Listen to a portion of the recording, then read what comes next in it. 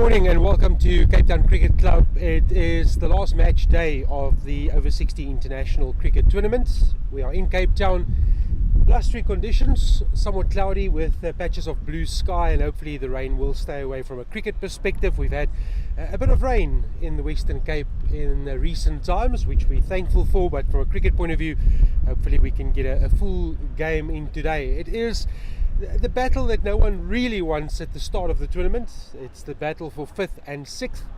If it's your first opportunity to watch this Over-60 International Cricket Tournament, 6 teams, 2 from the USA, 2 from South Africa, 1 from Wales and 1 from Zimbabwe.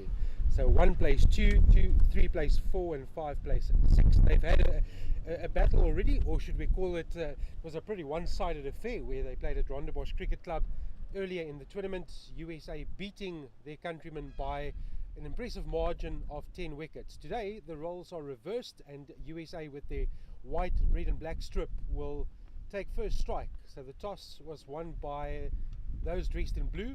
Pardeep Gill runs away from us for the first delivery of this contest. It's full and there for the drive, but no feet movement to speak of, and the ball is safely into the gloves of Jones, who has taken over that keeping role. Bharat Patel was also used at the start of the tournament, but Peter Jones now taking over that responsibility. Extras has been a real concern for the USAA team in this tournament.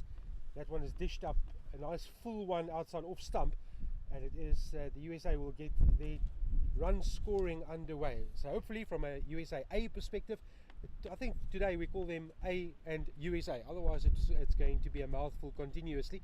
So the A team will want to control those free deliveries, those extra deliveries that has cost them dearly in this tournament. Lots to look forward to.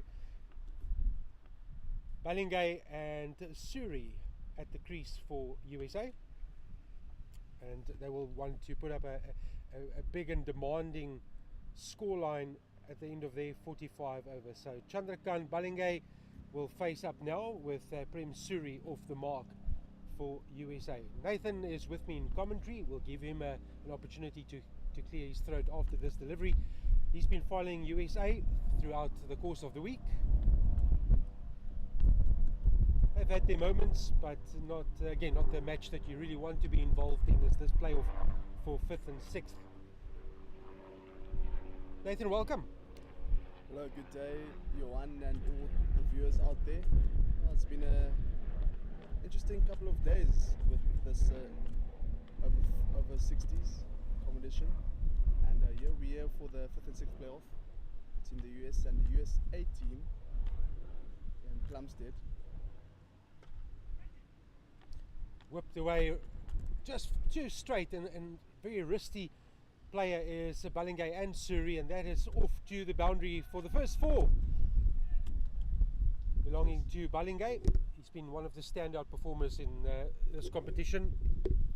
Kasik has been, as I call him, Chandrakant Balingay has been the form batter, one of the form batters for this US side, and gets off the mark with a well played on drive for 4 runs. Just have 2 outside, or the boundary riders on the offside and the leg side, sweeping positions. Interesting toss to win, and USAA deciding to have a crack in the bowling department. That's a good length, and it just zips off a line. I'll welcome that. Pardeep Gill hasn't really seen a lot of bounce in this tournament with the wickets low and slow. It is end of season pitches being used. Our club season and domestic season is fading fast. There's a bit of bounce for Pardeep Gill. Disciplined over, somewhat straight again, and it's just tucked around the corner towards Squelik, who does the fielding. Brings to a close our first over.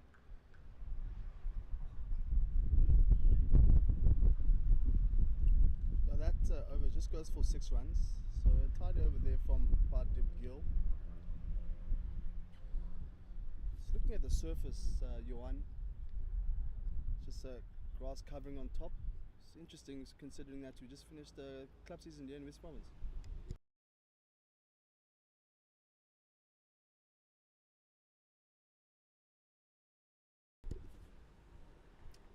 Yeah, it is, Nathan.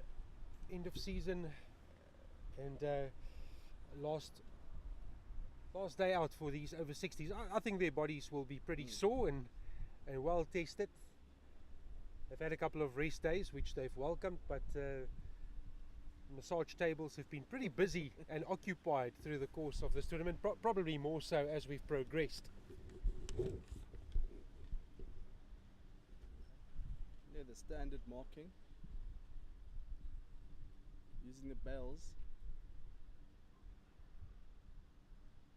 reminds me of a specific West Indies player, Shivnaran Chandapal. These teams obviously met on round 2 of the over 60s Rondebosch Cricket Club, and US side winning that game. Stand-up batter there was Mahmood Shahid, getting a century. He's not opened the batting. Yeah, it is. It is an interesting one because he smacked the ball to all parts. Some huge sixes at Rondebosch Cricket Club.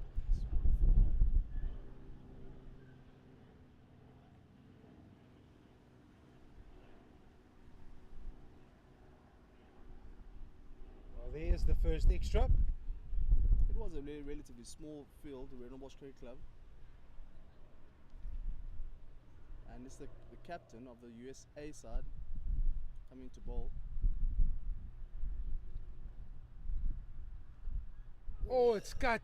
Oh, Pardeep Gill. You got a hand to it, and that's going to stop the momentum, but they can't prevent the two. Early opportunity for Pardeep Gill and USA to get a breakthrough. Well, that's been one of the storylines for those in blue. Missed opportunities in the field. Haven't really set the world alight with the bat, so they'll know that early chances they need to take them, and Pardeep Gill is in that gully region. He just simulates what he could have done. And there is some movement, you'll just see it shapes with the wind. The wind is pushing across from, as you're watching the screen, from left to right, and it will assist the away swing that we see from Syed Abid.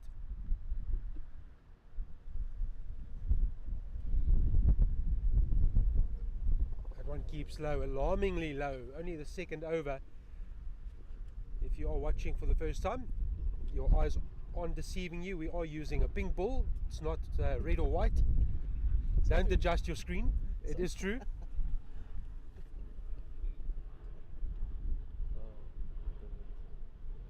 That's better, much better line and length from Syed Abid, and you can only really try and lure the batsman out on the front foot if you put the ball in the right area, and that he has done so far. Bar the one wide, it is early doors, but they need to be more disciplined in the bowling department if they have any chance today.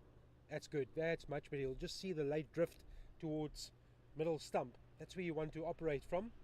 It's good that they've got that the gully fielder there, especially with the away swing, tossing the bat to go in the front foot. Unfortunately, the first delivery in this over just going over the head of Pardeep Gill, the opening bowler. Slightly shorter, and it allows Balingay to cut towards the boundary where there is protection. A pretty decent over to start off with for Syed Abid, but also a good start for the US. 9 without the loss of a wicket. Should become 10. There we go. It ticks over to 10. Double figures inside 2 overs. Gill continue for his second over. Yeah, lots to look forward to today because there's the small matter of the unofficial final, which is South Africa Impalas against Zimbabwe. They're playing at the Wally Wilson Oval at Western Province Cricket Club. South Africa Impalas batting first, 17 without the loss of a wicket. That's in the 7th over. Roy Misa and Ross Holing at the crease for the Impalas. They've really done a great job. Good tournament for them. And then positions 3 and 4, that's being played at the Terry Extian Oval. Wales against South Africa Kudus. Wales in a bit of trouble, 29 for 2 in the 7th over. Again, slightly short form. Gill, it's cut away, lovely cut shot, just waited for it beautifully, transferred onto the back foot and cuts away for 4. Yeah, beautiful shot there from CK. Just waited for that one. Played off the back foot, short delivery by Gill, and beating the fielder standing at a point. And unfortunately, fielder standing at deep cover, not able to cover that one. Second boundary for CK, Chandrakant Balinge.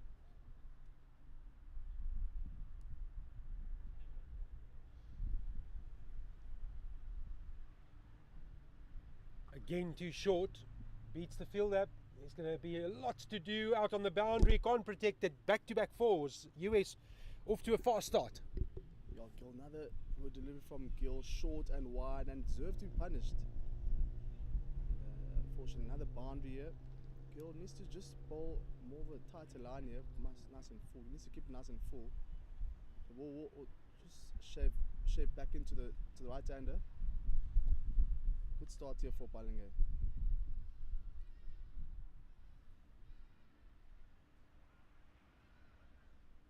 That field has been moved around from a cover boundary sweeper to backward of point.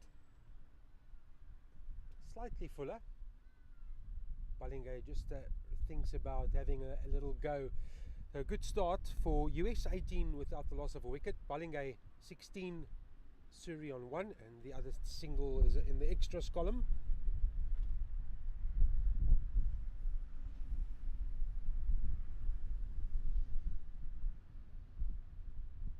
How low is that keeping? That's going to concern everyone watching, because there's a second innings to come. It's not going to improve. So if we're already seeing the variable bounce inside 3 overs, a lot of deliveries keeping very low, that will be concerning for those dressed in blue. To full on drive, not quite timed, so won't be punished. Pardeep Gill. Here we see that just that shape onto the right-hand batter.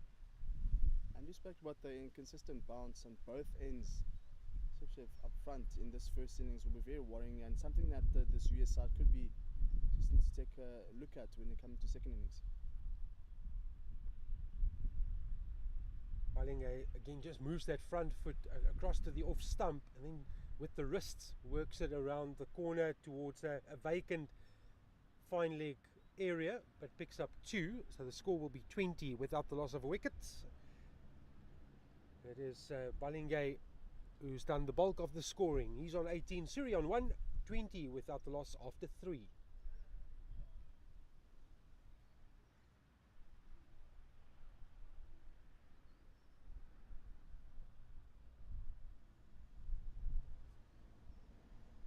I have to tell you, Nathan, I found it strange the toss to field first. Again, you can't play with the past in mind, but you can only play in the present. Different field, as you mentioned, different circumstances, different weather conditions. From a psychological point of view, USA just pulled them apart. They hit them to all parts of the ground, and just from a psychological perspective, I would have been inclined to say, I've won the toss, last day out, let's go and put runs on the board. But they've taken a gamble, and this could be a very expensive gamble. You could quite easily concede another 300 plus score. I say another because that's the way they started the tournament. They conceded 300 plus against Wales, and they were well beaten by 172 runs on that occasion. Emphatic display by their countrymen in that 10-wicket victory. So confidence would not be the greatest. They finished at the bottom of the standings. But I do find it strange that you would want to go out and potentially field for 45 overs, be very tired after that stretch, and then look up at the scoreboard and potentially chase another 300 plus score. I find that very strange.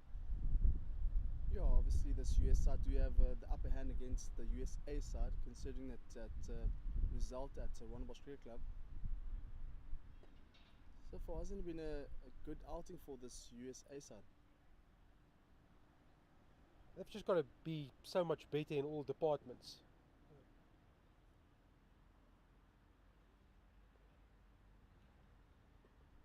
It's short and wide, but it's low, extremely low. Yeah, that's again that inconsistent bounce. Full pitch delivery from the captain, Abid. As It's more closer to the crease as well. A meter away from the crease. Very worrying for this US side. Now the cut shot that goes the aerial route, and then there's a sort of think about a potential single, just escaping the right hand of Pardip Gill, who's been an interested spectator in that gully region. He's had a definite more than a half a chance, and now a half chance off to his right, so could be in business there. He needs to keep a close eye on the bat. Oh, he's got him, it's dragged on. Went and shaped for the cut shot again. The length's not quite there, and it's chopped onto the stumps, and it is the first wicket to fall. That one was really too straight there, and unfortunately not able to play it towards backward point region. Poor shot there, and unfortunately has to part, and that's the first wicket now for this USA side. See there, they employed the extra slip as well. And that's been the tendency for both of these teams. We've had an opportunity to move with them throughout the tournament. Is the tendency to play a lot on the back foot. Yeah. They're not still, even on the last day, they haven't committed on the front foot, and they've seen enough evidence in the first 4 overs to suggest that you have to play on the front foot. You can't be on the back foot unless it's very short and it sits up. That's a different story. But you're going to be in trouble. You're going to more often than not be caught out in no man's land if you're going to camp on the back foot. That's where you don't need to be. So lesson would have been learned now, and with the fall of Chandrakant Balingai's wicket, he's gone for 18. Prem Suri will be well advised to have a discussion with the player coming in to bat at 3. So Chandrakant Balingai bowled for 18. Vipul Mehta comes to the crease. So Suri and Mehta, I'm sure Suri saying, listen, doesn't matter where you see it, first movement should be front foot. What is encouraging to see when they played against Zimbabwe down at the Stock Cricket Club? Zimbabwe bowled nice on full lines, and quite a few times the opening batters were on the front foot. Something different, something we haven't seen much from this US side. So again, reverting back to the default settings of playing off the back foot. That's better. That's where you want to be. Just wait for the ball to move, pitch, get the foot to the ball, and then just play it out to mid-off. Good field set. I must say, this is probably the best start for USA with the ball from the extras perspective. They've only conceded 2 wides, 4 overs gone. And you can argue at home and say it's too many. You don't want to give anything away, and you'll be quite right to suggest that. But that's been the Achilles heel for USA in this tournament specifically. They've allowed teams to get easy runs at the top, and now they've been more disciplined, and finally they've picked up a wicket. Pardip Gill, against his own standards, very expensive, going at 8 to the over, but Chandrakant Balingai took a liking to him. Said Abid on the money, 1 for 6, his reward.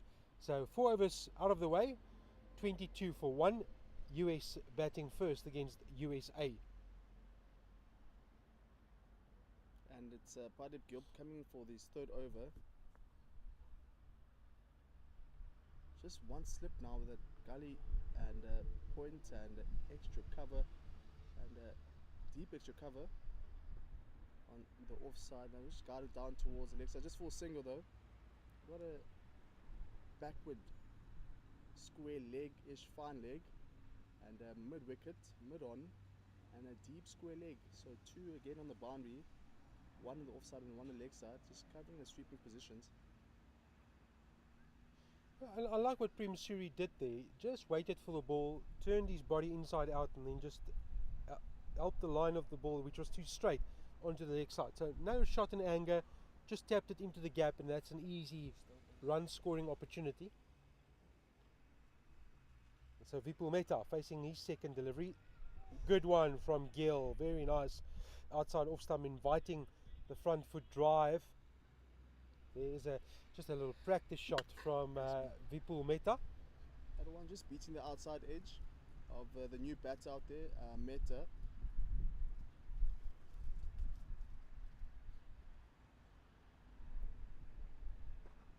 Huge swing into the right hander, tailing into middle stump. Vipul Mehta just waiting for that one. It's encouraging to see on that front foot again, something you spoke about. That's too short. Sits up nicely outside off stump. There, you're going to be allowed to do exactly that. There's no risk there because it's way outside the fourth stump line, and then you can have a free go at it. But Meta starting well, getting the feet going.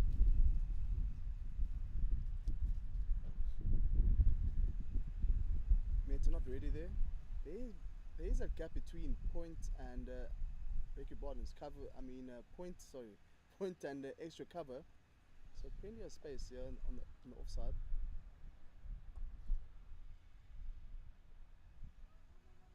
Easy single as a half stop with the boot. We've seen plenty of those. Some football skills out there. Vipul Mehta off the mark.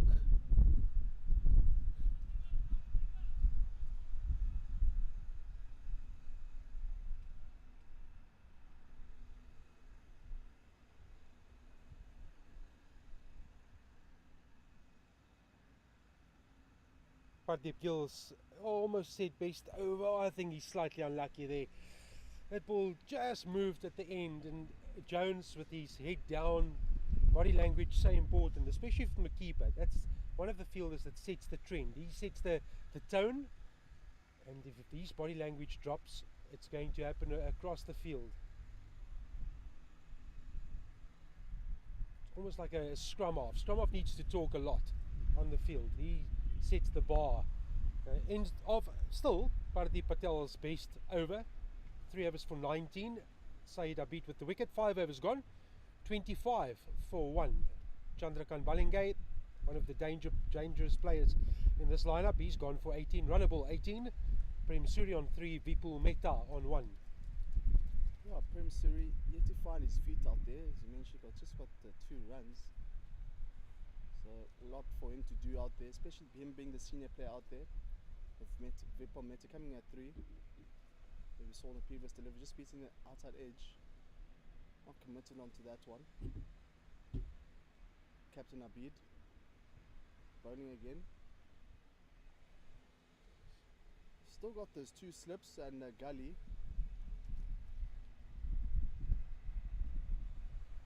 Now just dropping cover to deep covered, sweeping on the offside.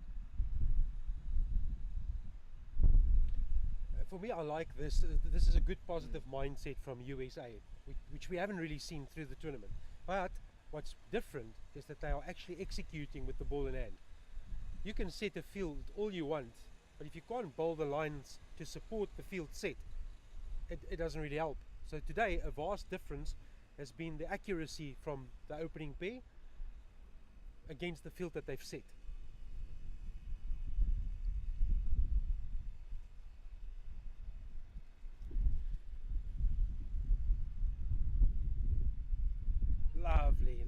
Lovely testing, asking line from Saeed Abid.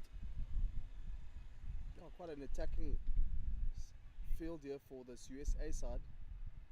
Shepo just away for the US side.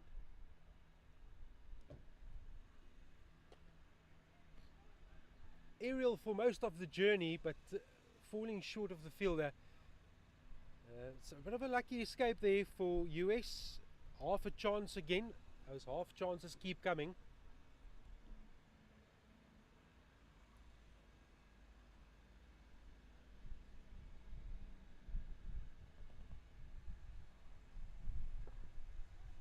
Such a good over and spell from Saeed Abid. We've just seen one that's going down towards the leg side just for 1 extra, but so far so good here. Very nice tight lines, the Captain Abid.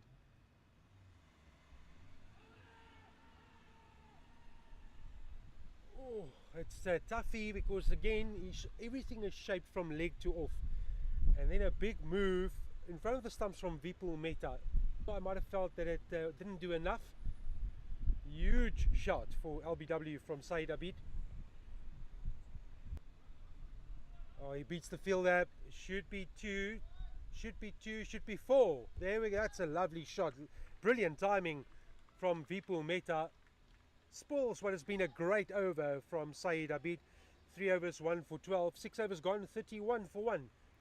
Yeah, definite 2. They turned into 4 runs. disciplined bowling there from Abid. Unfortunately, was dispatched for 4 runs in the last delivery. Good lines from Adib. By far their best start with the ball.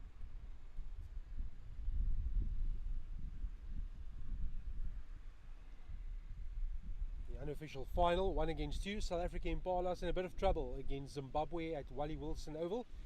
29 for 2 in the 12th over. Wales 70 for 2 against the Kudus at Terry Extian Oval with Neil Williams on 44 and Mike Cann on 17. Pardeep Gill starting his 4th over. Now he needs to be somewhat tighter. He's given up a couple of opportunities, run scoring opportunities outside off stump where he's just missed his length, slightly short, it sits up and then the cut shot comes, and we saw a lot of that from Chandrakant Balenge. Just needs to be a bit more tighter on that off stump and slightly fuller, especially with the variable bounce.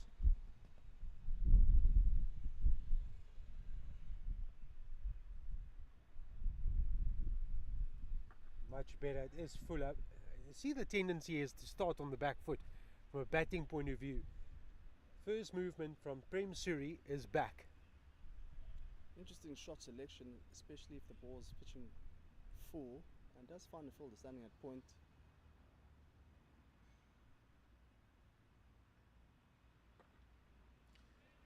You see that now, that's a result of feet not really going, and then the hands quicker than when the ball arrives. So you intend to cover drive, and then you're too early with the shot, bat turns, and it ends up going to mid on. That's the length that he wants. Again, running not very smooth between Suri and Mehta. Looks like Prem Suri is struggling with the length just outside line of off stump. If ball nice and full, just outside line of off stump, or then the 4th stump, might trouble him, because he tend to, as you mentioned, go in the back foot quite a lot, so no foot movement on the front foot.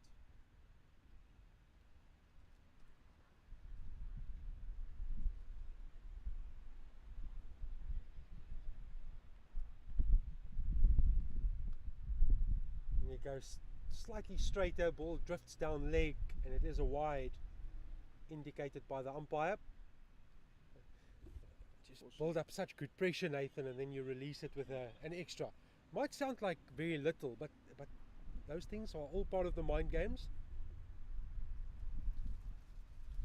And you think to yourself, well, it's only 1 in the over or 4 dots, where am I going to get a run? Now a wide bowl, this one is also too straight, it's going to be cut off. 2 more to the US tally. But just too straight there. Yeah, some good fielding, covering a lot of ground there on the boundary, 30-40 meters. Just cut it down to 2 runs.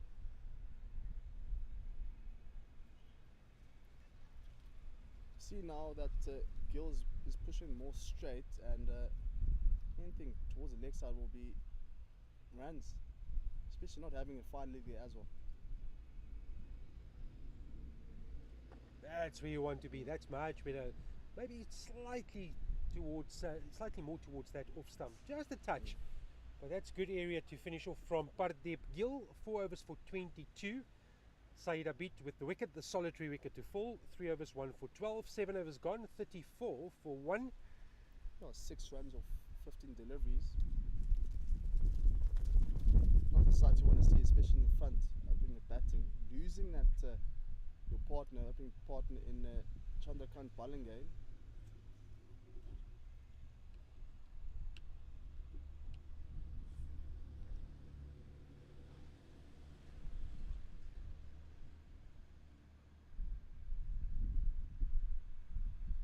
Looks like it's the captain again to continue. Still with the 2 slips and the gully.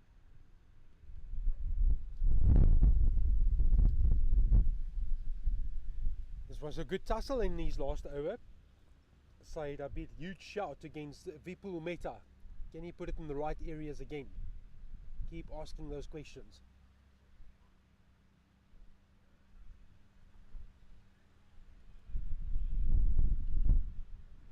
Again stuck off the back foot towards the gully. Gill fielder there.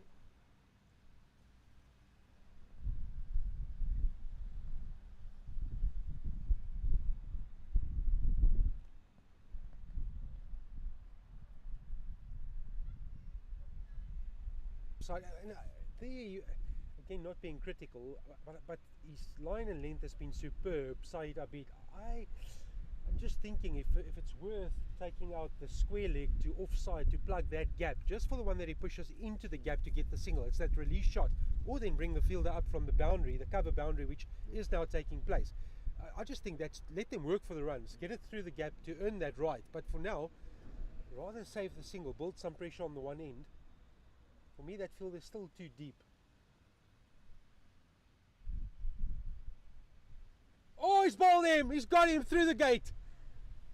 The movement, Prem Suri in no man's land, and he walks back. That's a great wicket and well earned and deserved by Saeed Abid. He's been on the money throughout, and he's picked up a second one for his team, leading from the front. They've just made the field alteration, and then it's again floated up.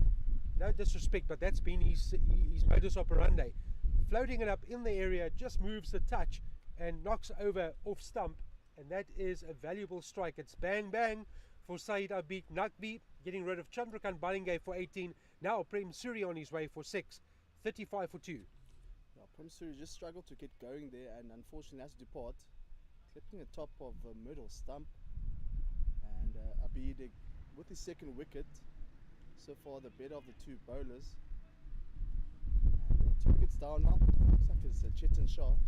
What I've noticed, Johan, they've literally reversed the batting order here. So perhaps just giving other players opportunity to bat. Not much to play for. Perhaps to play for just for the 5th spot. Of course, this is a 5th and 6th playoff between US and USA side. And this US side on the back foot at the moment. And I take your point. Everyone has come a long way to play in this tournament. They had their chance to earn a top 4 position. It didn't quite happen for them. So playing in this derby between the two US teams, there's still the bragging rights. But why not give an opportunity to those who haven't had them in this tournament? Everyone's paid their dues. Give them a bat, see what happens. Hopefully go back home with some big memories. Everyone's had such a great tournament and time in South Africa. Those who have visited, of course, we have 2 South African teams and one from Zimbabwe, not too far away, neighbouring country. But Wales and US, they are travelling teams from afar. They've had a very good time in South Africa. And there's some nice words coming out of those camps as well. They've really enjoyed South Africa. A few teams have been up in Joburg prior to coming to Cape Town, to safaris. We had a few of the travelling supporters for this US side mentioning that they've been to safaris up in Joburg. Good start again, just outside off stump to the new man Chetan Shah. Chetan Shah normally comes in at 10 and 11 in previous games, so they're giving the opportunity here for Shah. Oh, look how far that has come. Oh my goodness, that ball, without exaggerating, that came from about 6th, 7th stump to leg stump. You would have thought that it could be a illegal delivery there. That was a big movement from Saeed Abid.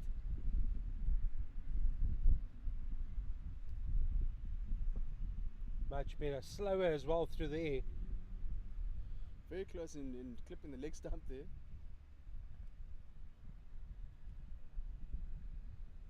A beautiful movement here from Abid up on top. Just one delivery remaining to conclude the 8th.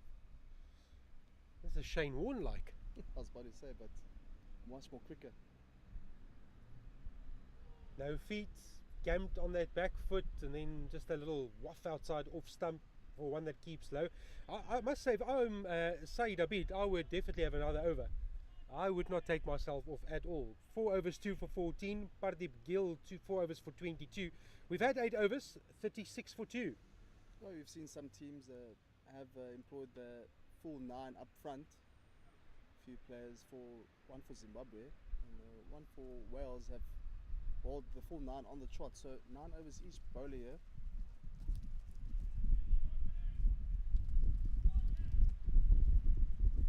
And Gill to continue to bowl. He's the 5th over.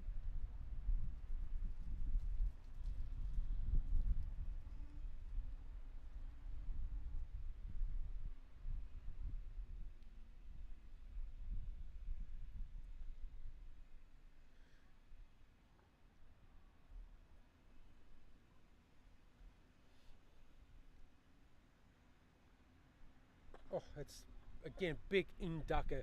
The difference between the two, Pardeep Gill swings it into you, whereas Saeed Abid swings it away from you.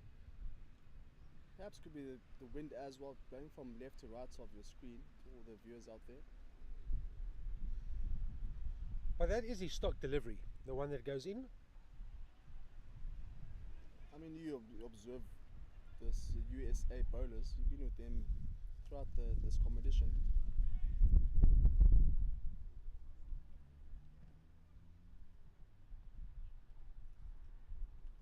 There's been a lot of rain here in this competition. Could we expect a few rain showers today?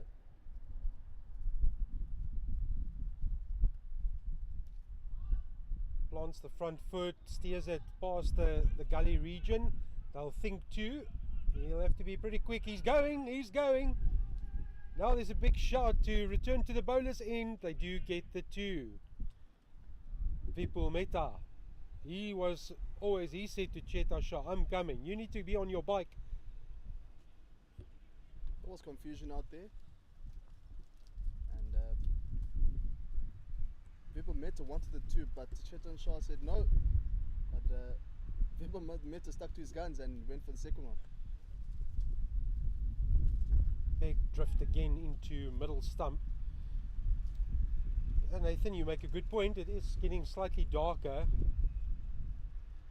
Weather forecast today is 21. Northwesterly wind of 17 kilometers per hour. And they say expect showery weather into, well, they say late Monday night through Tuesday morning. So be safe. It should be okay. Clouds and sun, that's what they're saying. We've seen the clouds, we've seen the sun, we've got the wind. But for now, behind us, it's pretty clear.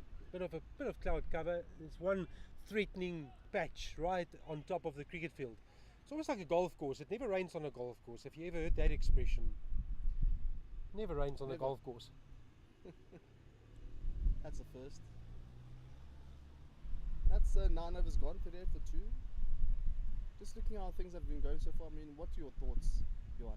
I think this is USA's, the A team's best performance with the ball by far. They haven't put this sort of performance together in the matches that they've played, and now they've got some reward. They've got a team, I wouldn't say in trouble, but they've got a team thinking. 38 for 2 after 9 overs. It doesn't matter if they've changed the order around, you still have to execute, do the right things, and that the A team has done very well so far. Oh, again, big movement from Saeed Abid. Now he just needs to be mindful of where he starts that delivery. If it pitches outside leg stump, comes back, traps the bat on, or wraps the bat on the pads, it's not going to be out. From a cricket rule perspective, ball has to pitch on the stumps, hit the player in front of the stumps for a decision to be given. But that's the perfect line and length. That's where you want to be continuously. A good questions being asked of Cheta Shah. Yeah, Chetan Shah yet to get off the mark. I mean, facing 15 deliveries. It's a lot of dot balls here. Bigger part of 5 deliveries. Oh, that was close. That was extremely close. Oh, the umpire. Now there's a call from Cheta Shah. He says, "But Mr. Umpire, that's down the leg side, and by rule, that should be a wide." Yes, but that probably kissed the varnish on the leg stump. That was extremely close. Pardeep Gill, good fielding in the gully. So Cheta Shah getting somewhat anxious to get off the mark. Saeed Abid, can he finish strong? He can smell the blood in the water. Can he get a third?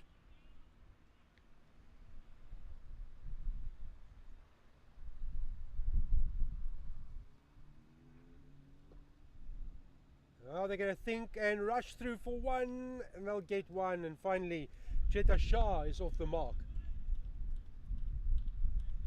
Just a clap there from his teammates. Congratulating him getting off the mark. And it's turn of Vipul Mehta.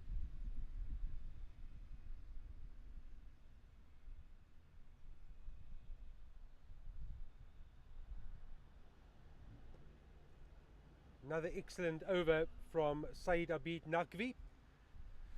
5 overs, 2 for 15. Pardeep Patel or Pardeep Gill, 5 overs for 24. We've had 10, 39 for 2. First section belongs to those in blue. Oh, 39 for 2. I'm pretty sure this USAA side will take that.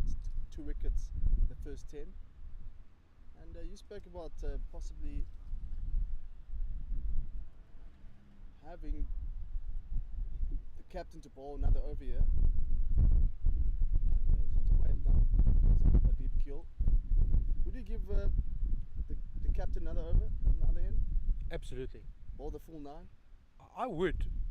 Just squeeze out as much pressure as you want, because if the roles are reversed and you get Mohammad Shahid, who comes down the order, try and squeeze that he can't do too much damage with the overs that's left. They won't mind getting a couple of dots and keeping these two at the crease for a while. No disrespect meant, but you know the explosive power that's coming. And Mohammad Shahid can literally score 150 balls. We've seen that against the same opposition. Yes, different field, different circumstances, different pitch, but he has that explosive power. So all good and well to take 3-4 quick wickets, and then he comes and he plays that explosive game, but put the squeeze in front, and then that might change his game as well. By the time he comes, there's all sorts of pressure.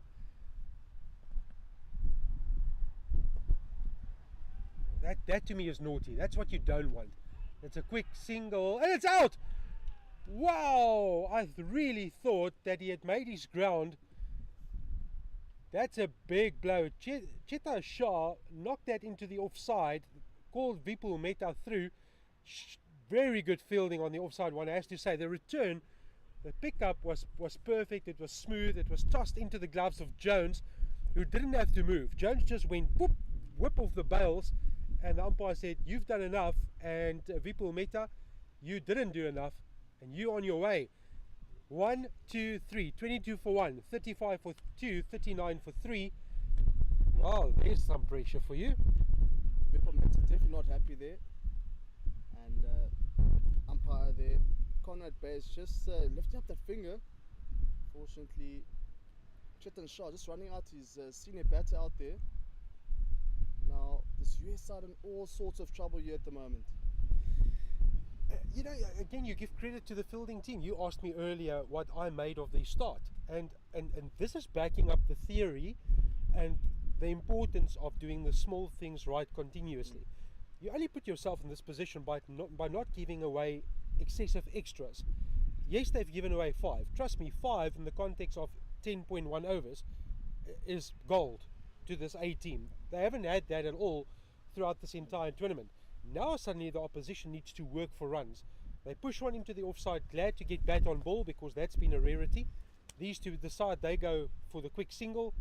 The pickup was smooth, the throw was perfect, Jones did the rest, and it's a wicket that's been bought, but all done by the pressure that's been built and the support in the field. So real credit again to the A side, the USA side. So important, this follow-up delivery now from Pardeep Gill. It's a big expansive drive. Oh no. Well, you can't fault the commitment. He went as fast as his legs could carry him and then pulled out a dive. Let me remind you again, these fielders, these players are 60 plus. That's brilliant. I love seeing that. They're all going to check on him. Of course, you can't see in the screens, but the captain is standing at mid-off and had to cover a bit of ground there to cover that one. There was a chance of a catch, but unfortunately just falling short, and he just tumbled over his legs there. I have to say, Said Abid, take a bow. That was a tremendous effort. That's what you want to see from your captain. I'm just glad he's okay, and he's up and encouraging Pardeep Gill again. That's too full from Pardeep Gill. That's a loose delivery. Outside off stump, it's full. It's smashed away to the boundary, and it's 4. Dave Ramden has joined the Cheta Shah at the crease. Another encouraging shot there from Chetan Shah. Beautiful shot through the covers. I haven't seen much from Chetan Shah other than that previous delivery. Played with a bit of authority there. I hope that the captain's okay. He's still holding his arm. That was a brilliant effort. Such a pity you couldn't see that at home and appreciate it. Again, he's dropped short. It's drifting towards the leg side. There's no protection there. Helped along for 4 more. Back-to-back boundaries for USA. And Dave Randon with another boundary. Consecutive boundaries here for Dave Ramden, and that's one just pitching short, and Ramden definitely not missing out on that one in that vacant deep backward square leg region for 4 runs.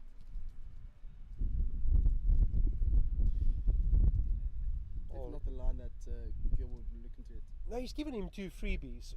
Full outside off stump, a full toss. Only had to get bat on ball and find the gap, and that Dave Ramden did. Next one, short of a length, drifting towards leg side, unprotected boundary, 4 more. Oh, has he been caught? Oh, has he been magnificently caught by Jones? What a catch. Oh, wow, that is a superb effort by the gloveman. So 4-4 wicket. That's a big strike again. Pardeep Gill now in the wickets column. He's first of the morning. It's all going according to plan for those in blue. Invited the cut shot, took the bait, but it needed a brilliant catch from Jones behind the stumps. He'll take that with him in the memory bank back to the US. That was a special catch. Peter Jones, a ripper. Specky catch there from Peter Jones. Came really quick, and some quick reaction from the gloveman, Peter Jones. And that's 2 wickets down now in this over, with 1 more delivery remaining. Good start here from this USA side.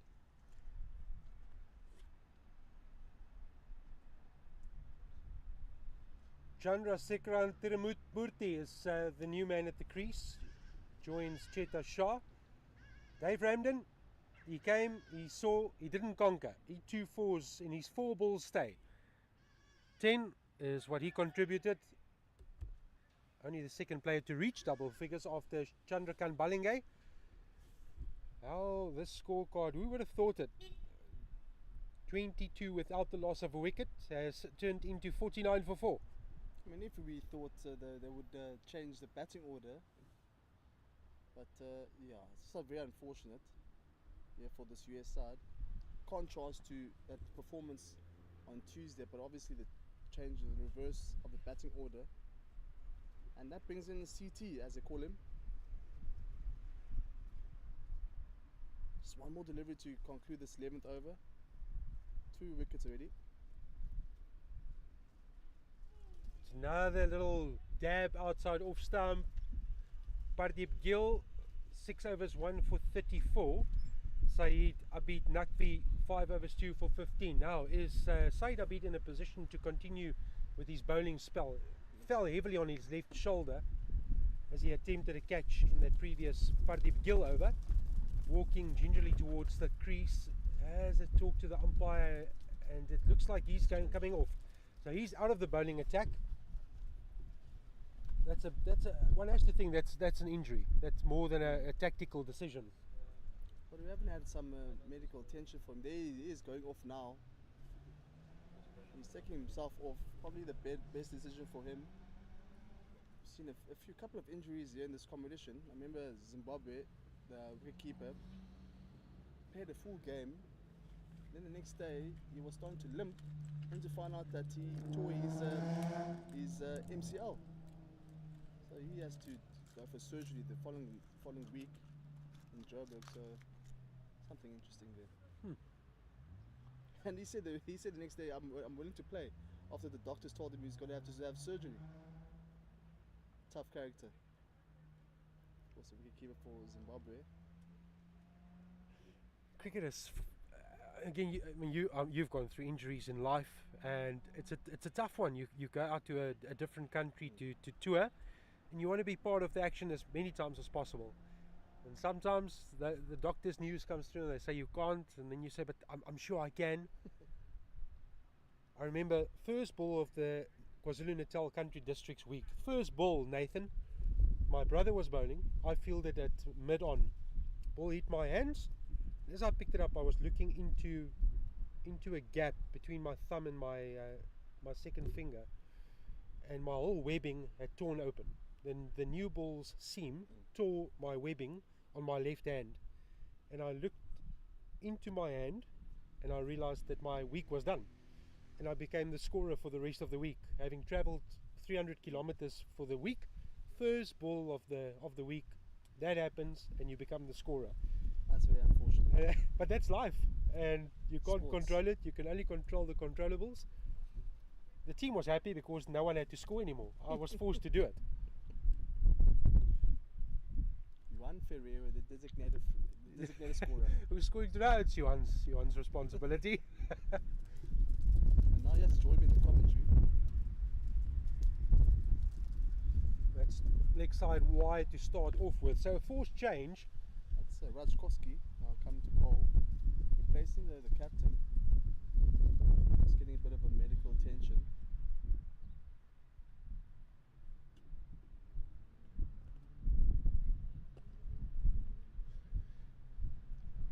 US will welcome this change just for a bit of a break in momentum, because all the momentum is with USA.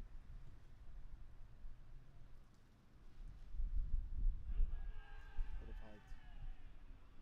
Umpire indicating that it went down the leg side, but I take your point. I think the height was a concern as well. Koski coming in for his first over, just one wide this over so far.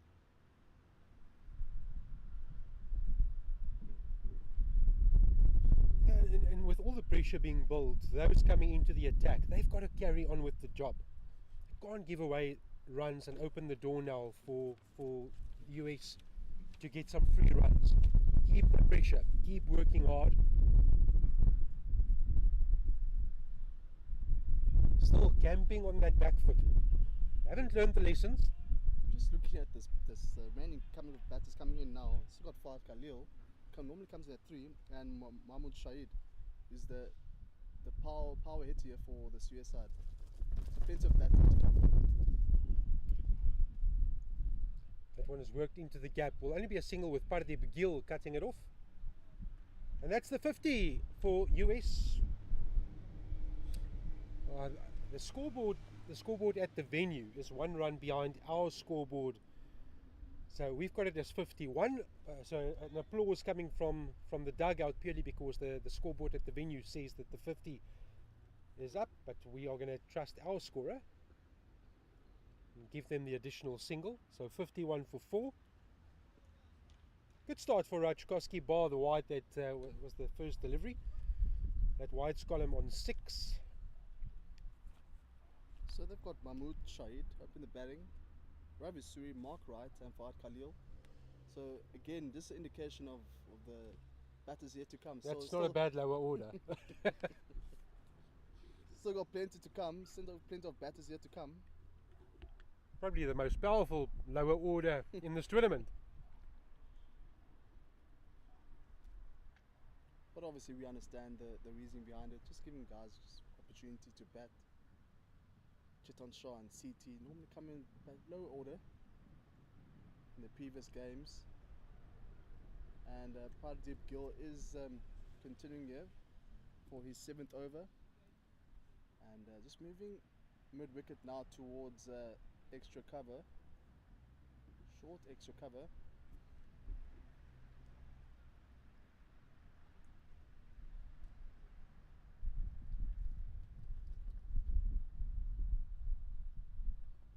Very good again from Pardeep Gill. Yeah, very good line. That's exactly the right line that you're looking to hit between mid off stump and mid.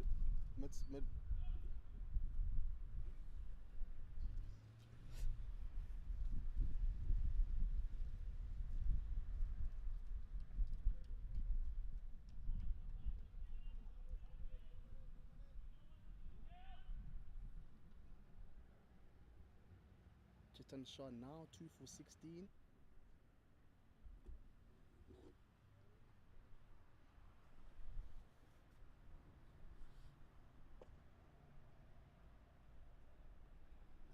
The back foot again, fullest delivery towards short mid wicket. Stop there on the foot there again. Some football skills. Long way across his stumps.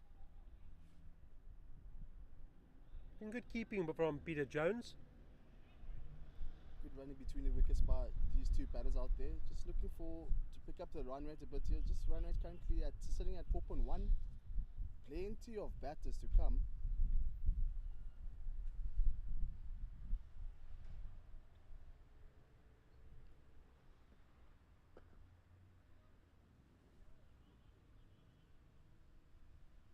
Fullest delivery just driven down towards Modon, just for a single though. Like the intent from these two batters out here. Looking for those quick singles. Just need to be careful though with the communication.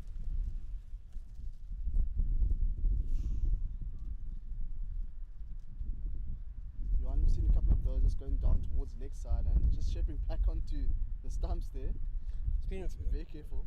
A couple of close calls.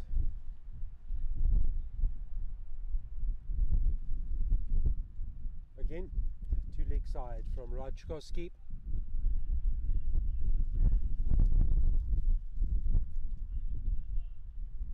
Two deliveries on the trot here, going down the low towards the leg side. In the vacant final leg region. Now he overcompensates, pushes it towards the offside. That's another wide. So Rajkowski will have to fix this very quickly. It's unnecessary runs. Captain doing a smart thing just to come to his bowler and just calm him down. Say, come on, Raj, can't afford this.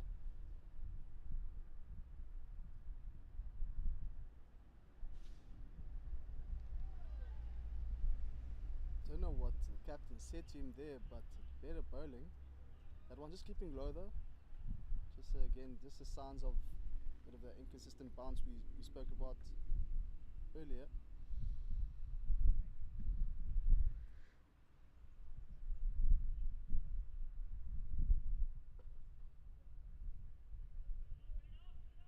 Good fielding by the captain. Said Abid is back on the field, brings to an end Rajkowski's second over, 2 overs for 6.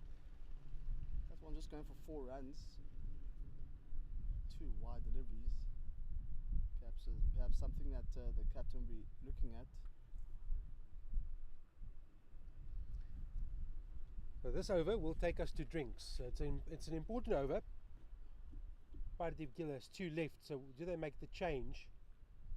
Looks like there will be a change in bowling before the drinks break.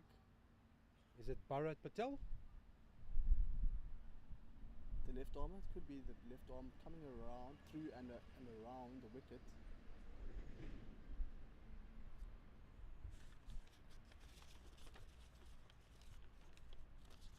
It is Bharat Patel. Now Bharat Patel also quite a recognised keeper in this team, but he's certainly come into his own since taking the pads off.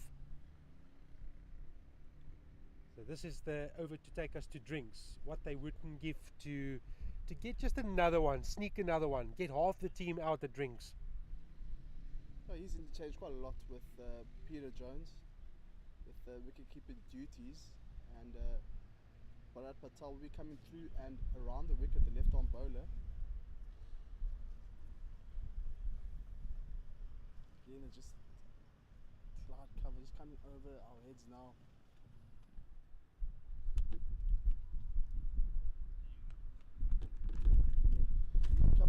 here in Cape Town. Two leg side, it's full on the pads, helped along for 4. Not a good start from Bharat Patel. Mandatory loosener, as we will say. Not a good start here from Bharat Patel. Just a full toss and up himself towards a boundary there. First boundary for CT.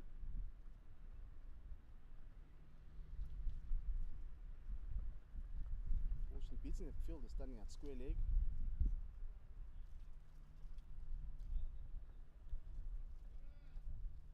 Chandrasekharan Tirumurti with his first boundary. That's where you want to be. Was looking for a run there, but said otherwise. But there is that fielder standing at square leg. Good line. Better return there from Bharat Patel. Again, it's just too straight, so it's helped onto the leg side. I'll get 2. Should be an easy 2. How's that arm? Powerful arm back to Jones. Perhaps they need to employ extra fielder on the leg side, considering that angle that Bharat Patel is coming in. Right onto the stumps or the legs, pads of the batter. Perhaps employ a mid-wicket. Well, I'm 100% on your page, but I would take that slip out. It's drifting into the pads, I would take the slip out. Slip's not going to come into play there. Now it's too full outside off stump. Real loosener, freebie dished up, and it's a no ball that's been called. Now it's a free hit. Not a good start from Bharat Patel. Let's see what CT has in store for us. Free hit, go for it. Advances down the track, calls his partner through for a quick single, underarm return from Gill, not quick enough. Seen a couple of opportunities here for runouts. Just one run out so far in this innings. But good running between the wickets, very quick these two.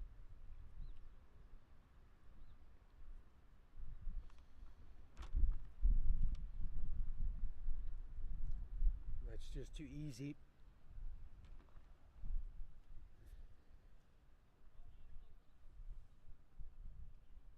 Fielded there by the captain, standing at mid-wicket region.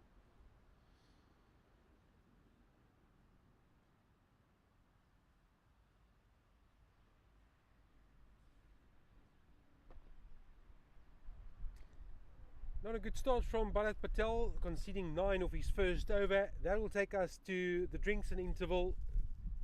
4 wickets down, US batting against USA.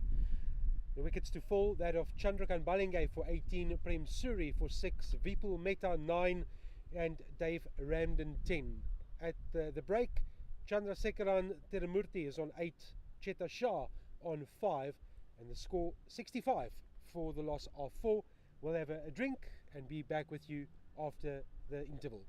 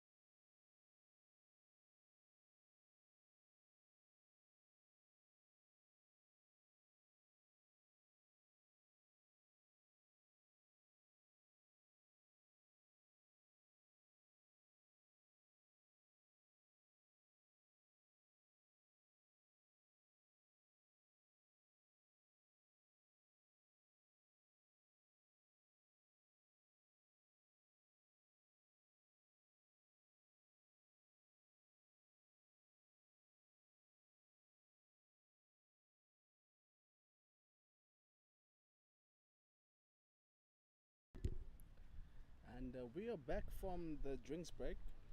15 overs gone. Just an indication there from umpire Conrad Bass, signaling the start of power play 2. Now you're allowed 4 fielders outside from overs number 16 to 30. So another review. The US side winning the toss and deciding to bat first, and currently on 65 for 4. You're at the Cape Town Cricket Club in Plumstead, Cape Town. Looks like it's Raj Koski to continue.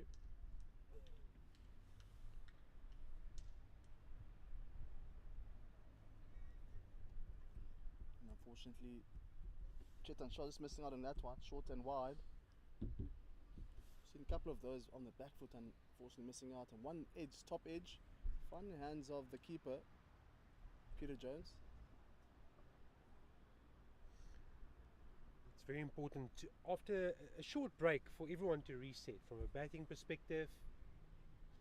Don't want to give away your wicket, just reset, start on 0. So often you hear that cliche.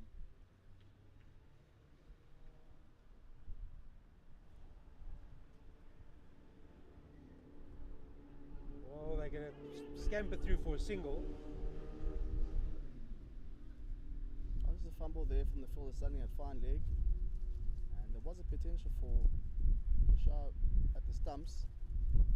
But you spoke about again starting on 0, especially after the drinks break. Some teams do employ that, as they call it, stanzas. Just got it down towards third. Look for 2, and they managed to get 2 runs. Just working at stanzas, they want to called goals in between stanzas, exactly what they want to achieve in those stanzas. Perhaps now is the opportunity for them just to increase the run rate. Still got plenty of batters to come in, as of course this US side have reversed the batting order.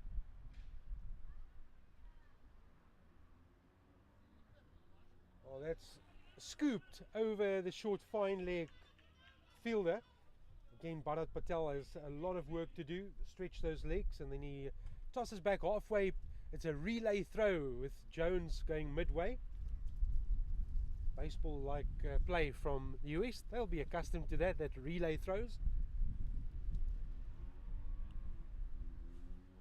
Yeah, good shot there from CT.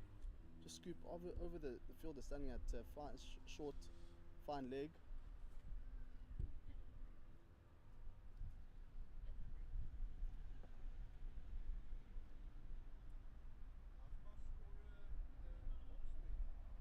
Good start for US after the resumption. Raskoski 3 overs for 11. Bharat Patel 1 over for 9.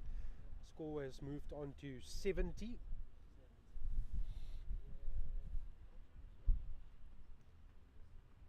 Chetan Shah has been there for a long time. 29 deliveries for his 6. Chandrasekaran Tiramurti runnable 12. Chetan Shah has occupied the crease quite some time, and doesn't really seem to be the one to be really aggressive with his batting nature. So it's always pressure onto the other batter to be the aggressor of the 2 batters, especially if coming in. And Chetan Shah still out there, and you having to find your feet out there. But so far so good year for CT, the strike rate of 100. And Bharat Patel comes in for second over. Didn't have a very good first over. Couple of deliveries going down towards the leg side.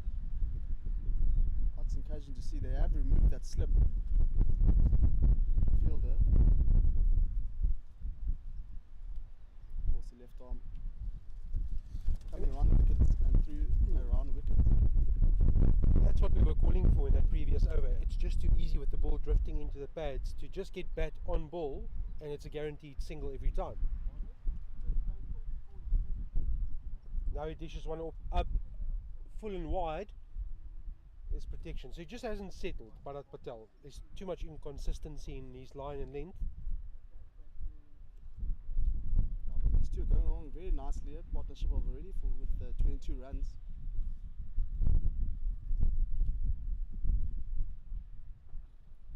classic forward defensive out of the textbook manual. Johan rate you could be the batting coach for this US side. A couple of coaching lessons out there so far.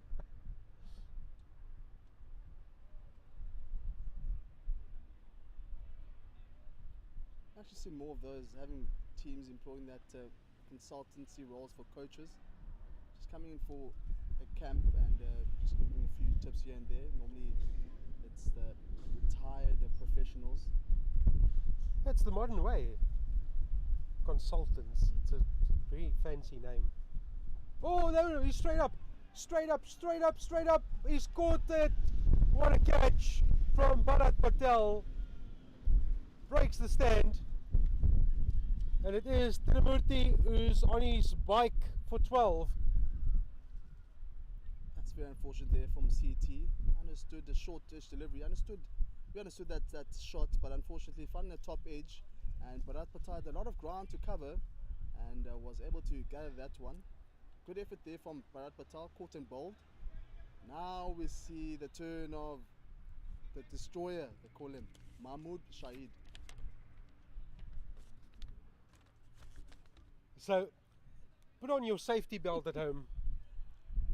The next player is a game breaker. If you haven't seen anything of Mahmood Shahid, let me tell you this: if he stays for the next 10 overs, your entertainment value is going to come with some change. You forgot this, the safety helmet there. Yeah, strap on the helmet. Get a helmet at home. Protect your screen. Of course, we need to be careful of the commentator's curse. I hope we haven't done that, because it's a treat to watch him bat. The big man there with that red helmet, number 10 jersey. And he has lots of overs to cash in again. I did mention that they just changed the batting order around. Normally it comes in to open the batting here for US side, but now it comes in at number 7.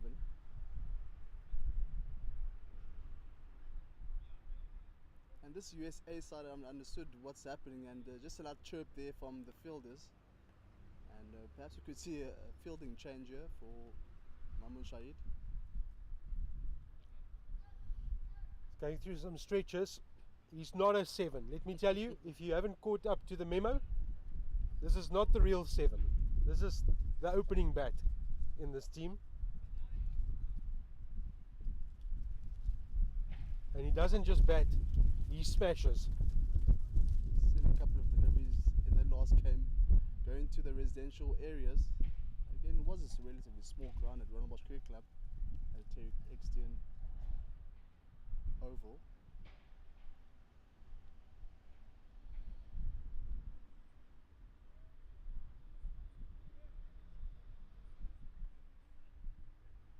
So Cheetah Shah has walked off to get a cooling towel. They've rinsed it in water, and he's just put that around his neck. It's not really hot out there. It isn't, no. Again, some teams aren't really accustomed to South African weather. And then there's a pleasant breeze that's also blowing across the ground. But Cheetah Shah, maybe not used to batting for this amount of time. They have employed the deep square leg and car corner and long on to cover the leg side boundary. Isn't it amazing, Nathan? You walk in and your reputation has gone way in front of you. Straight up, 4 fielders on the boundary. He hasn't faced the ball. He hasn't scored a run. 4 fielders on the boundary. Of course, these teams have played each other before, so I understand where his strong areas are. Keeps low, toe end of the bat, thinks about a single. For me, he's the big name player, but the pace of the pitch is different. The balls are keeping low. Keep them up. Let him have the shot, and then you can react if you need to react. He needs to be careful though of the inconsistent bounce. Gets one that he's after, short and wide. Gave himself a bit of room there to play off that back foot cut shot, but straight to the fielder, and that's the end of the 17th. 71 for 5. Let's just take you elsewhere. Wales 145 for 4. That's in the 26th over. They're batting first against South Africa Kudus at the Terry Extien Oval. South Africa Impalas, that's for position 1 and 2. That's at the Wally Wilson Oval. Impalas 76 for 3 in the 27th over. Peter Marks and Hayden Trollope at the crease for the Impalas. Zimbabwe have really been the form team in this competition. They're looking to go all the way. Mike van Staden picking up a wicket.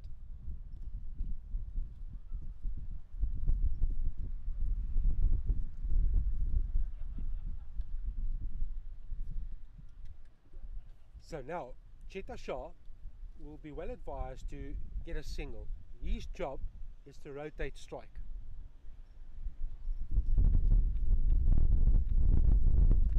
.71 for 5.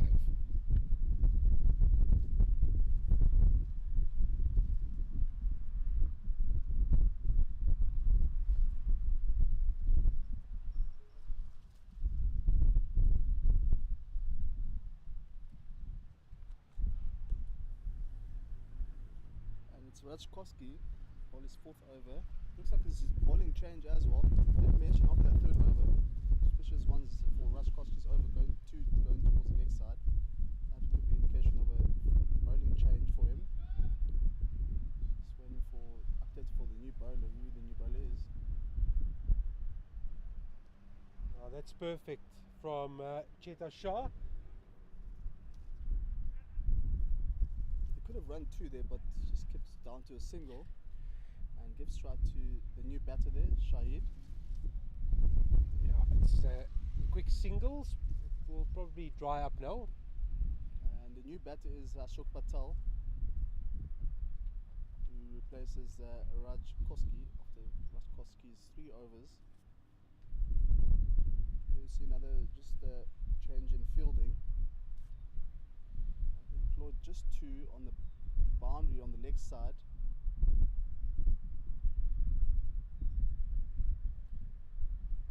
Square on the offside is protected on the fence. Straight hit, long off is on the fence. Square leg protected. Mid wicket boundary protected. Now they make a change. They bring up the cover field on the boundary. They need to be careful. Need to keep it just 4 outside. And now he goes back again. Circle. They need to have 4, maximum 4 outside the inner circle. So they need to be careful here. How many fielders they deploy outside?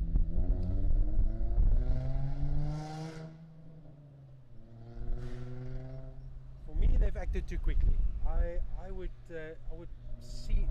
Let's see what Mahmoud Shahi does. How he plays these conditions, the match situation. They 5 down. That's just an easy tap into the gap for 1. But obviously you do want to take him off strike, so I understand what they want to try to do. Take him off strike and bring the fielders back in when Cheta Shah is batting. Drop the runs on the one end and apply pressure back onto the US side. Got to be tight on the 1. Oh, he dives too quickly. Dives too quickly. So that will be at least 1. Do they think 2? Yes, they do, and they'll get it.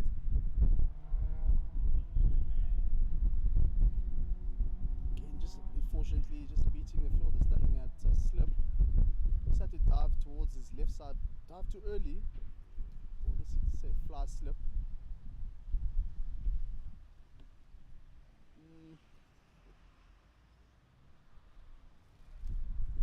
Call it a long stop, possibly. Yeah, but I'm trying to work out why. The positioning, yeah. Right arm slow. Why employ that long stop?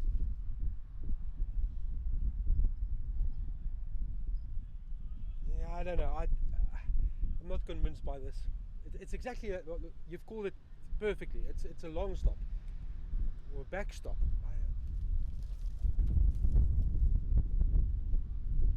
Again, playing off the back foot. Been plenty of those. I think it's just a waste of a fielder there. 100%. Bringing up to a slip catching position. He's not going to do anything where he is in no man's land. That's perfectly placed. Do they think too? They're very slow between the wickets.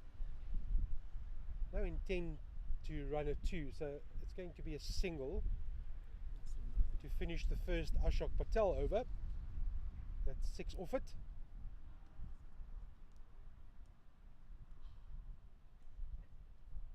Well, definitely a good over for the US side, considering where they're at the moment in terms of runs and wickets lost. 5 wickets lost, and run rate just above 4 runs per over. So if they can look at getting at between 5 and 7 runs per over from here on, you could see a competitive total. Them posting a competitive total against the USA side.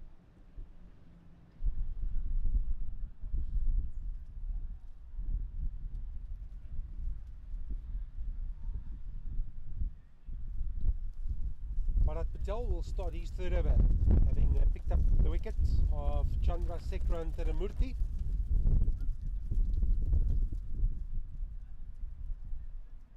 Smart caught and bowled opportunity. The long on is still on the boundary for Cheta Shah, who's on strike. I find that strange. Rather bring him up to protect the one. The man that you don't want on strike is Mahmood Shahid.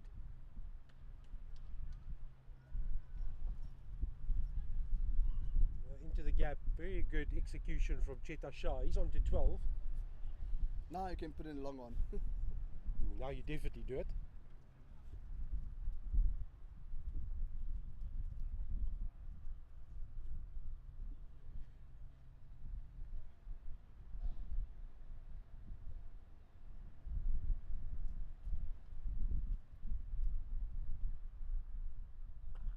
Early movement, slaps it through the gap. We'll get one. And they're going to run a ball at the moment, this partnership. And we could see the change in the run rate is slowly starting to gradually increase. Oh, it's lovely. Through the gate. Unlucky not to get Cheta Shah there. Yeah, if you had to miss that one, it's going to clip the top of leg. Very lucky there, Cheta Shah.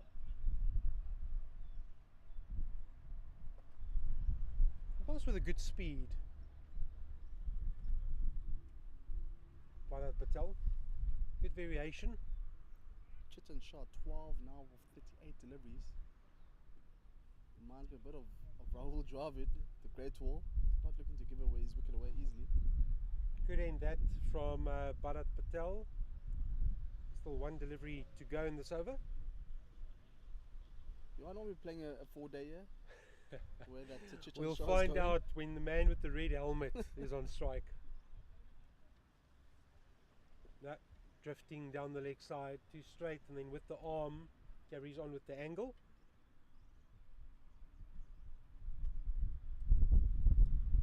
And of course the wind from left to right.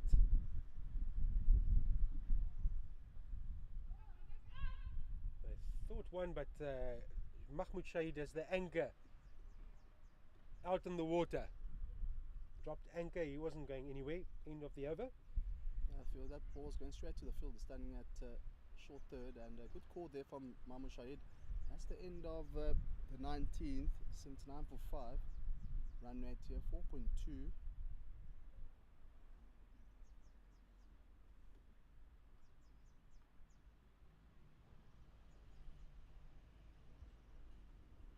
Mahmood Shahid has this little twirl. He takes the bat and twirls it in the hands, almost like a golfer that's played a good shot.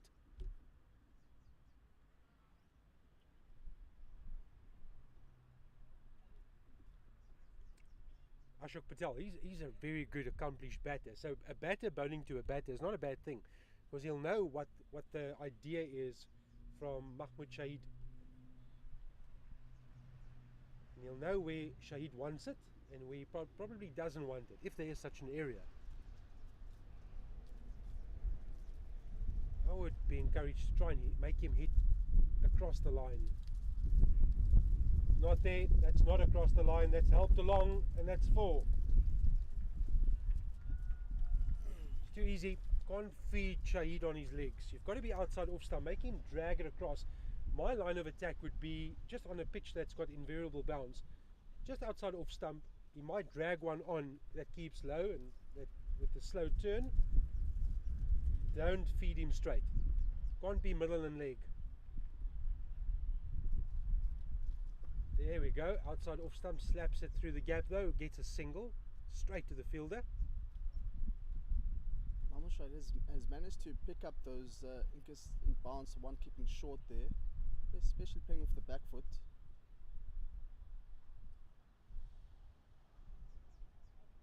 Well, fielders will need to come in and be tight on the one.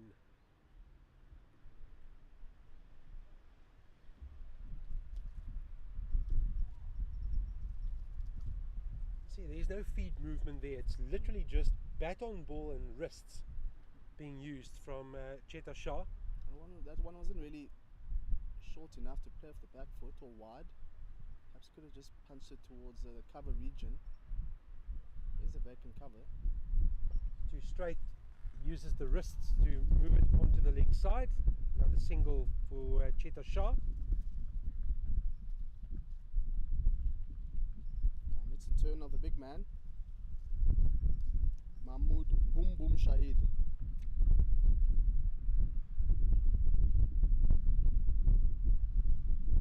Yeah, the surname and the name of the great Boom Boom Afridi, Shahid. That's a good line from Ashok Patel. This ground is much more bigger than the one that we had at Rangombosch Cricket Club, and perhaps he probably understands it that well. Oh, it's the big hit! He's cleaned him up! Oh, He's got him! He's Oh invited my the word. drag, he's invited the big shot, he attacked off stump. You miss, I hit. Oh, poor Sure. shot there from Mahmoud Shahid, playing across the line, and unfortunately he has to depart very cheaply for 7 runs. And it's not going well here for the US side. Wow, Son of what a- a wicket to pick up. Ashok Patel, they should put him on their shoulders. You spoke up too highly here for Mahmoud Shahid. He just said, attack that off stump line. That's where you're going to get him, because he's got the tendency to slap it, bring it across, outside off stump, drag it across to the leg side. That's his favourite area. And with the pitch that's got invariable bounce, you might just drag one onto the stumps or miss the line, miss the length, and get cleaned up. So Mahmoud Shahid is out for 7. Ravi Suri. Yeah, Ravi Suri, the captain. It's not looking good here for US. 85 for 6 after 20 overs. Oh, it's all going according to plan for USA. 85 for 6. We've got a game here. Absolutely.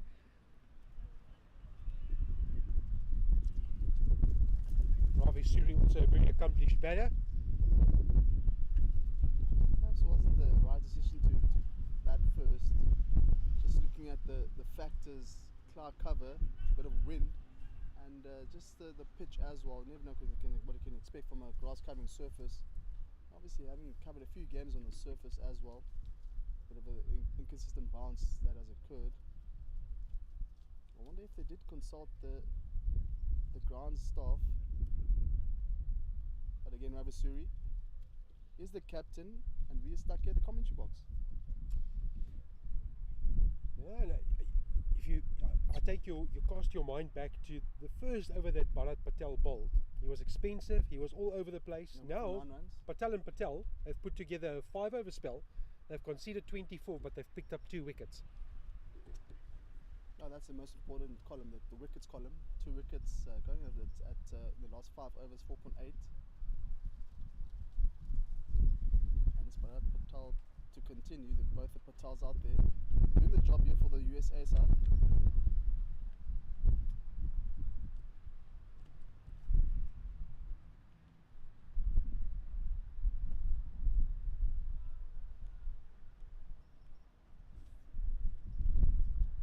Cheta Shah has settled in nicely onto 14.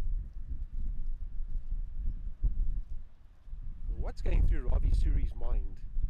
Oh, they will need to bat the full 45 overs here. 25 overs remaining. Ravi Suri, the captain. to play a supporting role here for Chetan Shah, the senior batter here. Chetan Shah, just 14 runs to show off the 43 deliveries. The captain Saida beat us straight into the ear of Bharat Patel, and they've pushed back the square leg to the boundary. Again, for the bowler slanting it in, I don't know. That to me is just too easy. It's an easy giveaway. You're just straight there. He's almost through the shot too early. Well, he is through the shot too early, and so easily that can spoon right up. So maybe it's a plan to say, with the slowness of the pitch, dart it in, middle and off. See if he wants to play across the line. Maybe give us half a chance from a tactical point of view.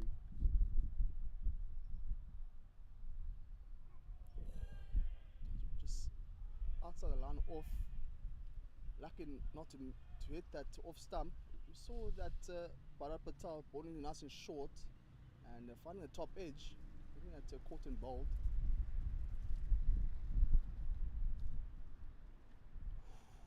Good stop. Good stop. Very good stop by Pardeep Gill to prevent a run. See where they want to hit here. The back with Ravi Suri. If they can get one more, I'll tell you, it's very close to the belief starting to fire up in this USA team. They're going to keep eye on that scoreboard and think, you know what? You add another wicket or two onto this score. Say you have them 100 for potentially 100 for 8. This is a score you can get. At what stage? Where do they feel they can win the game? I mean, for this team, what's the highest score they've reached? Well, they scored that 165 against the self-same opponent. So they'll know in the back of their minds they have scored 160 plus against the self-same opposition. So a big gamble from US to change the batting order around isn't going to come back to bite them in the final analysis. So for me, objective, have to bowl them up before 165, just from a mental space. And then go and say, we need to apply ourselves. We have done it before. We've got more than enough time. We need to bat properly and then go and chase that score. But the first objective is to make sure that you bowl them out. This US side still to have batters to come in Mark Wright, the keeper, and Fahad Khalil. Mark Wright normally comes in at 4 or 5 and Fahad Khalil normally comes in at 3, but I'll send down towards the tail end. They call them Tailenders. So definitely give us a lot of stick for it. Yeah, absolutely. They are definitely not Tailenders, but in the match situation, they know that they've got to be a lot more responsible about their wickets. Now there's a call for a run from the skipper, Ravi Suri, but Chetan Shah was having none of it. And that's the danger of swapping your order around. Other way around, you've got wickets at the tail. You are now in that position. That's almost dragged onto the stumps. So it's all happening here for USA. Ashok Patel in the midst of a good spell, 1 for 11 in almost 2.5 overs. Oh, if they can get one more now. I see flighted and then they off on a quick single there. Chetan Shah will move on to 16.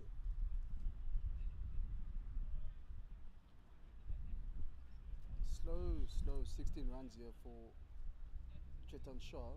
Just a strike rate of just over possibly 40 strike rate.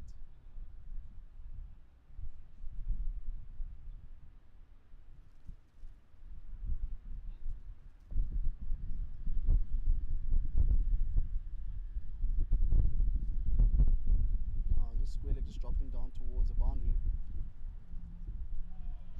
Yeah, I'll tell you why I wouldn't push the players back yet. Would you take it on at a position of 89 for 6?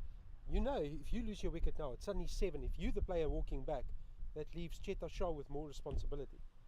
That's 2 leg side. You can't bowl there. And obviously Chetan Shah, the team out there fielding understand that Chitan Shah is batting really relatively slowly, so not much pressure coming from him. So they need more of an attacking field here. Maybe implore that deep square leg in the inner ring. But again, doesn't help having those wides, the wide column. And suddenly that tap is opening up again. And it's leaking wides.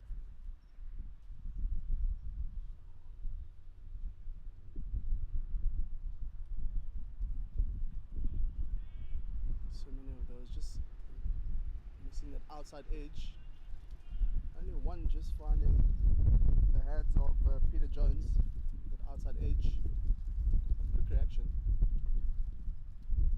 Just taps and runs. This could be trouble. The throw is off target. Could have been a bit of drama for Cheta Shah.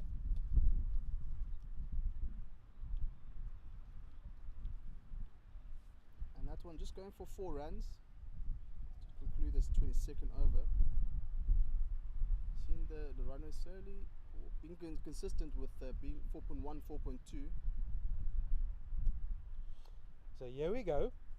Pardeep Gill has the ball rubbing against his trousers. He has 2 overs left, picked up 1 for 35. Is there a change in approach from spin to seam, especially in light with Ravi Suri at the crease and the team 6 down for 92? A brave move from Saeed Abid, but he has so many options and variations. So maybe he feels this is the opportunity to really put the foot down. It is going to be the reintroduction of Pardeep Gill. He can give you a maximum of 2 overs, then he's done for the day. No, they're in a strong position at the moment. Maybe they could get a break here from the opening bowler, Pardeep Gill. Just 2 overs left for him, coming in for his second spell. Normally what happens after drinks break or after a change in bowling could anticipate a wicket. So again, only time will tell. Definitely hit the right mark, just outside line of off stump for Gill.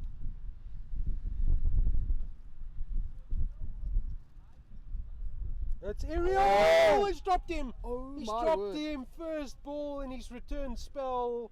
It's grassed. Oh, and it is Ravi Suri who's dropped. I did call it, Johan. And that one just dropped. Wouldn't call it a sitter, but he had to make a bit of an effort to go down towards the ankles. Oh.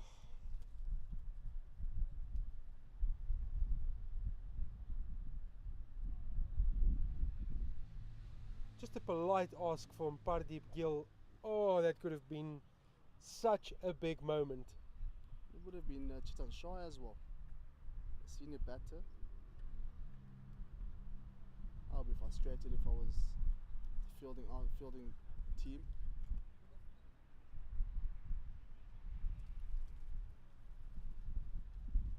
It's too wide. Pardeep Gill needs to get back to off stump. Normally we would given those as a fine. Club cricket. Drop a catch after a game, the captain will call you over just for a fine. Of course, there's different ways to give out fines. It's amazing our teammates remember everything you did wrong.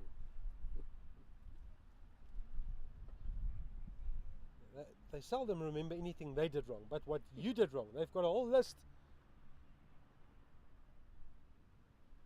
Takes a brave player to call out the captain and say, listen mate, I've got a fine for you.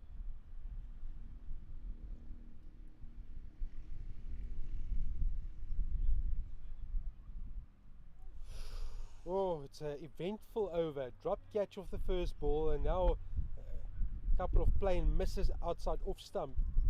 Pardeep Gill trying to repay his captain's faith in bringing him back at this stage of the innings.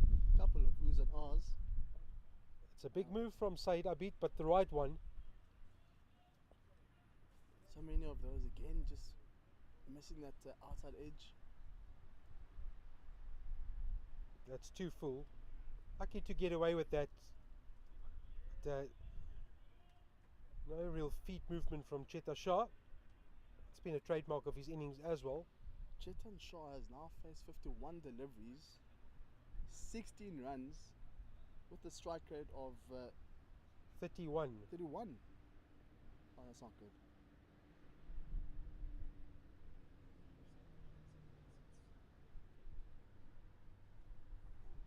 We won't speak about that. That's tapped into the gap. The release shot, No, we won't just speak about that. too much chance to release the arms. So they think they only get one. That's poor running. Should have converted that into a 2. So only a single to Cheta Shah. He's on to 17 or 52 deliveries. End of Pardeep Gill's 8th over, 1 for 38. Cricket 101, you would expect, as all batters know, run hard the first one hard, and then have to give you a chance to go for the second. But again, just a strong arm there from the field. They can't really see who it was. But again, if that's to run the first one hard, could have a few positions where they could have run 2 runs instead of 1, and the score would have been different. They'll persist with the spin of Ashok Patel from the other end.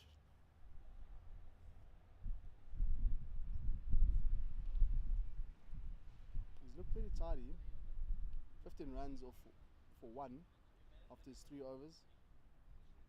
Economy of 5. And it's a man, Chetan Shah again, playing some 4-day cricket out here.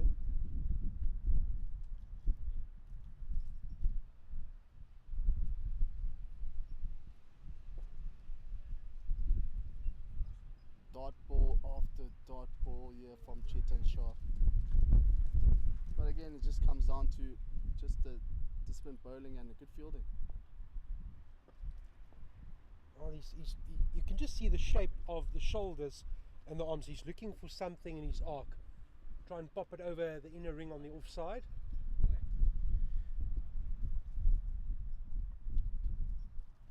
Again, goes a long way across his stumps. Bharat Patel is too slow to return to Jones.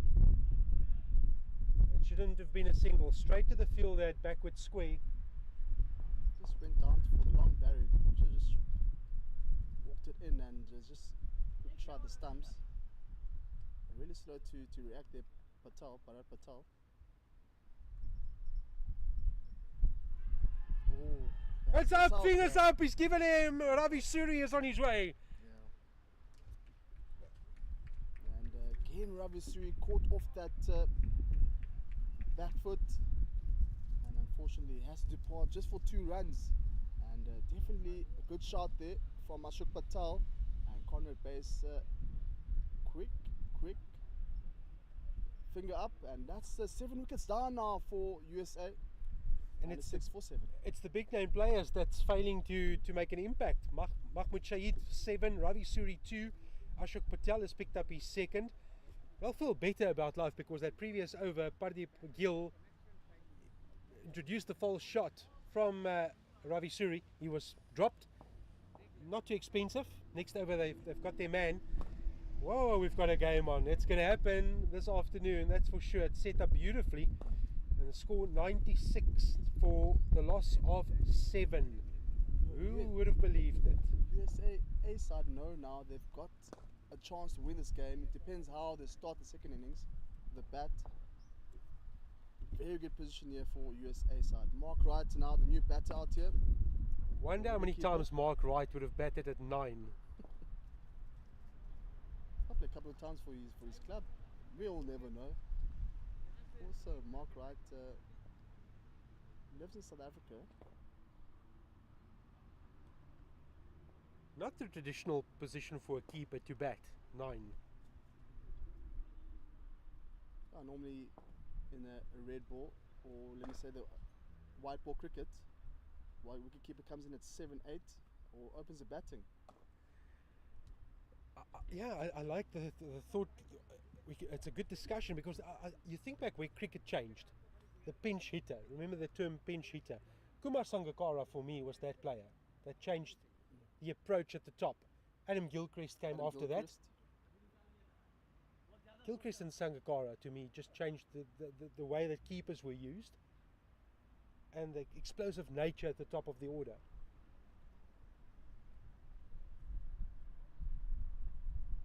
But keepers before that played the traditional role.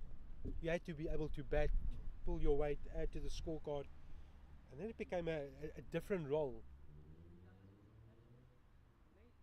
But employing that extra, or the wicketkeeper being able to bat, does tend to help the batting side. So-called wicketkeeper batsman, or batter, in the modern terms. Think back after isolation in South Africa's World Cup squad of 92, Dave Richardson was still the very traditional keeper, sort of lower order bat. Then we had Mark Boucher after him. 434 game, remember that? Yes, exactly. Game Prior against to Australia. That second last ball, Makai and Tini will think that he'll call himself a hero. His So that's most the important nudge, single in his life. the nudge towards third. Quite a celebration. Yes! By Makai, Mdingi Express.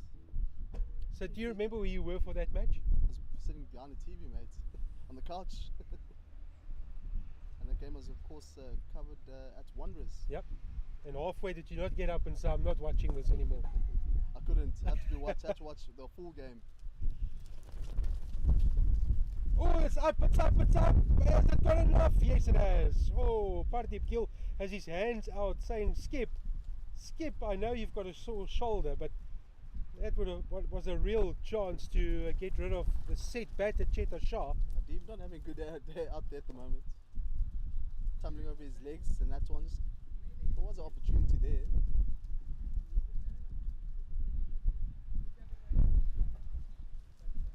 That's cut away, that's going to have enough leg, should be 4. Mark Wright is going to be off the mark with the boundary, and that brings up the 100 in style.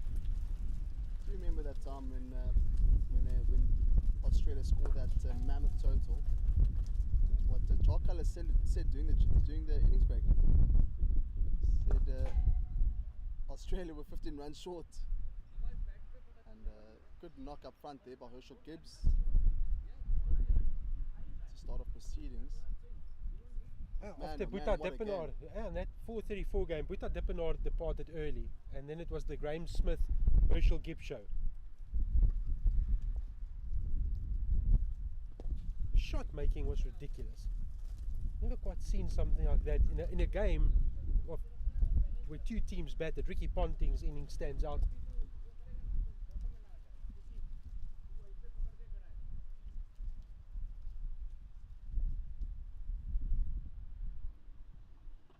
Another player was, I wonder how many people, a good trivia question, could name the 11 on that day. I remember Johan van der Walt, when coming at 8. At under 15 level, he captained Southeastern Transvaal. I played for Northern Natal, and he was the captain of Southeastern Transvaal. Also went, obviously, all the way. He was part of that team.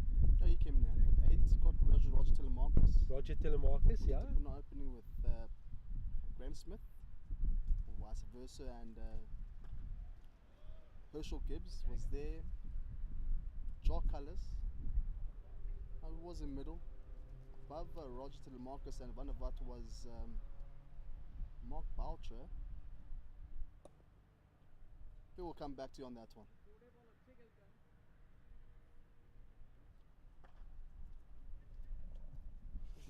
That's nicely cut. Mark Wright is looking very good at the crease. No, I don't think so. Could be. So I'll give you that full team. If you're playing along with the trivia, let's see how many you got. So Graeme Smith and Boeta Dippenaar opened the batting. You got that one right. Herschel Gibbs was at 3, A.B. de Villiers at 4, Jock Cullis at 5, Mark Boucher at 6, Justin Kemp at 7, Yes. Johan van der Walt at 8, Roger Telemarcus at 9, Andrew Hall at 10, and Makai Antini at 11. That was South Africa's team that day. Legendary Proteas side. A couple of those now featuring in the Masters. Yeah, absolutely. Jock Cullis is captain the team. Kantini is there. Got a couple of players there coaching now. Got Justin Kemp coaching the bowling coach for Western Province men's side, and Ricky Ponting coaching I think it was the Delhi Capitals, if I'm not mistaken. Coaching the Delhi Capitals in the IPL this year. Of course, IPL started past weekend. Australia team, just to be fair, let's give their team as well. Adam Gilchrist and Simon Katich opened that day. Both scored 50s. Two left armers. Ricky Ponting scored 164 off 105 balls. 13 fours and 9 sixes. Mike Hussey, Mr. Cricket at 4, scored 81 off 51. Andrew Simons, Brett Lee, Damian Martin, Michael Clark, Nathan Bracken, Stuart Clark and Mick Lewis. Oh, Mick Lewis went... Mick Lewis had airtime. Really expensive there, Mick Lewis. And that one is the boundary. Speaking on boundaries, Mick Lewis, after that game, didn't really feature much for Australia again. Correct. Mick Lewis, 10 overs, 0 for 113. Man, oh man. 13 fours and 4 sixes off his bowling.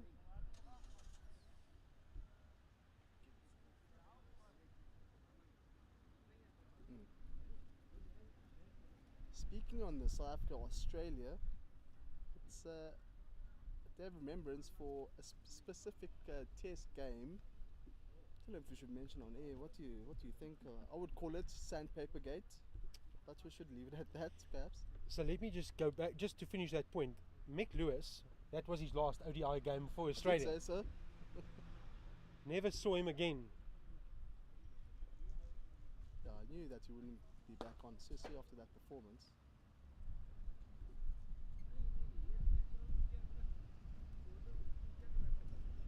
I've heard all sorts of stories regarding celebrations after that game by the Proteas camp. Graham Smith has been very candid about what happened after that game at the hotel. Yeah, and we're in Cape Town now, and some things, Sandpaper Gate happened in Australia. And now they're facing one another in the World Test Championship final at Lords. Spicy times. Spicy. That game's going to be very spicy. June, July. It should always be when South Africa face Australia. That is just how it should be. And Temba Bavuma alluded to that they feel like they're the underdogs going to that game. Fairly so. Considering the position they played against in a two-year cycle. But they've played some magnificent cricket in the red ball format, the Proteas. Yeah, absolutely. We're in a transition and a rebuilding phase where you're not going to just replace the likes of Hashim Amla and a Graham Smith and a Mark Boucher and a AB de Villiers and a Faf du Plessis. It's not going to happen overnight.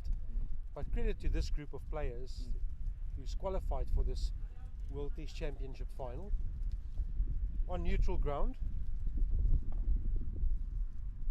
I mean, considering what has happened for them, being on the back foot, facing a lot of adversity. I mean, anything can happen on the day for the Proteas.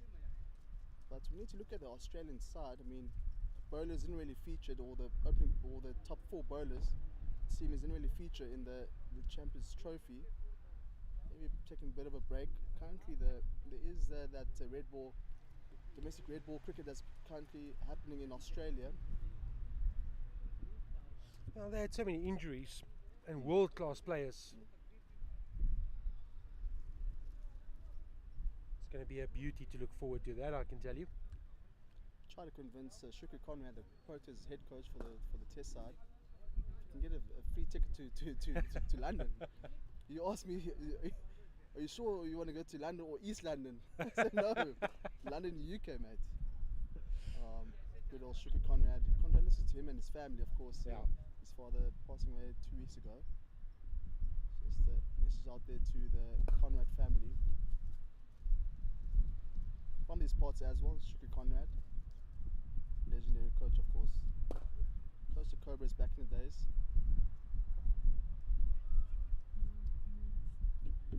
Got now Amir Baig. And talking about the Cobras, let's also just acknowledge the ladies who picked up the T20. They won the Pro 20 Hollywood Bets Pro 20 series yesterday down at Newlands, the WSB World Sports Betting Newlands ground. And that's second year on the trot now. They won the T20 competition. And Western Province won against the Titans in the 4-day series by 7 wickets. In 3 days. A very good Titans side. We saw a player coming up now, Luanda Pretorius. getting a century. He's looking, as they call it, heat. He's looking very strong and a man in form. Oh, he's gone across again, walking across. Needs to be mindful. We've seen a lot of that. They've got the field set a lot better now. This is a good passage of play. Bag needs to be very careful here with his run through. It's just unfortunately disrupting the visuals for the umpire.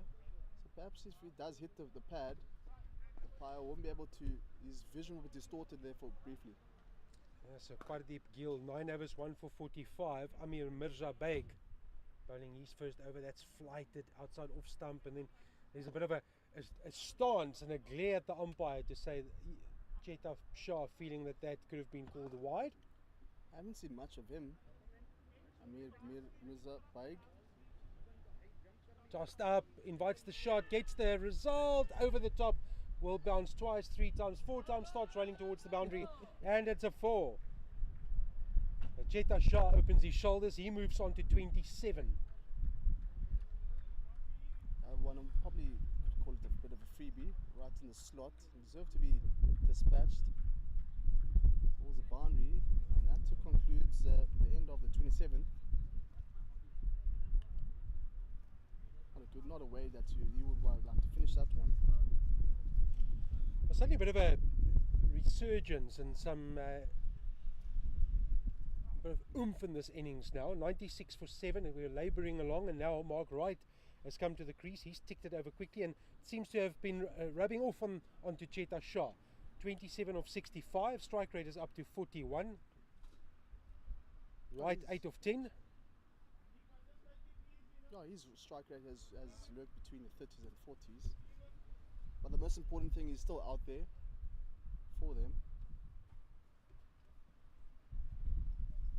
114 for 7. Ashok Patel bowls his 6th. Yeah, right to me looks very comfortable. He's picked up the length quickly. He's also assessed the pitch. Well, he had plenty of time to look exactly what was happening out there. Same with Mahmoud Shah, but unfortunately Mahmoud Shah had to depart, playing across the line. Lots of flight missed by Jones. Oh, they could have sneaked one there. Bit of lazy running between those two. Jones has been pretty tidy behind the stumps with the gloves. Saw some quick reaction there, taking one just outside edge. No feet, just hanging the bat out to dry, outside off. Again, that shot just played off the back foot. Seen plenty of those today. That's too wide. Umpire is lenient.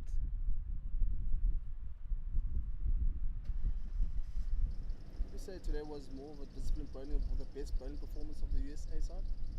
No, most definitely. And it's reflecting in that the scoring is still right up there. They've got 115, but they only have 2 batters after this.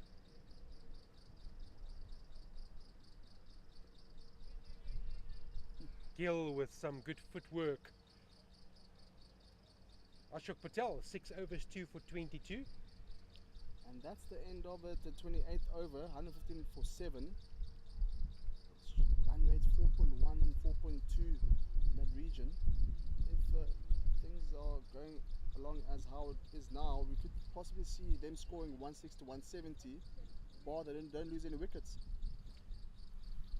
Let's bring you up to date with what's happening elsewhere. Terry Extian Oval is where we go for Wales against South Africa Kudus. Wales 205 for 7, John Jones on 55.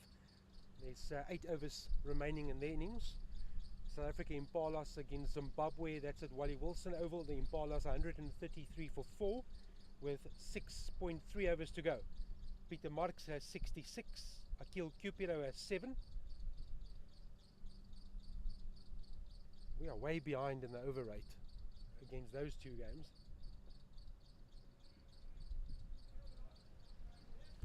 And it's Amir And there's a break to continue, second over. Tied up first over, just went for 5 runs. Last delivery of his first over, went for boundary though.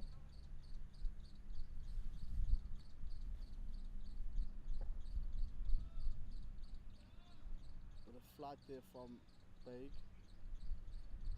We need to perhaps look at long on and deep and wicket here.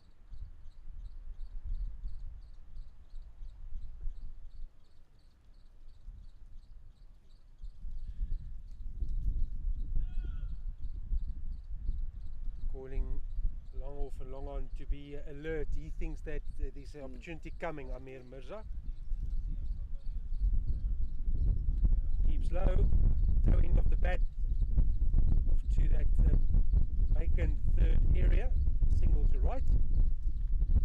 I've been really impressed with the reaction of the batters and the keeper, especially with the variable bounce that we've been happening here in the first innings. One's keeping low, and a few batters out there just able to read that one. This has turned into a very good knock from Cheta Shah in the context of the match situation and the score of 116 for 7. He's been responsible for 27 of those runs. And he's contained himself. It's been tossed up regularly, and just as you feel that he might have a little go, just prods back towards the bowler. Knows and recognises that there's a lot of over still to go. And obviously you can see that they improved the field is starting at a long on. So he understands the fielding, where the fielders are. And just one more delivery remaining now to reach the another drinks break. 116 for 7. Ready this partnership 20 runs. Possibly Ashok Patel to continue. Maybe it's final over here, just a light chat between the captain Adib with Ashok Patel.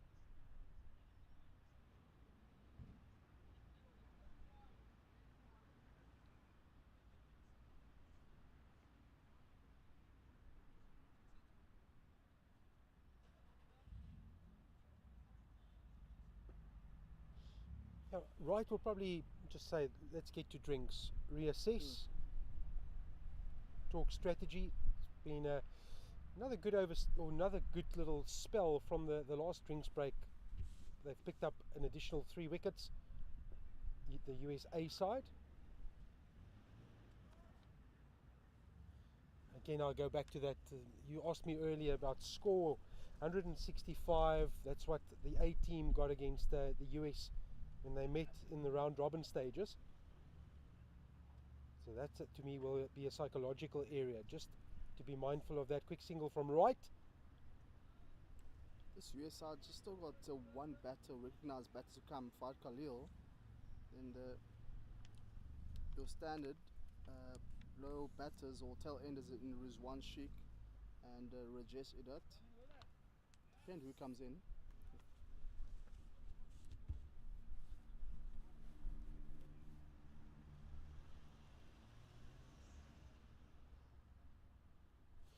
Surely the message would be just to see out the rest of this over.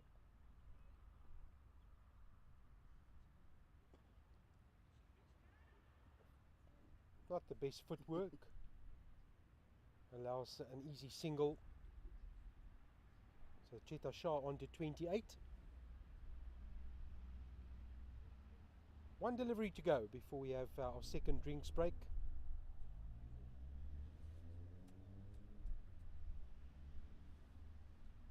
Tossed up, right, can't pierce the inner ring, and that brings to an end 30 overs of this playoff for 5th and 6th position between the two teams from the US, the senior side, if we call them that, finding themselves on 118 for 7. Lots to do. Mark Wright on 11, Cheta Shah on 28. From a bowling perspective, 2 wickets to Said Abid, who opened the bowling with Pardeep Gill. 2 for 15 from his 5, 2 for 24 for Ashok Patel. We'll have an interesting last 15 overs remaining. Where will the US put their barrier? Where will they put their marker, and what will the A team be chasing at the end of this innings? Can they bat out the 45? 15 overs to go. and they have 3 wickets in the bank. We'll resume when we return from drinks.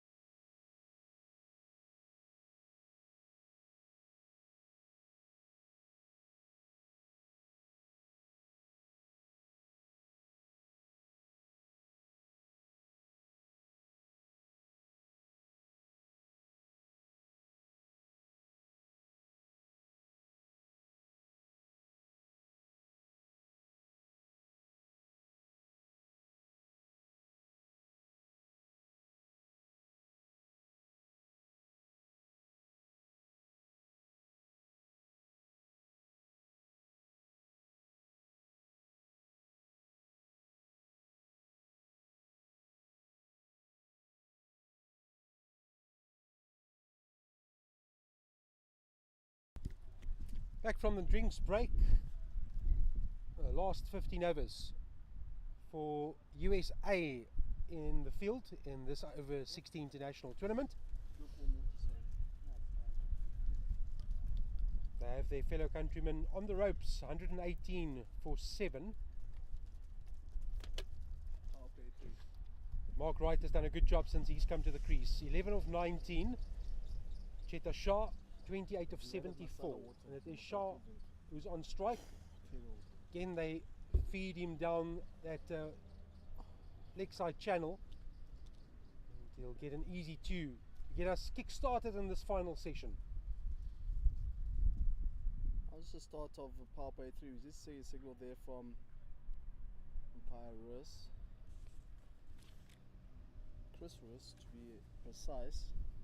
Now they allowed 5 fielders on the boundary or outside the inner circle, and it's back to continue.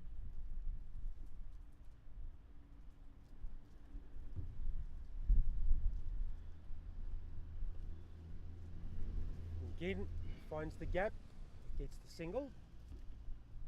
Johan, what do you think would the chats would have been now for this US side? I mean, 121 for 7. What do you think the chat would have been? So twofold. I think this partnership is very important. So they've got a. Oh my word! Yeah. Okay, well, that went against the script. The easiest of dollies. Mark Wright has just chipped that to mid-wicket, straight into the hands, and he's just given his wicket away.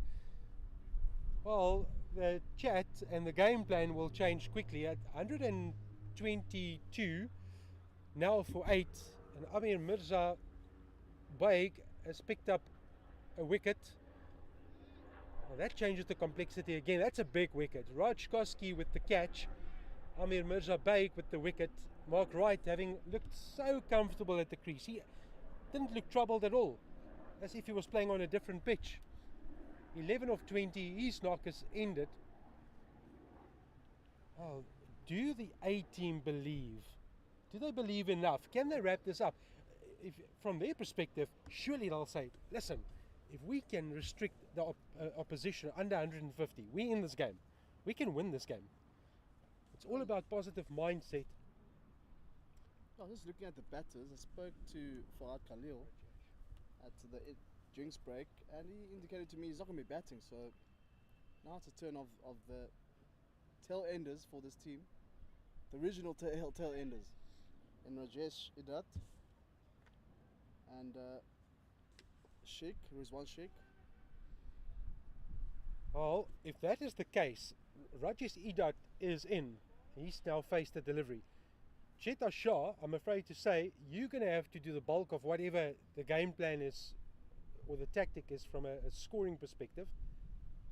That's almost chipped back to Baig. It's all happening now. I tell you what I would do. If I was Said Abid, I would be taking the ball right now. If he can bowl. If he can bowl, that's the most important thing. If he can bowl, of course, took a tumble. He's hurting his shoulder there. Oh, nicely put through the gap. Bharat Patel thought about diving and wisely decided against it. And it is the skipper who runs after it. Okay, there's an indication he hasn't really put any effort in the return throw. So there's a sore shoulder there. So we'll have to see if Said Abid has the capabilities to return into this bowling lineup. But a productive first over after the Drinkson interval. 123 for 8. Cheta Shah is on 31. Rajesh Idat has 2. Oh, they'll be looking to wrap up this tail here. Cheta Shah is still out there. He needs to take most of strike here. Is Said Abid coming back? Oh, that's interesting. He's going through the motion.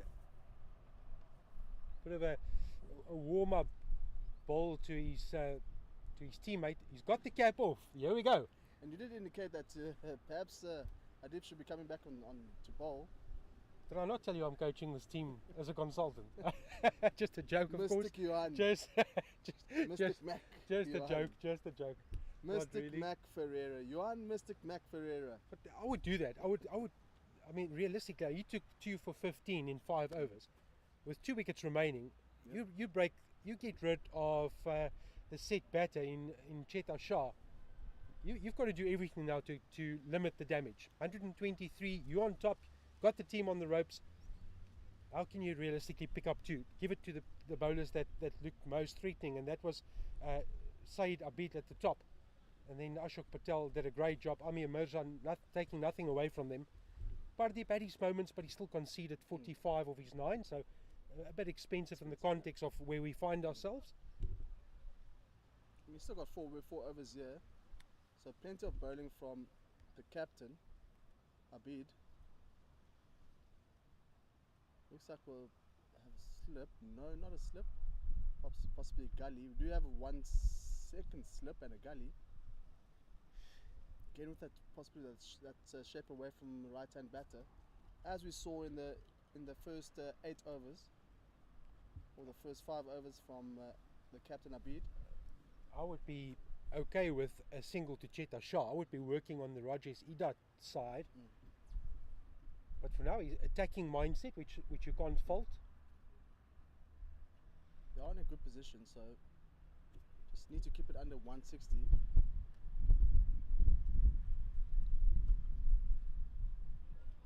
Dive is again a bit quick. A long chase, it'll be an easy two. They can walk two. And Rajesh does just that. He walks the second one. Cheta Shah, how valuable is this 33 going to be when we wrap up this match at the end? It's been a long 8 days, six days of cricket, and just 2 rest days in between. So we're in day 8 here. Well, there's no wide given. Umpire is signalling the tram line, so for me that should have been a wide. Yep.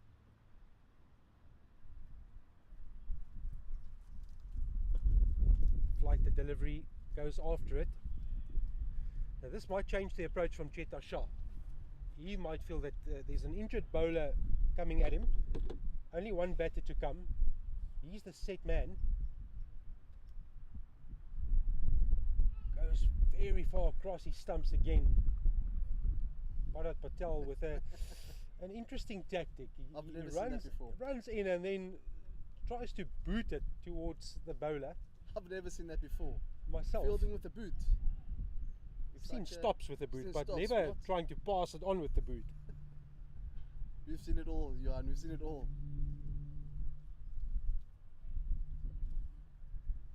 It's still a cricket ball though. It's not going to be comfortable.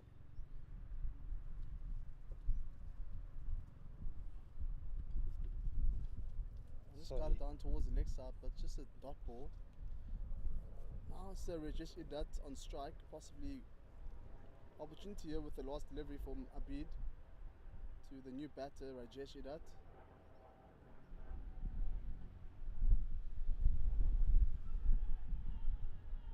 Big shot.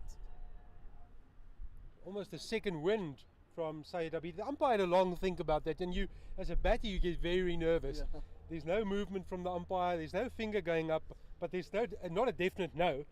And that whole process, your heart is in your mouth, and you look up and you say, "Please, please, please, did I get outside the line?" Johanna wouldn't look up at all. Keep my head down, just not to see that finger go up.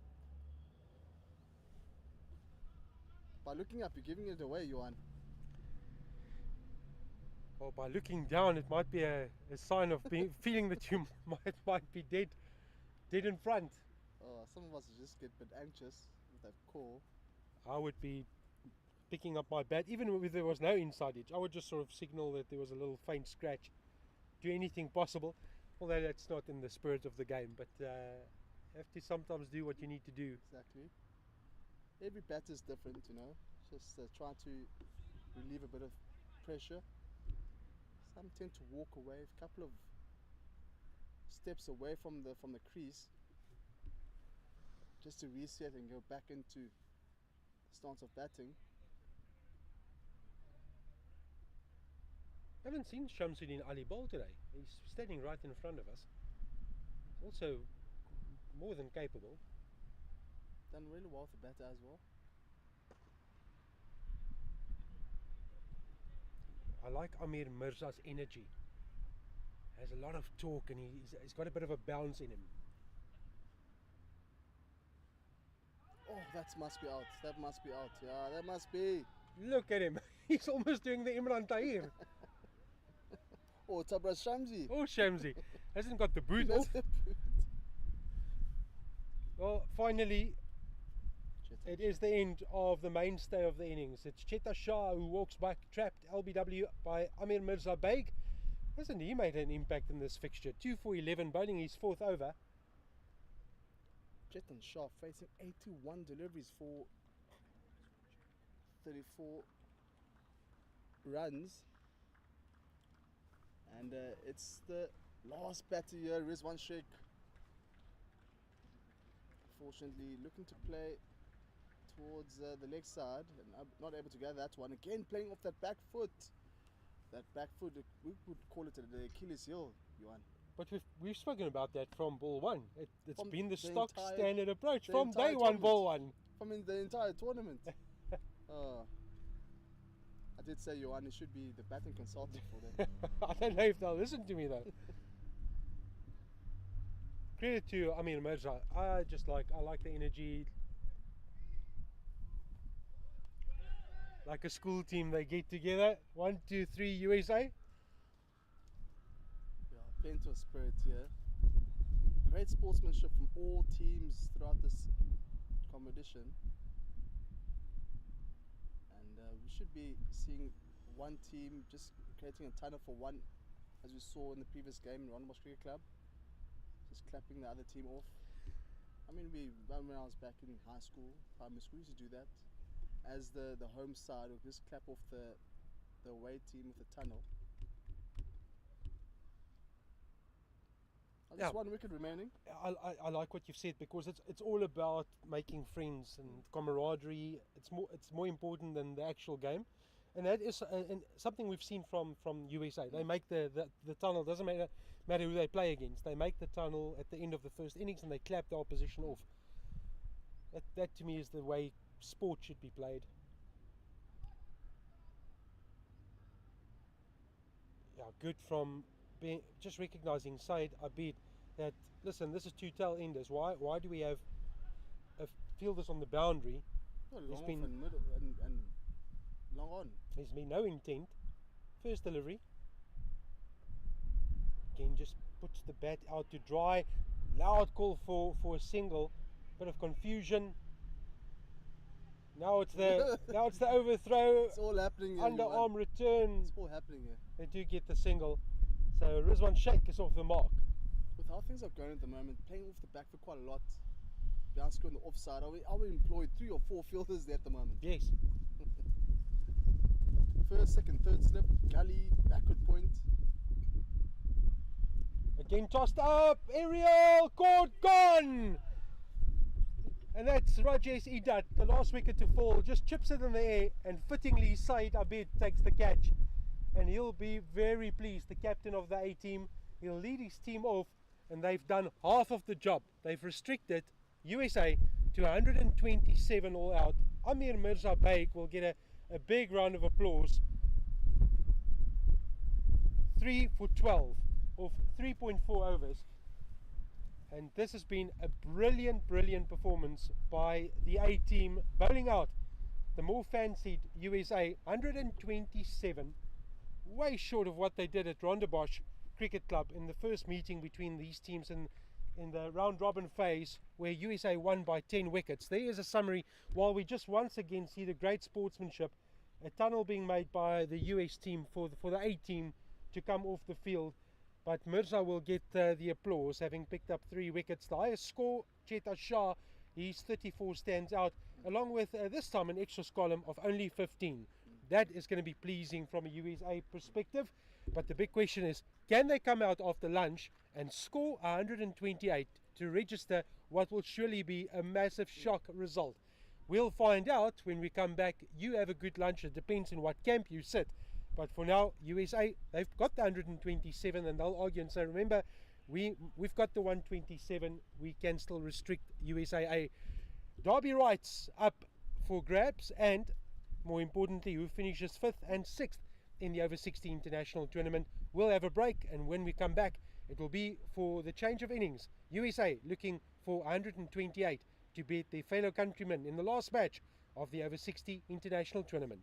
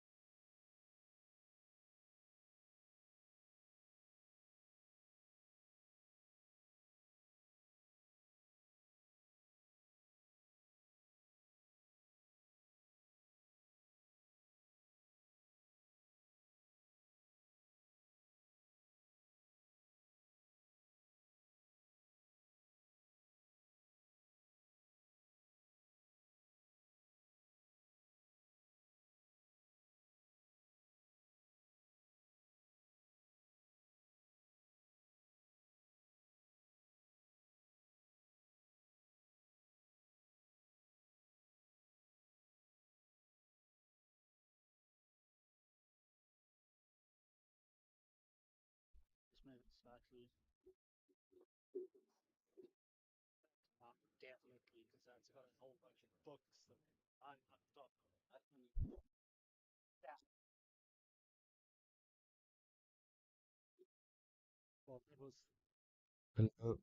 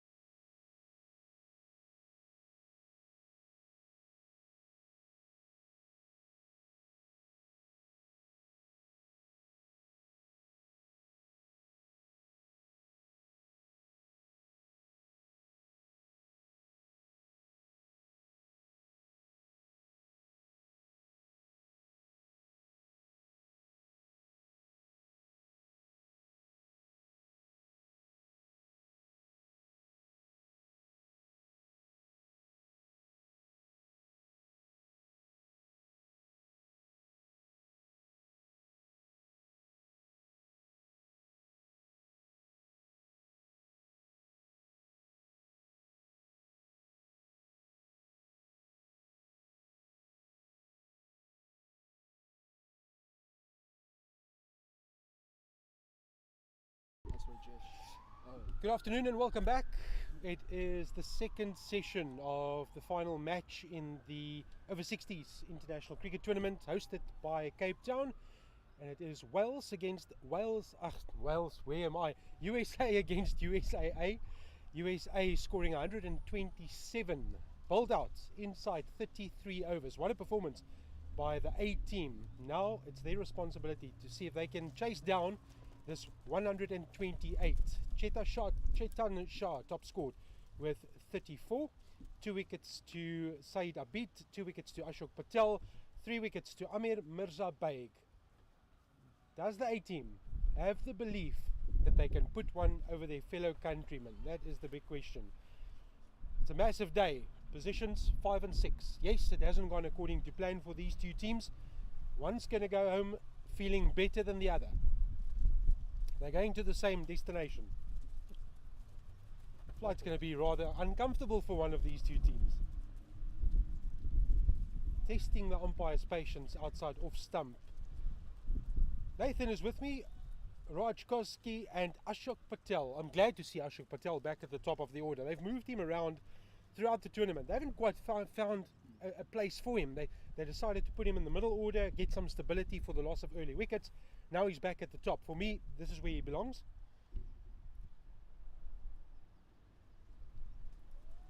Good movement.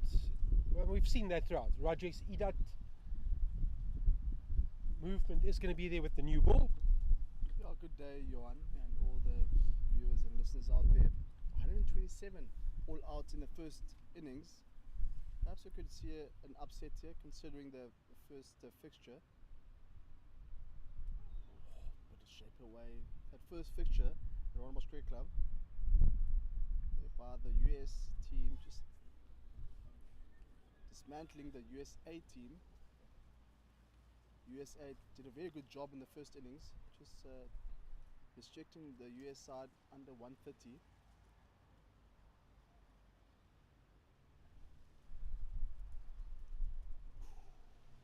Just late movement.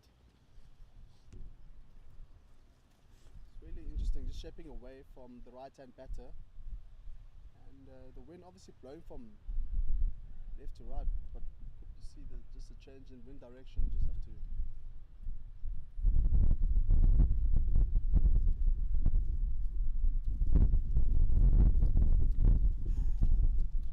Now, the wind is a lot stronger than when we started this match at 20 past 10.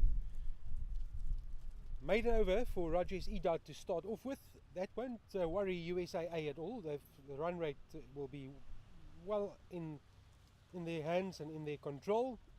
Important. Don't want to lose wickets up front. First 5 overs is key. Settle in. Doesn't matter the run rate. Power play is immaterial. It's all about application. Knuckling down, working for the runs, and when there's an opportunity that presents itself, take that, cash in. Don't get bogged down, that's important. You've still got to play freely. I spoke to the captain at the innings break of the USA team, Abid, and he mentioned they don't want to really look to be expansive with the shot selection. Just keep it down to the ground, plenty of time. Required run rate is just under 3 runs per over, 2.9 to be precise. So not much pressure is there for them, and there's plenty of time. 45 overs.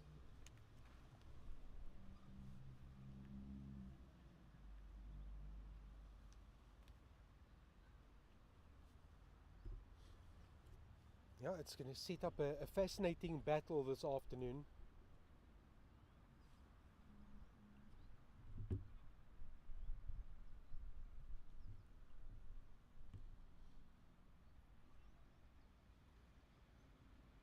Taking a very long time to set the field.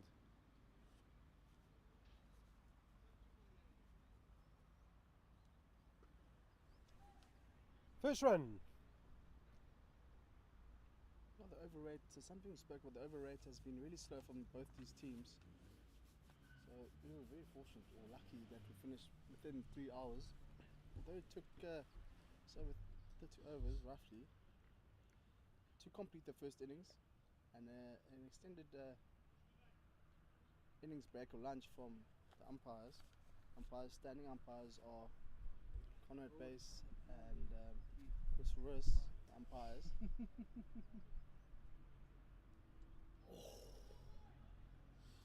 Oh my word. Yeah, it's interesting to listen to the thought process in both camps. USAA, there was a bit of a jump in their step at lunch. They had a couple of smiles on the faces, went to the massage tables. US not quite as happy. I had a very disgruntled Mark Wright walk past me and I said, Mark, you look good. Unfortunate for you to go out. And he said, no, just not good enough. Yeah, I wasn't looking too happy with Mark Wright. A sense from the energy levels of Mark Wright, the keeper. At the same time, I was having a good conversation with Peter Jones, the keeper from the A team. Probably being a keeper, I was finding myself. I was about to say. Now thinking about it, finding myself linking up with the keepers. And Peter said that they were very happy, but they knew that there was still a long way to go in this match, and it was so important to get a good start. And the last thing that they wanted was to get a similar position than what they found themselves in Rondebosch.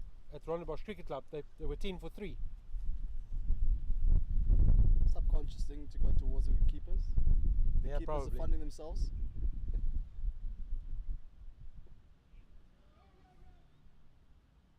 Yeah, good tidy over here from Dave Ramden.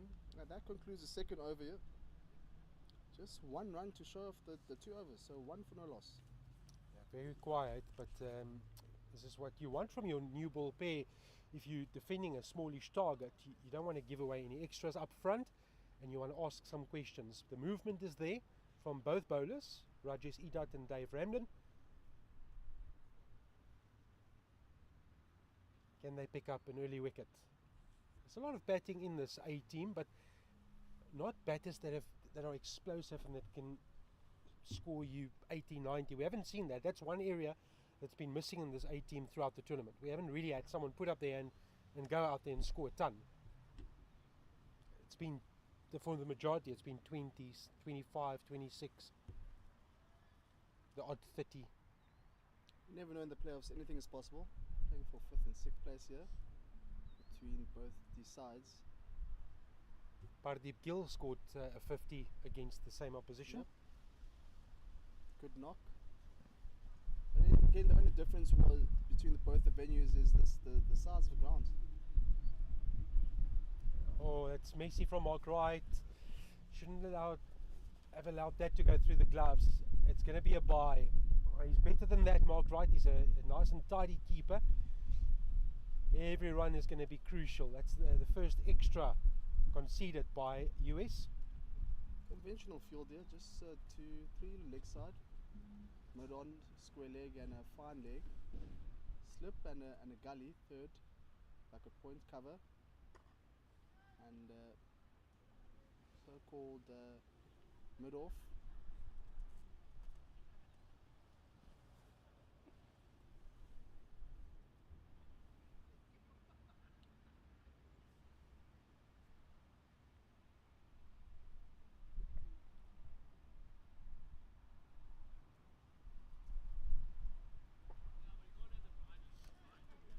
So Nathan, from both of these teams, we've seen a lot of back foot play. If ever there was an opportunity to regroup and get together and say, listen, we don't have to give any wickets away. Commit to the front foot. Stay on the front foot.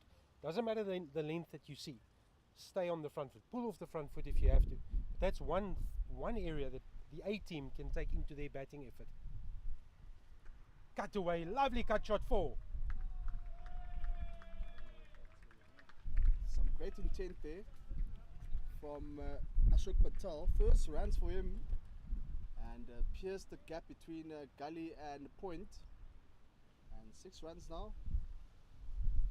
Johan, did you perhaps give a few tips there for the batting office? I mean, this is your team, the USA side. Maybe you told the keeper, Jones, perhaps how they need to construct the innings, perhaps? So what Nathan is referring to, all of us were assigned as commentators to a specific team. Yep.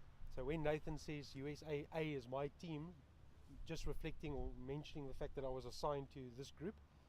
No, we didn't. We didn't talk much tactics. I'm sure they seasoned campaigners that would have identified the opportunities and what they need to do and apply themselves. And only thing I said to Peter is, this is your match to win. And that's exactly what I said to the captain as of the USA side. So this is your game to win, guys, and it doesn't matter how you guys apply yourselves, and especially in the first 10 overs with a bit of a seam movement with that pink ball that we've seen throughout this tournament.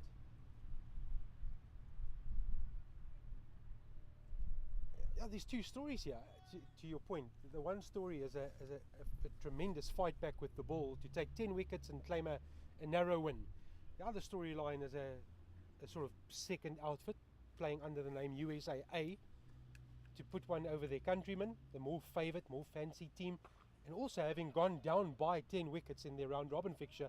The storyline would be Cinderella-like to come back and say, the last match is where we registered our first W in the tournament, and more importantly, we finished ahead of our more fancy team, and the win that we registered was in the playoff, having bowled out this well-loaded batting lineup for 127. So different storylines, different energy to get you going. No, this US side didn't have much runs to play with. See, they moved the third to more squarer, more deep backward square region. So Ravi Suri, a lot to ponder on here, especially in his first couple of overs. Required run at 2.9 and current run at 2.7. And it's Ramden to continue. He had a very good over, just going for one off his first.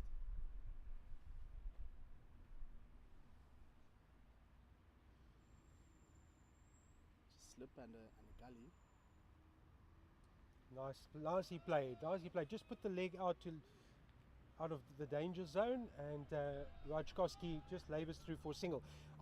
You spoke about it earlier, Nathan, and we just saw evidence of it again. A very good lesson to learn for any younger viewers at home. Show intent. It doesn't matter if the ball goes straight to a fielder. Show intent in the speed that you run towards the other side, because if there's a misfield that we just saw, you can't see it in your picture, but there was a misfield, and if you ran that first one quickly, you could have turned and made that into a 2. But because you had the mindset of this will only be a single, preempted the outcome, there's no opportunity to turn for 2. And in a low scoring game, every run can matter. In any game of cricket, any run can matter. And we saw that in the first innings as well from the US side. Look at that, far too full. And Ashok Patel goes on to the back foot. It's not there, not that length. Seems like most of these batters are really comfortable playing off the back foot.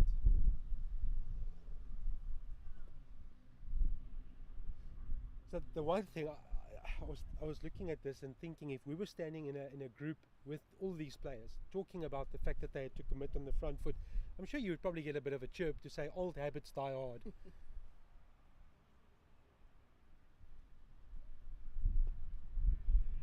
Beautiful delivery there, just shape away from right-hander. Understandably, having that slip and the gully there.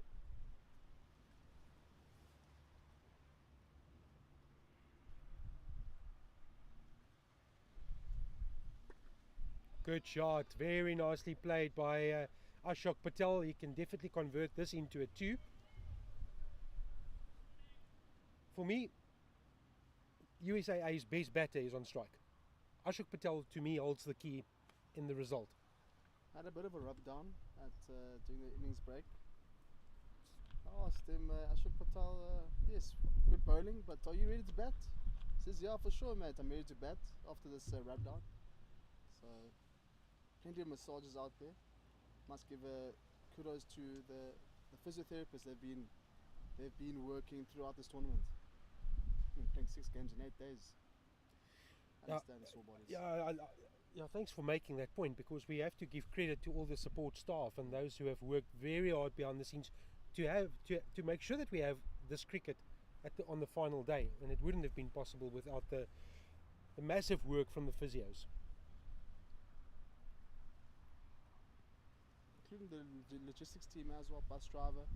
I mean, one of the teams, having to travel all the way from Broberg to Plumstead. Yep. Quite a distance.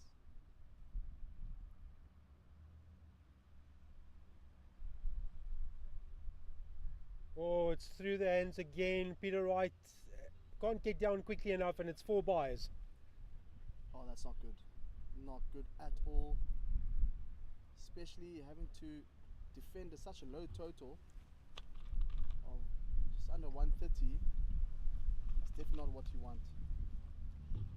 So if I was Mark Wright, I would stand up, or I would move up, because the ball's obviously dipping and dying before it reaches him. That's not the first time that it's happened. So with the pitch keeping low and slow, you don't want to catch the ball at ankle height.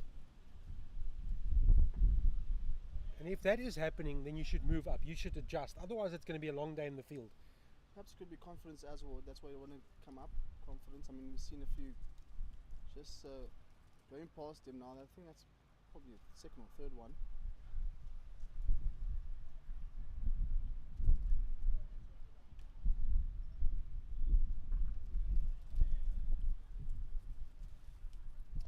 Yeah, for me, and again, easy to talk when you're sitting behind a microphone and you don't have the gloves on. But I'm just thinking about the wear and tear on the body, and it is the last day. Your body's going to be stiff and sore. Make it comfortable, and if that means you need to stand up to a bowler that's swinging it, then so be it. He's good enough to do it. But I must say, Raj's bowling very well here. On the money. If Rajkowski misses that one, this is definitely hitting top of off and middle. Not too short, not too full. Good line.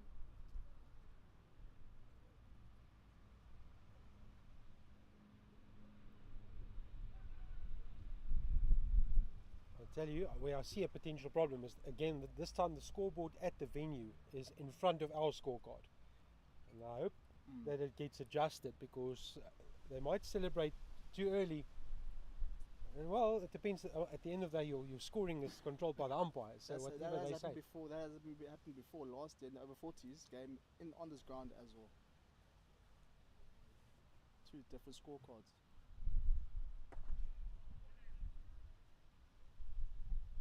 So far, so good for Rajkowski and Ashok Patel. Just those four byes. Five byes now. That one bye as well that was knocked from the gloves. So that's the only extras that's been conceded, is the 5 byes out of a total of 15. But the important aspect here is that 0 in the wickets column. See if they can manage just over 3 runs per over throughout to not lose any wickets or wickets in regular intervals. They could find themselves with the first win of this competition in this crucial 5th and 6th playoff. And what a time to do it.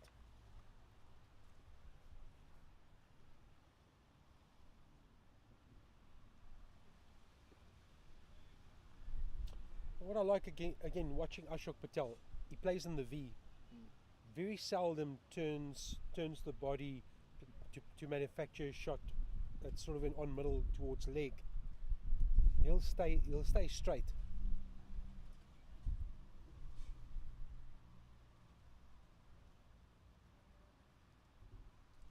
Oh, that's not good. And then see, just leaving that alone, it's a wide. It's missed by the keeper. It becomes 2 wides. He has to bowl that one again. Definitely extras. That's something that you don't want. You don't want. You don't have a lot of runs to play with here.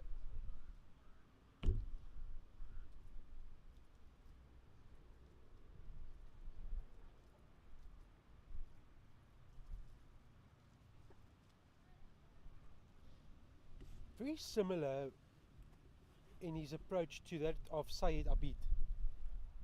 Slow run up to the stumps, and a lot of movement from outside leg to outside off. Very similar bowlers. saw how effective Said Abid was. 6 overs, 2 for 18 at the top of the innings. The South African slang would say a bit of vuma behind that one. Oh, he's opened up his shoulders, Rajkowski, and he's looking after that and appreciating the photo moment. There'll be a couple from the change room. And it is 4 to Rajkowski, his first of the innings. Played across the line there, but was in the slot and darted it nicely towards a deep mid-wicket region, in the vacant deep mid-wicket region for 4 runs. And rightfully so, that one was just pitching outside off, obviously with that away swing to right-hand batter. Minimal to no risk whatsoever. Good shot from Rajkowski. It's time, it's full. He's missed his length, missed his line. It's 4 more from Rajkowski, this time to the square boundary. He goes into double figures, back-to-back 4s.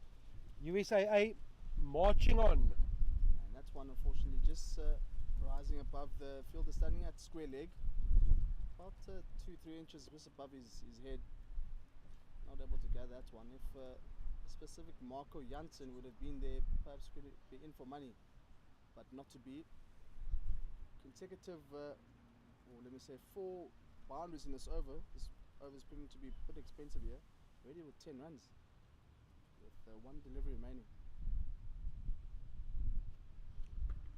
As is the case, you now overcompensate, drop short outside off stump, slapped away again by Koski. It won't have enough legs to reach the fence, but a very productive over for USAA will come to an end with another couple off the Rajkowski bat. And that's 12 runs in that over. The run rate slowly starting to creep up now. Just under 5 runs per over, and that 6 overs gone. 27 for no loss. Early change. Mahmoud Shahid is going to enter the attack. He failed with the bat today. Rare failure. Mahmoud Shahid out for 7. Now he needs to do a job with the ball. Can he pull this back for USA? 27. Rajkowski 13. Ashok Patel 7. 7 extras, 2 wides and 5 byes. More importantly, runs required is 101. All 10 wickets in the bank. Perhaps if I had to predict Mystic Mac, as I'll call you now, Johan, possibly finish this game within 35, 40 overs? 35. I'm going for 35, Nathan. Just a bit of a mind games we're playing between ourselves and the commentators. Oh, that's racing along the carpet for another 4. Well appreciated by those dressed in blue. And that was short and wide. Bit of a loose blur there from Mahmoud Shahid. Short and wide, deserve to be punished. Ashok Patel, small in stature compared to Mahmoud Shahid, and he's probably saying, Mahmoud, you've done enough of that against us, now it's my turn. Especially against your bowling. Yeah, he did some damage in the first game with one of our square club. Unfortunately today he just went cheaply for 7 runs, Mahmoud Shahid. Spoke to him during the innings break, and again he was having a rub down. He loves his rub downs.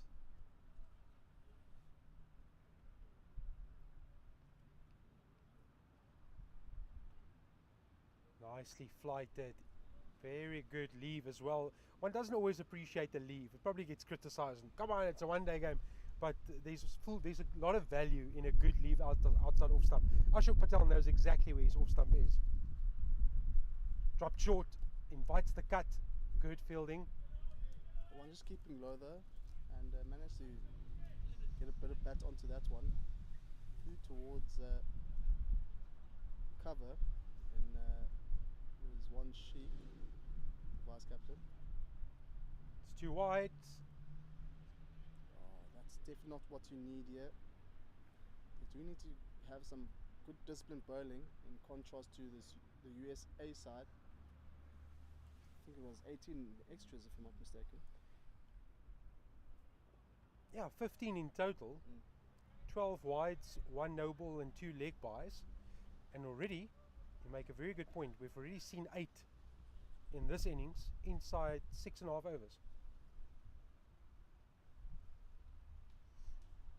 That one again, just keeping low. And just a bottom edge.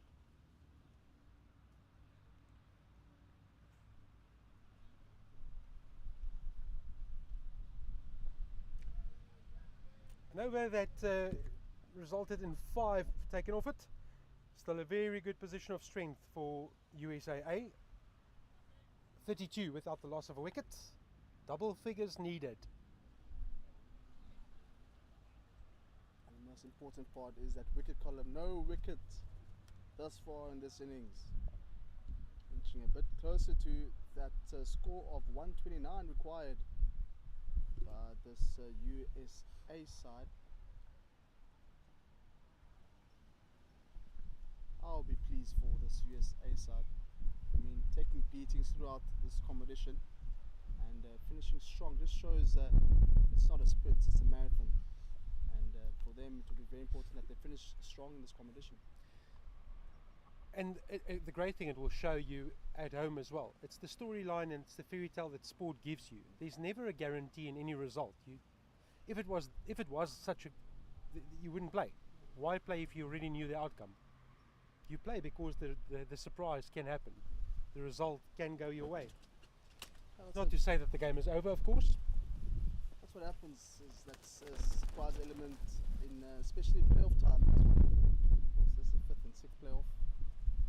Bottom 2 teams, as they will call it, the wooden spoon game.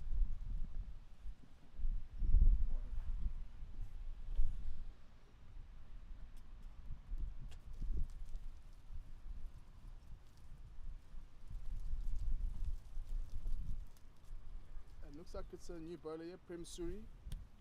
Come to bowl, did open the batting. It's dismissed very cheaply. And he replaces Yesh Rat.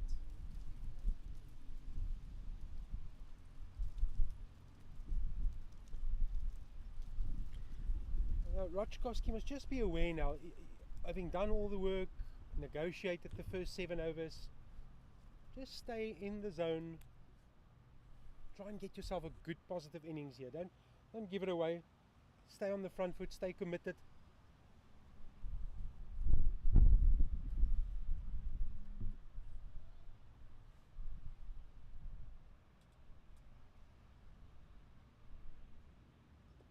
That's good. That's very good. Good application from Rajkowski. Rajkowski's almost time behind that one. There's many areas offside on the leg side to score runs off. This time it's dished up short and wide, but there is a fielder that runs in and only a single added to the USA tally. 33. 33. After 7 overs. 33. Moved the leg, the back leg went the right way, just didn't get the contact, Ashok Patel.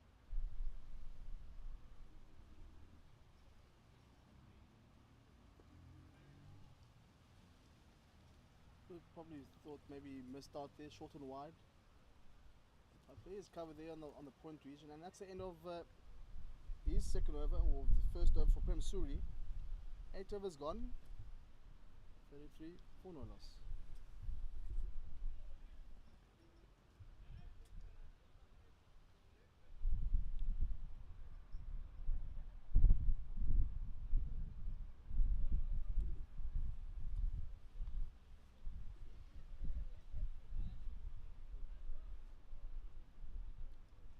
Just removing something on the field. Probably a white bag was in the field. And now we see perhaps a change in bat. It's a lot of running from different people across the field. one towards the main scoreboard, It's all happening. one clearing a bag, other one running on with a bat. Should we also run up? Or should we pad up? Pad up and go and maybe we should go and broadcast at the pitch.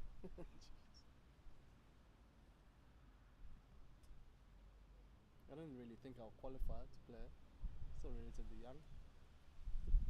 I'm not going to expose my age though.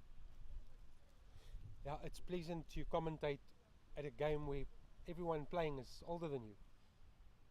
Correct?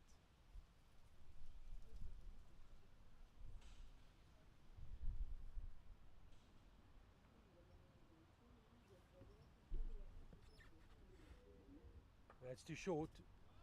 Cut away, but there's two men back on the boundary. So if he does miss his line of length, Mahmoud Shahid, he has protection. We do deep point and backward point-ish, square. Third is more squarer towards a deep backward point region, and a deep mid wicket on the boundary.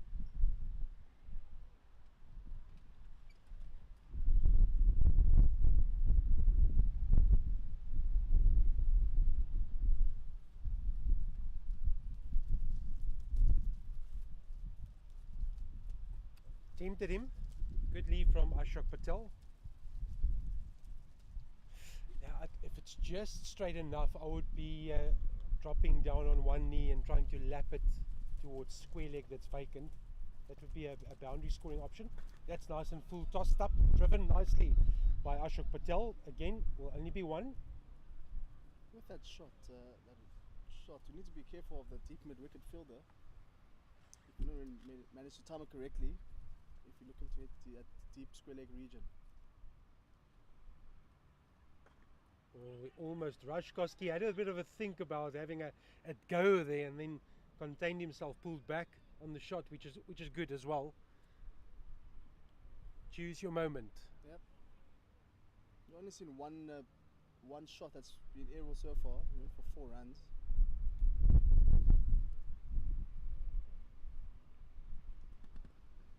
Racing through the overs, Mahmoud Shahid 2 overs for 8, Prem Suri 1 over for 1. But alarmingly, wickets column remains empty. Yeah, we see that change in bat, but you can't see it in your screens. And it's for Rajesh Koski. Like that, these two are complementing each other very nicely here. Go along nicely. Now Rashkoski has also asked for the cap to come out and the helmet is on its way off. No real need to have a helmet. It bounces low and slow. Perhaps you could see the change in intensity here from the batters. It's been such a good stand between these two. 9 overs gone, 36 without the loss of a wicket. Chasing a small target, 128 is what they need.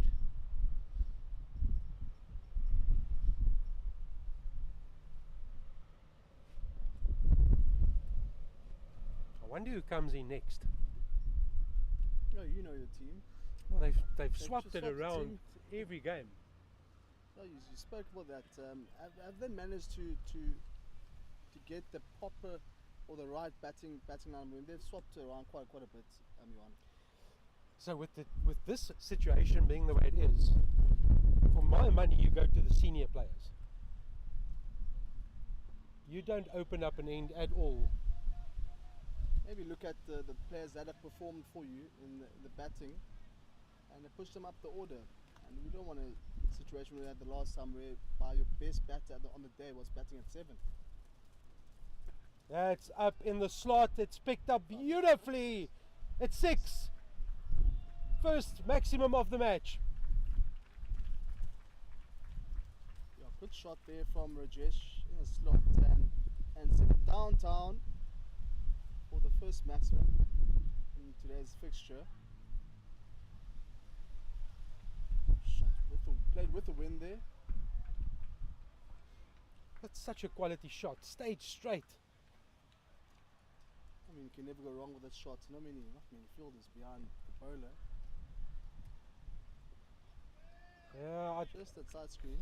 and it's so important. Your eyes lit up. You hit the 6. Go back into the bubble. Just pushed back the delivery now. So this is a good period for Rajkowski. Opens up, frees it up again as he holds. Oh, he hasn't. He's been dropped. Oh no! Oh, I've just praised him, and now he's picked the fielder out to a T. No movement needed. Down his throat, dropped it. Looks like it was Dave Ramden. It is. Oh, small margins, big outcomes.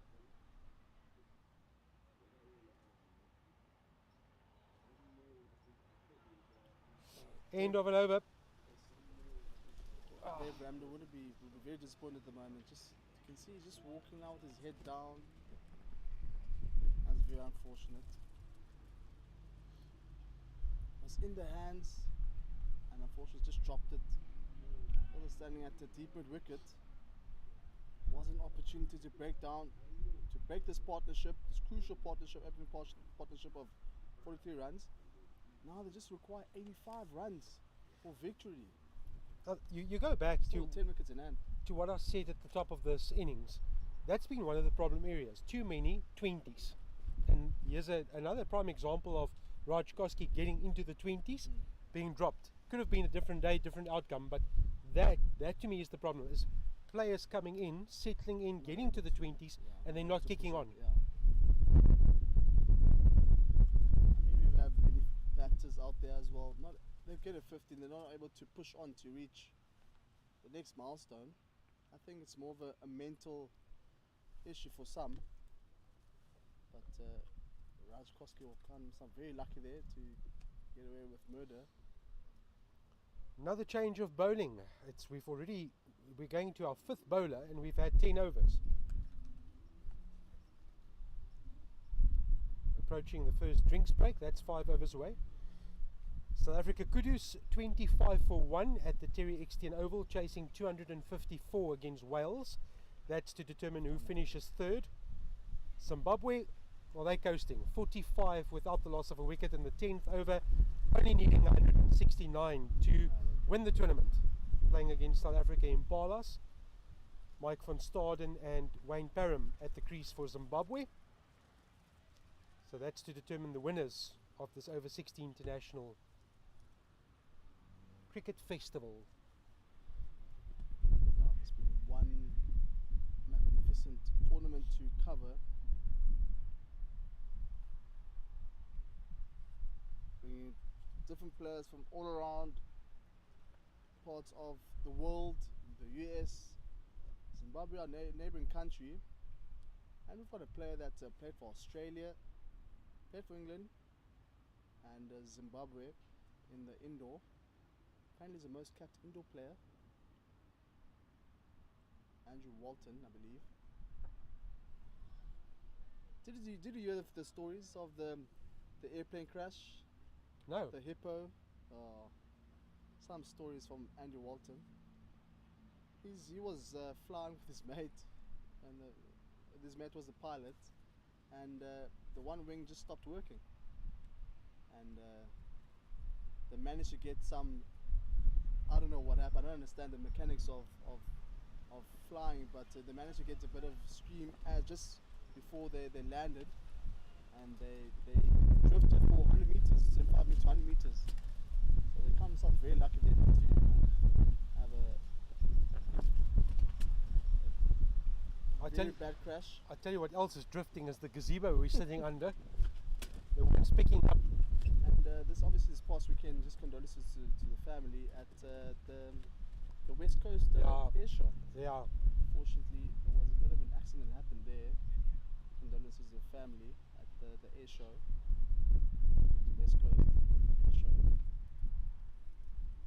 And the other one was the hippo. Him and his mate were going camping.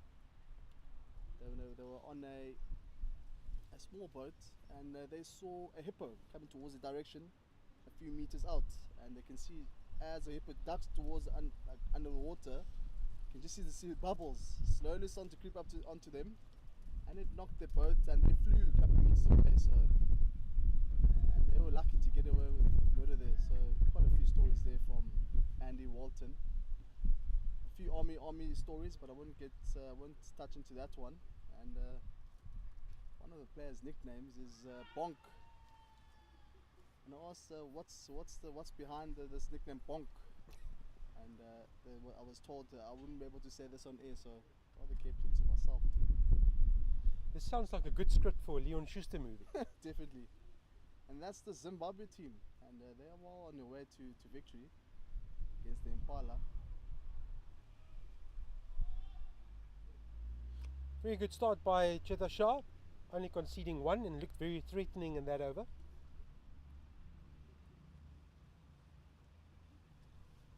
.44 without the loss of a wicket after 11.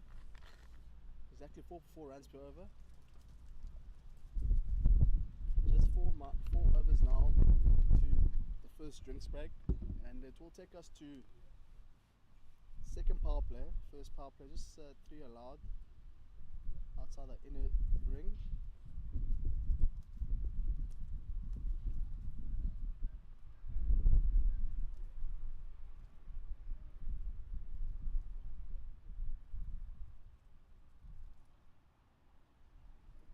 Prem Suri to continue now his third over, with economy of 4 runs per over.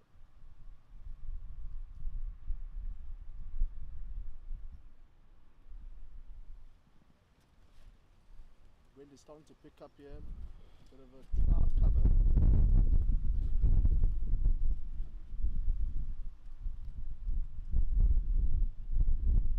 Slightly short, rocked back by Rajkowski. I think it won.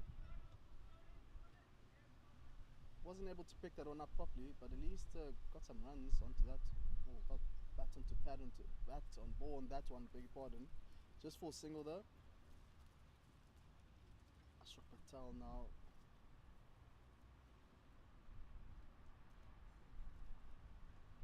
Again, with so much time under that one, but finally the field is standing at backward point. There's one Sheik, the vice captain.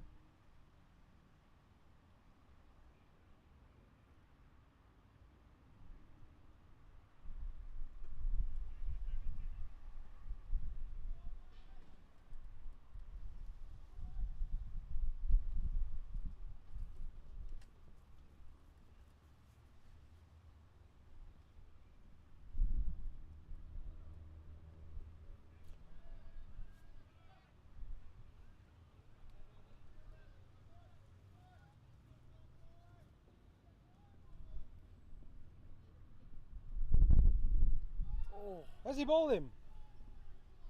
He has bowled him. Prem Suri, it's off stump, just playing the wrong line, Ashok Patel, and that is finally the breakthrough that the US had been looking for. What a time to strike. I must say Prem Suri has been very threatening and he looked very good so far. 2.5 overs, 1 for 9, and it is Ashok Patel who departs for 12 or 41 balls. A very patient stay at the crease. Rajkowski has been the aggressor. Okay, now that's going to change the storyline. The belief will just gradually increase in that US camp. 45 for 1, they're still staring down the barrel, but they've picked up one, and it is an important one in Ashok Patel. It brings to the crease Amir Mirza Baig, who certainly played his part with the ball. Now he needs to contribute with the bat. Well, it's unfortunate there for Ashok Patel, not able to read that one. That one just keeping low again, and which is slight back lift, and unfortunately not able to get low enough, react quick enough. And that's the first and crucial wicket in that partnership. 45 runs in that opening partnership. Brings in Baig now. US side still in with a chance.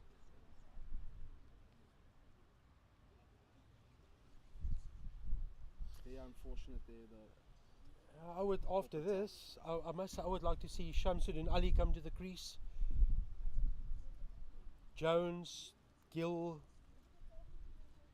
the captain, they need to play a part if their team are going to get over the line. Big responsibility on the shoulders of the two at the crease at the moment. And Rajkowski, he's off to a good start, striking at 83. 25 on the board. Ashok Patel is dismissed, one of the mainstays of this innings throughout the tournament.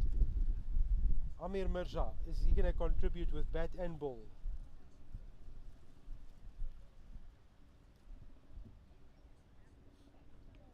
Don't leave it to the next man. Take the responsibility.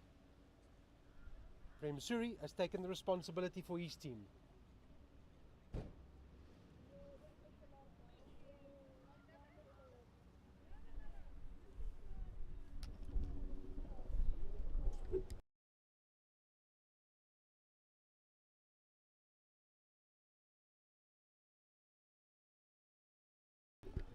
Big mix up, big mix up. Mirza needs to go back. No Oh, ways. just makes his What ground. was that throw? Oh no.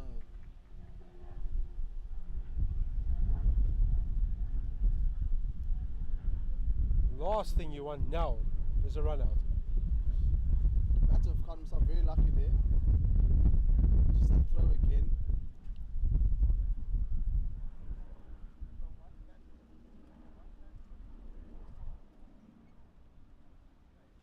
Don't want to get a wicket prior to the drinks break.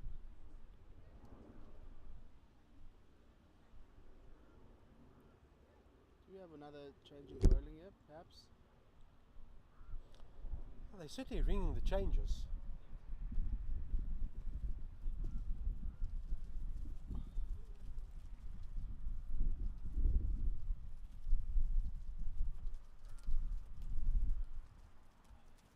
Still Cheta Shah.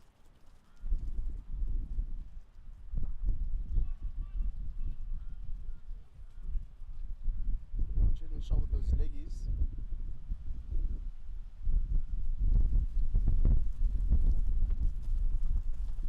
This just needs to bowl one just straight. Nice and straight and full.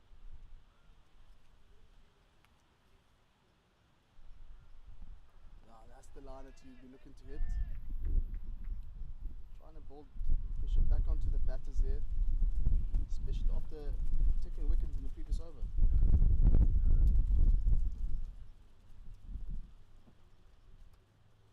Lots of flight.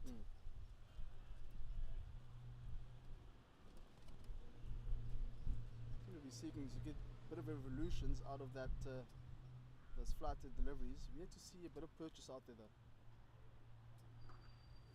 That's smack through the gap. Yes, lazy footwork from the US will allow Mirza to get off the mark. It will just stop short of the boundary.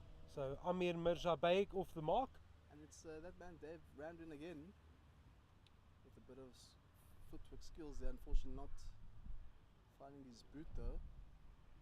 Another misfield from Ramden. Oh,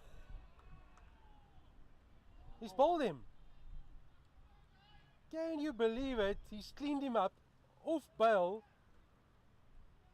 Goes tumbling. Well, I must say, I share Amir Mirza Baig's surprise. He's just turned around asking, what did happened? that really happen? It did, unfortunately. Amir, you need to walk back. That's the end of his brief stay at the inning or at the crease. Cheta Shah picks up a wicket, and it's 45 for 1, turning into 48 for 2. Yeah, again another straight-in delivery there from Chetan Shah. And another wicket falls now. And he thought he was safe, he thought he was stumped. Effort from the keeper, but unfortunately was bowled. And there we see just heads hanging there from the batter. Now we see Ahmad Chowdhury now into bat. Was this the correct decision to bring in Ahmad Chowdhury? I mean, you had your ideal batting order. You know this team very well, Johan. So Chowdhury looked good in the opening fixture against Wales. Then a duck against the same opposition. We also spoke him up. He's a good bat. He can bat.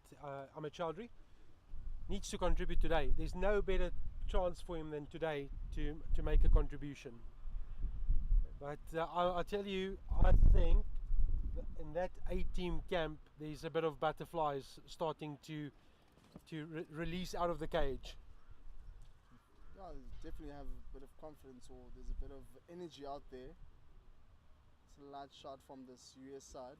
And they perhaps feel that they do have a chance here. 2 wickets down now inside the first 15 overs.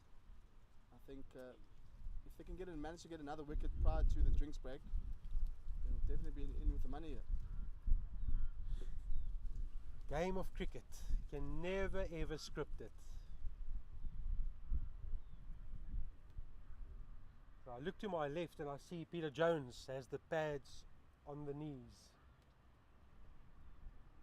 Here's another tidy batter, very active out there with the bat.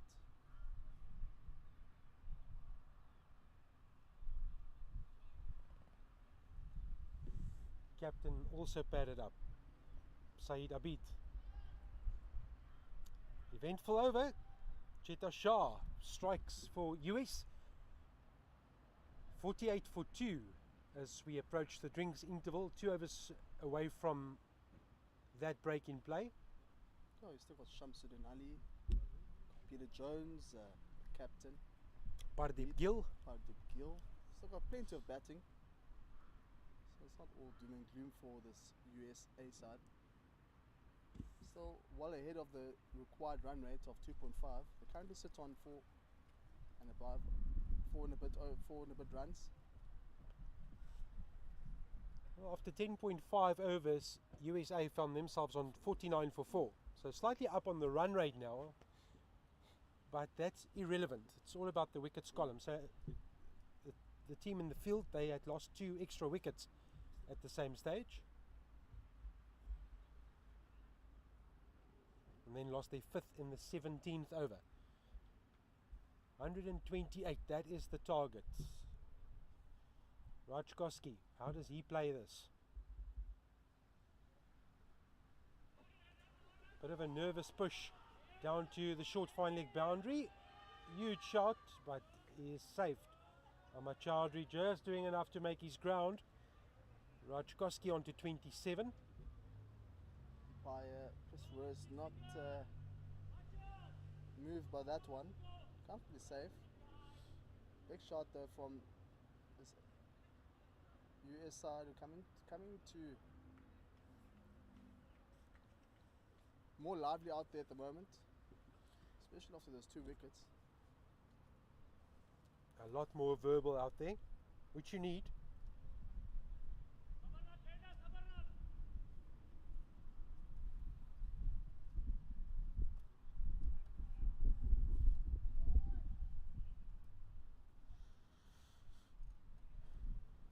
Well, they say sometimes the best form of defence is attack, and I'm curious to see how Rajkowski goes about his innings. That's Chowdhury off the mark, and that's 50 for USAA.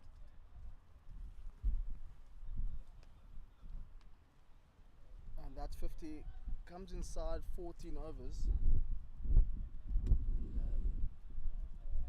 In a very good position here, just requiring 78 runs now, with 8 wickets in hand.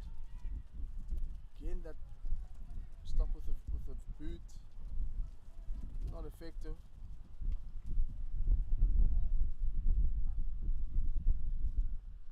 Well, if I was Prem Suri, I would toss one up. He's got protection on the long on boundary.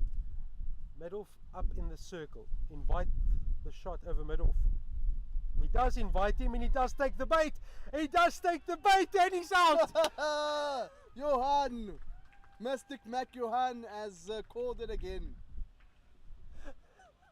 Full pitch delivery and inviting that shot downtown. Midoff coming across and able to gather that one. And now it's 3 wickets down now, 50 for 3.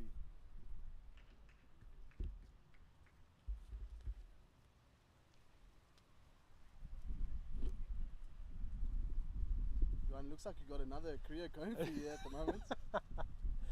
Oh, maybe I saw the movie last night in my dreams. But it's set up beautifully. You've pushed out the long on, and your mid-off is in the circle.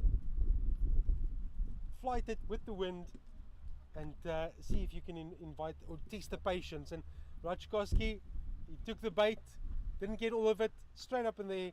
Good catch by Chandrasekaran Tirumurti.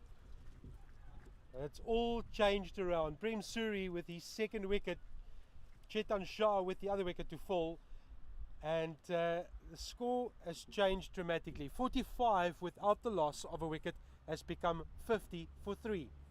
You would sense perhaps the momentum starting to change a bit here.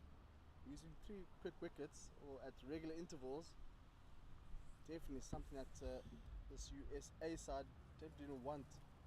Heading to that first drinks break, I think these two will just need to recuperate, just need to rebuild the batter innings.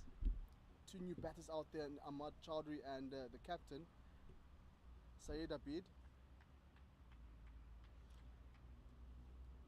Prem Suri now 2 wickets for him. Now they say, cometh the hour, cometh the man. Is this that moment for Syed Abid?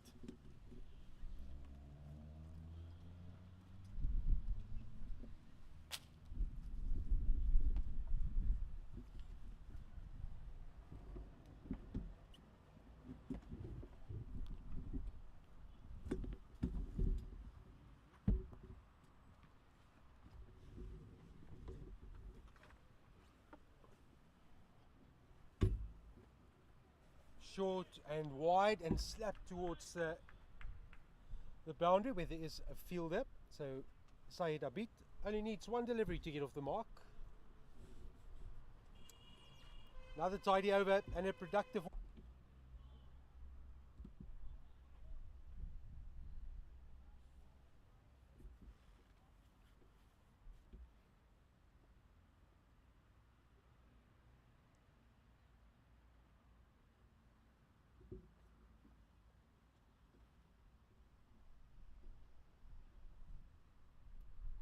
There's a full go outside off stump, misses it. Dot balls are starting to add up here, especially with these 2 new batters out there for the USA side.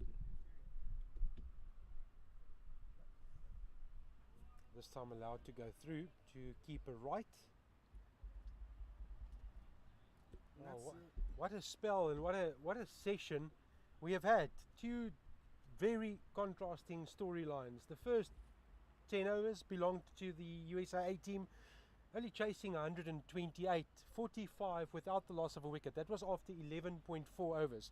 And then the complexity changed dramatically. Ashok Patel was the first to go with the score on 45. Amir Mirza Baig followed with the score on 48. Raj Koshki bowling to Chowdhury.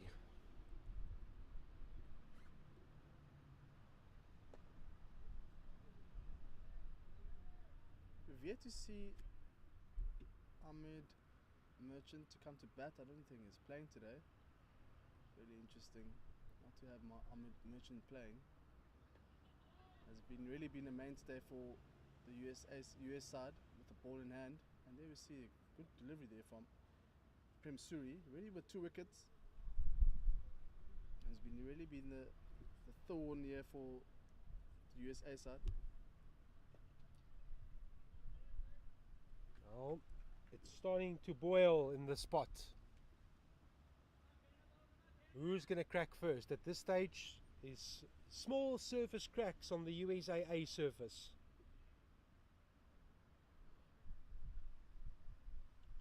No feet. That was Chowdhury's problem. Too static.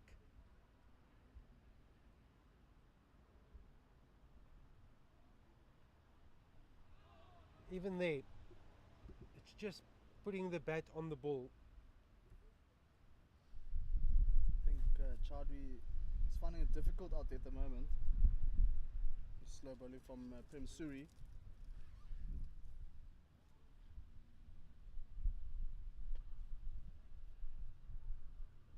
Again played off the back foot, and that's the end of another good over, maiden over from Prem Suri. 16 overs gone, 51 for 3.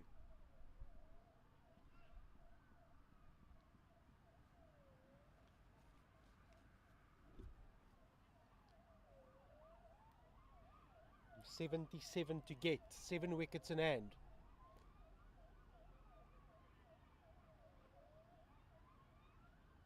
Chetan Shah and Prem Suri are busy putting a spider's web around this USAA team. And the spiders are coming in for the kill.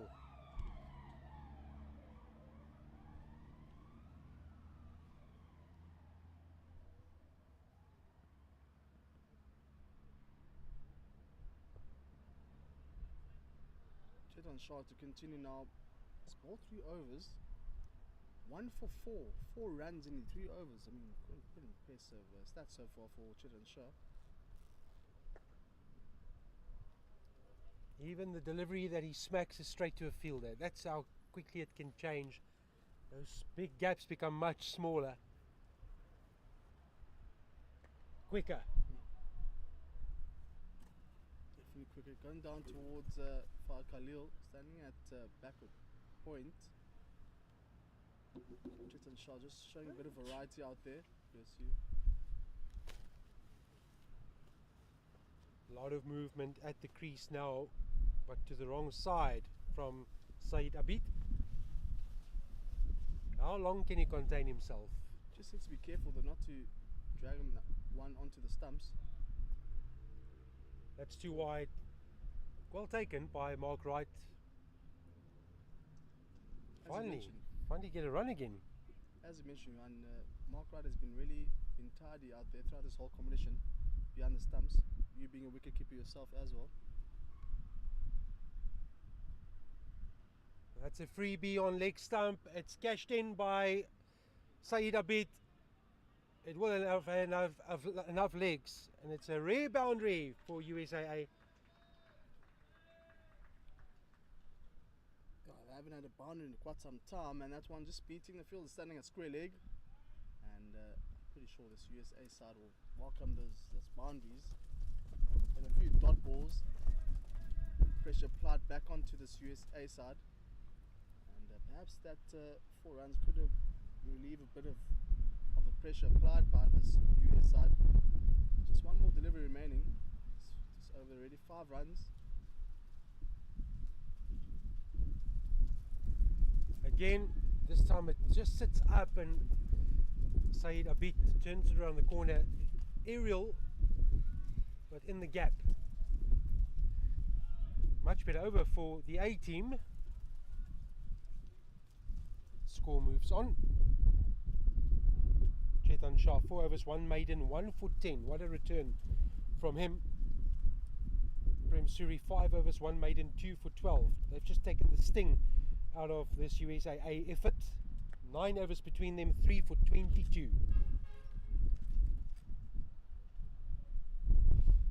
Well, I guess from a perspective, the one thing you can say is, listen, it's going to take some time. Suri has 4 left, Shah has 5.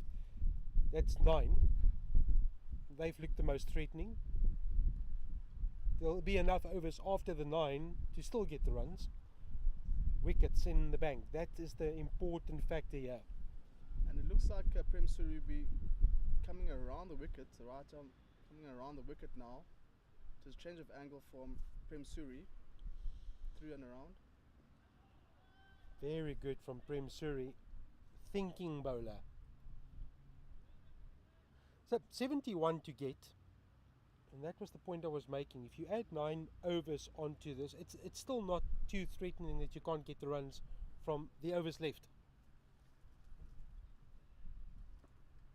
And then what's kind of encouraging for them is still above their required run rate. You see the required run rate at 2.6, and the run rate at this point in time is 3.3. Oh, he's taken the bait again. That's going to be out. No, it's not. It's going to drop short. Oh, he's lucky. Saeed Abid, you are lucky. It looks like it was CT Tenmuti dropping, the one just dropping short of the fielder standing at the mid-off. Oh, it's almost an action replay of the Rajkowski dismissal. The previous over. But you just feel that Saeed Abid is not settled. Constantly looking for an opportunity for a bigger shot. Chowdhury again leans on the back foot. one should have been just on the front foot, driven towards the cover region. There is a gap between point and extra cover. There's no protection on the offside boundary. Just a absolute prod down. There's no feet movement here at all from Chowdhury.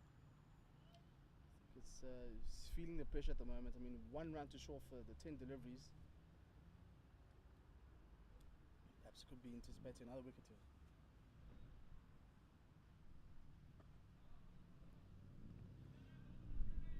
Prem Suri has bowled through 6 overs, 1 maiden, 2 for 13. How impressive. Only going at 2.2. Chetan Shah, 4 overs, 1 maiden, 1 for 10.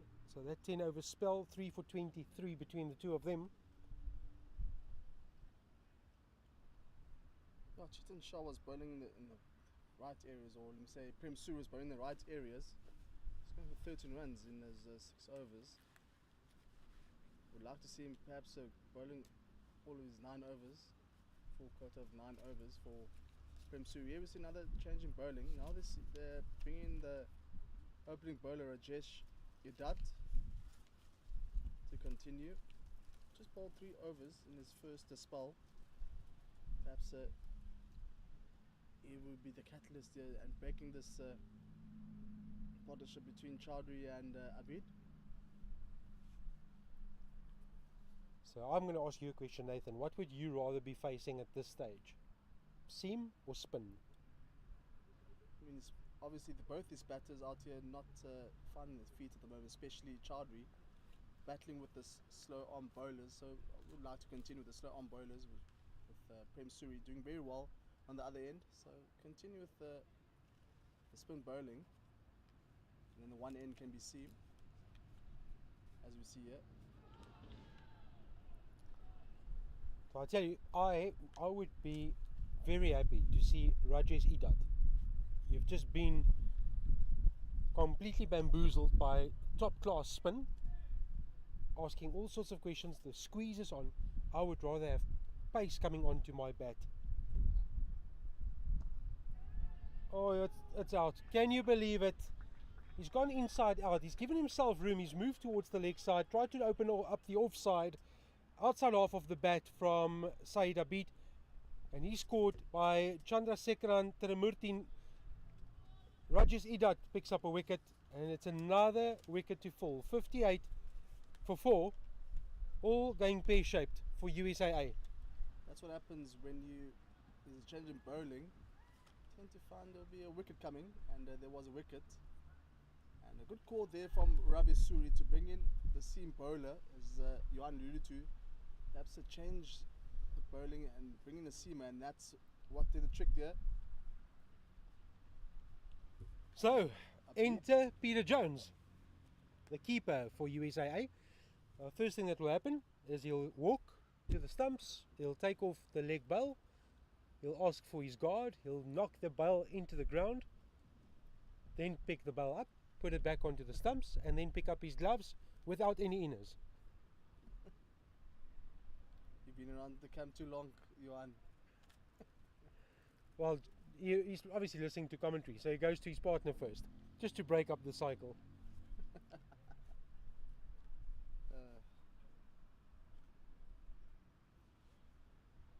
Could expect a few minutes of the Peter Jones show at the moment. So here it comes. Bail off. Ask for guard. Gets that. Little mark. There we go.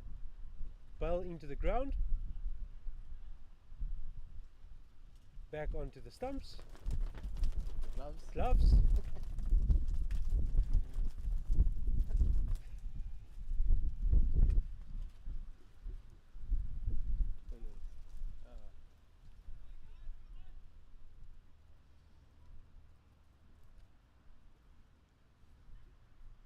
And we are ready.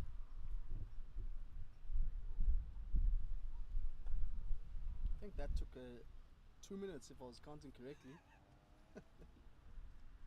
Cricketers must be the tidiest people to live around, because they all have routines.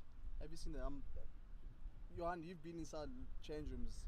Are you trying to say to me, trying to tell me that cricketers are very tidy?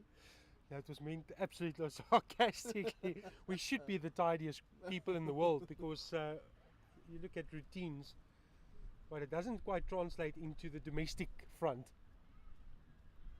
Oh, seen some funny change rooms. Some change rooms are clean, and some just bats all over the show pads. Some batters have 7, 8 bats. Clipped off his legs and calls through for a single. That's Peter Jones. He's off the mark. I mean, we've been through different venues now. Which venues are the ones that stand out for you, Johan? I mean, that the one in Rondebosch, in Plumstead. So we've been around the province. Queen Point. Yeah, we've been around the province, and there's some majestic grounds, and they all have their signature that brings you back. If you ask me to pick one, and again, I'm not from Cape Town, so I'm not favouring a specific club or ground, but just from the intimacy that it presents, Rondebosch stands out. And maybe because I've never been there before this tournament, but to drive through a security boom and suddenly you get confronted with this wonderful facility that's netted up to protect the residential properties around it. It's got a little swimming pool, clubhouse, not the biggest ground, maybe because I've never played cricket at a venue where you play the game between residential units with the golf net up, so maybe it's just for that reason. I mean, and the surface as well at the Rondebosch Cricket Club. It's very good surface. Very lush green surface. The outfield, very lush green. But you also... It's a bit small. Yeah, it is. But I mean, you sit here at one of the most iconic venues in Cape Town. It's got so much history. Manually operated scoreboard, which I love. Trees. It's got shade, covers, family environment. So the typical club cricket venue. Yeah, clubhouse as well to our left. I think one standout for me is Mountain Cricket Club. Got a nice vibey clubhouse, and they're very welcoming as well. So that was.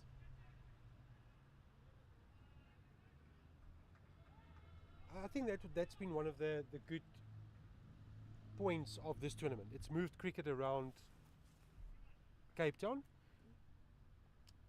Also up to Coronations Cricket Club at Peniel. Wonderful to have a game there. They were so welcoming and so appreciative of the fact that this tournament stopped over at their ground. They went through a lot of effort as well. And what's nice as well, the supporters, we travel down with the teams. That's nice words to say about the hospitality from the organisers and the hosts at different venues. So it's all been positive in this competition, all just positives.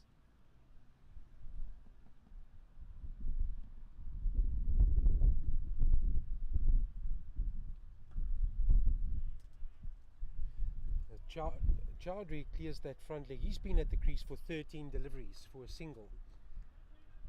We saw Chetan Shah as well, just continuing quite a bit of deliveries, but most important thing was still out there and just missing a partner out there for Chetan Shah. Good move this from the captain. He's seen that Chowdhury is favouring that leg side, so now he's pushed a man back to the fence to give his bowler some extra protection.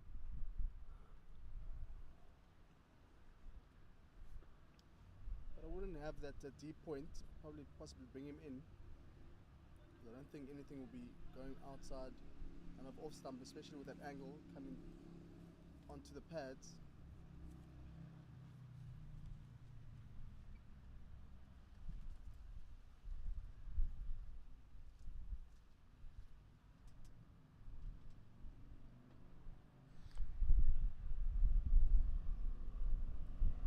Just one delivery remaining now. So, and we'll reach 20 overs. So we're doing the job here for US.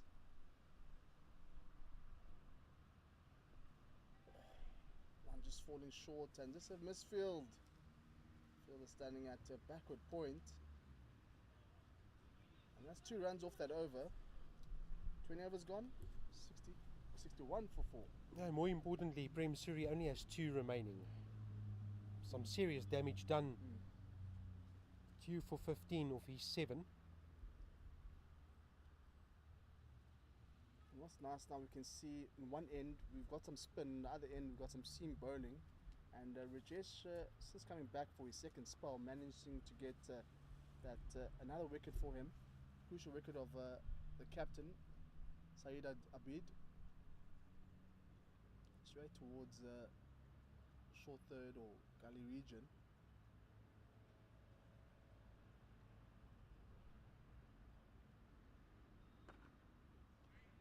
Jari just this time gets the length, but he can't get it through the gap. So far we've seen some very good disciplined bowling. I haven't had any extras in a while.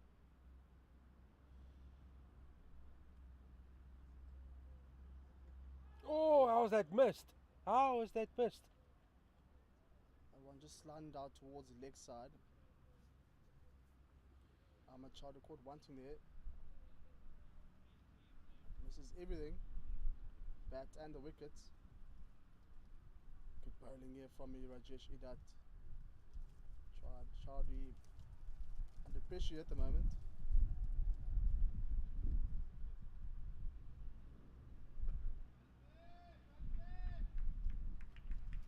Good line and length here from Chowdhury, just side on off stump. Just generally get that shape away from the right hand batter. The one that will look back onto the right hand batter.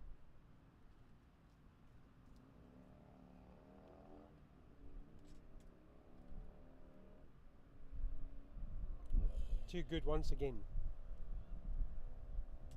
Ahmad Chowdhury not committed onto that shot, and unfortunately again we've seen so many of those shots just missing that outside edge. Just one finding the keeper's gloves in Peter Jones in the first innings. Took a specky of a catch.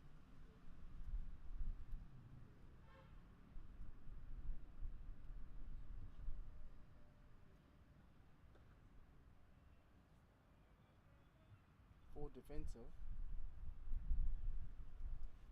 Could possibly see a maiden over here from Rajesh Idat.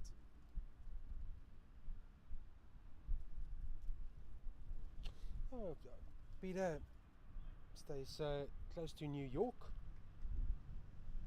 Peter Jones still working.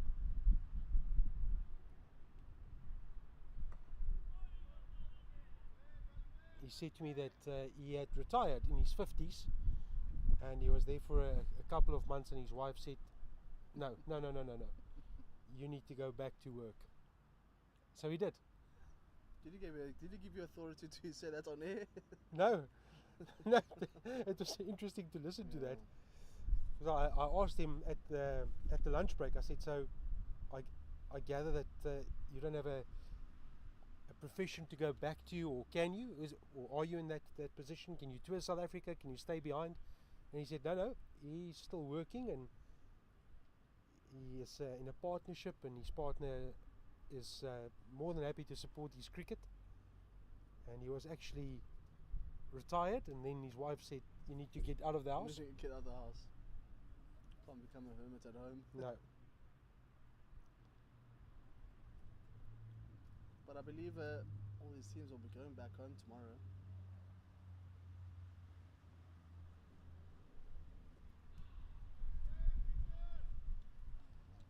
A lot of encouragement coming from those in blue seated towards our left. They understand the importance of this specific partnership.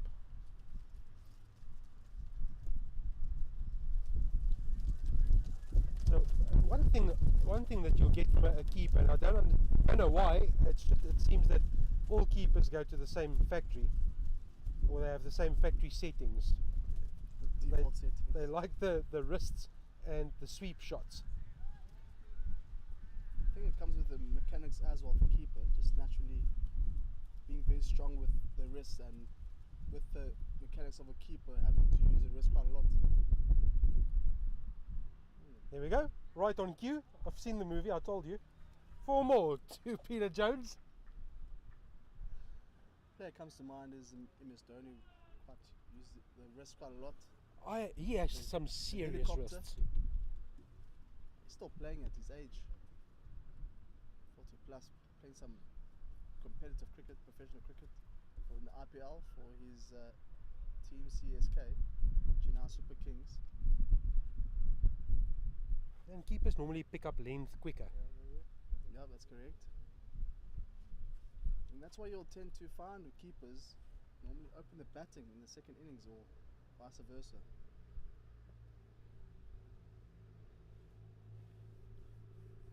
Because they're the ones behind the stumps. Yeah, and correct. able to read exactly how the pitch is behaving.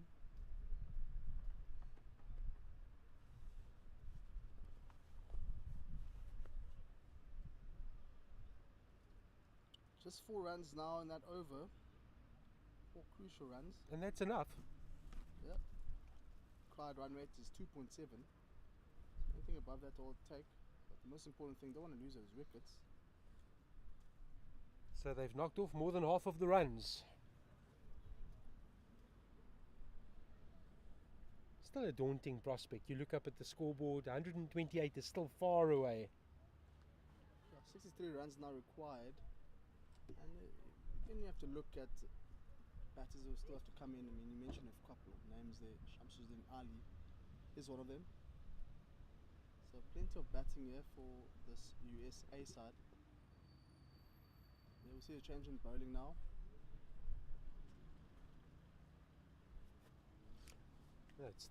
Shah. Shah is back. Looks like Shah is back to replace the seam bowler.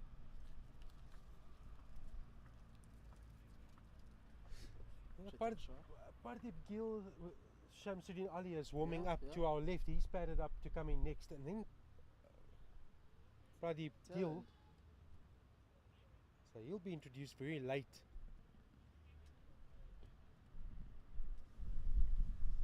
Maybe that's also purposely done. Hopefully from a USAA perspective, the runs required won't be that many when Gill arrives. A couple of good blows and they'll be out of here. But there's still a lot of work to do. Tossed up. Oh, can you believe it? Here we go again. Oh, it's missed. See 2 players taking a tumble there. The bowler and the fielder ended up that one, and that was the captain standing at extra cover. And you thought maybe he was not looking comfortable under that one, and another one goes down. That was in the air for a very long time. 4 Yes. potential catches converged on it.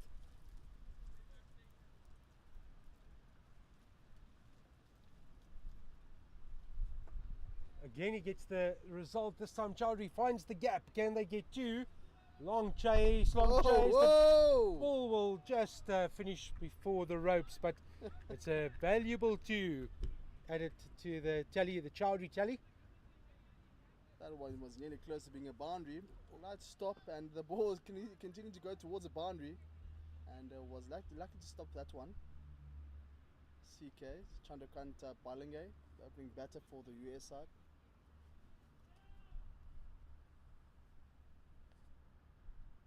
Oh, allows it to turn. That's a wide. Not impressed is Chetan Shah. Chetan Shah being advised to bowl straight from the fielders in front of us.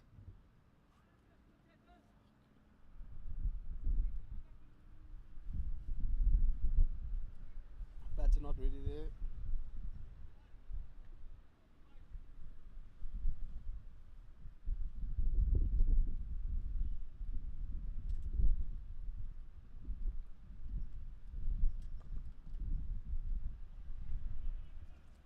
If he left that one, it could have been an extra. Chowdhury now 4 runs off 26 deliveries. Oh, that had more. Whoa! That had more airtime than a paper jet. Nearly dragged that one onto the stumps. One's just going down towards the leg side. Chetan Shah is giving it some serious hang time. And that's the problem now. Chowdhury is allowing him to dominate. He's not prepared to attack the flight. He's not going to use his feet.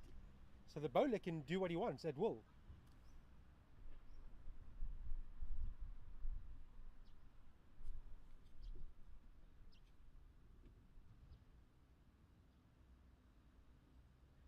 There he gets the full delivery on the leg stump, and that's just worked around the corner for 4. So it's the release shot that the leg spinner will give you every now and again. Read this over. 7 runs, 1 more. Well, that's the end of the over. That's quite an expensive over there from Chetan Shah. Definitely not what you want as the bowler. Consider they now require 56 runs.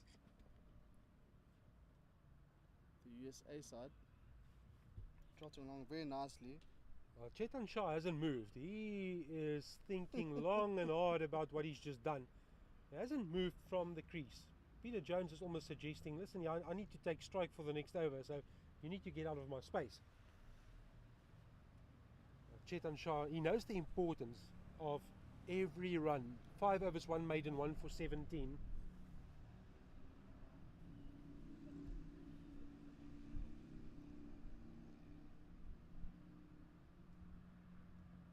Prem Suri, what a spell. 8 overs, 1 maiden, 2 for 19. He goes for his last.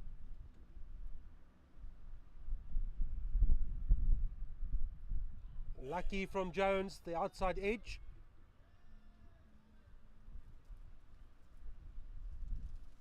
Found himself very lucky there, Jones. We'll take those runs whichever way they may come. And inching a bit closer to that 128 target. Just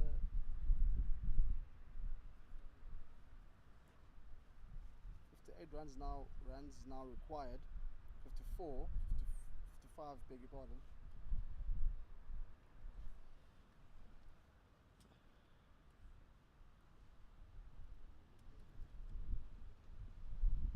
No feet again. It's just having a go outside off stump, throwing the bat at the delivery, but there's no feet movement, so you're not putting yourself in a position where you can transfer the weight into the shot. Must be. Yep, there's no surprise even for me that he was just moving nowhere, and he's looking surprised, but his feet moved after impact. And to be quite honest, that was predictable. Ahmad Chowdhury has been an LBW candidate since ball 1. That's a bit harsh there, Johan. But he has. He's been stuck on the crease for the entire innings.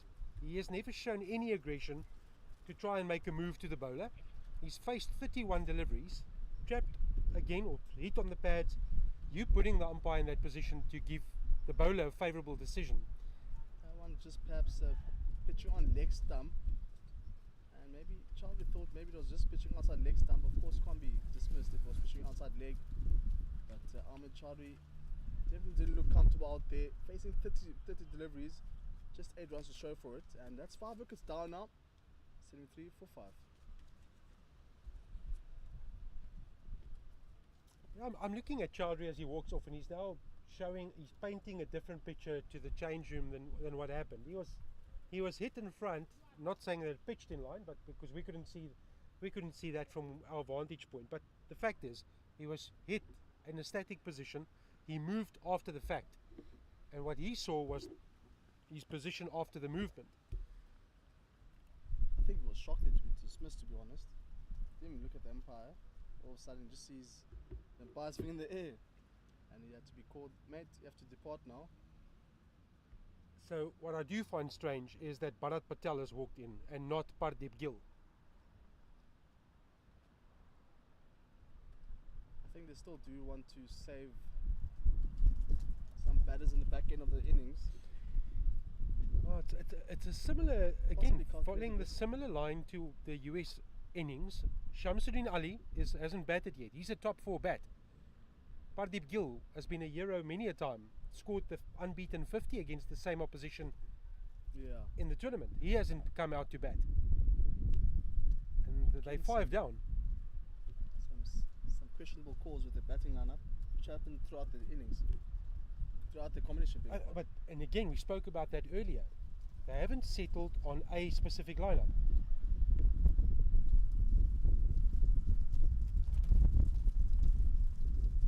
They might feel that a left-right combination is probably more suited to the conditions. But for me, I said it earlier, the senior players, they have to come out and score these runs.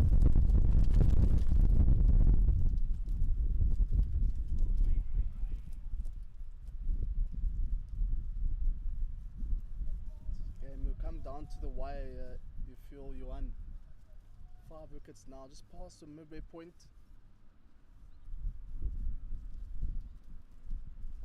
Prem Suri, take off your hat. What a performance. 9 overs, 1 maiden, 3 for 20. Absolutely magnificent. Yeah, Prem Suri standout player thus far. 3 wickets, 3 crucial wickets, considering where they were at just after innings. Having to defend a score of 127.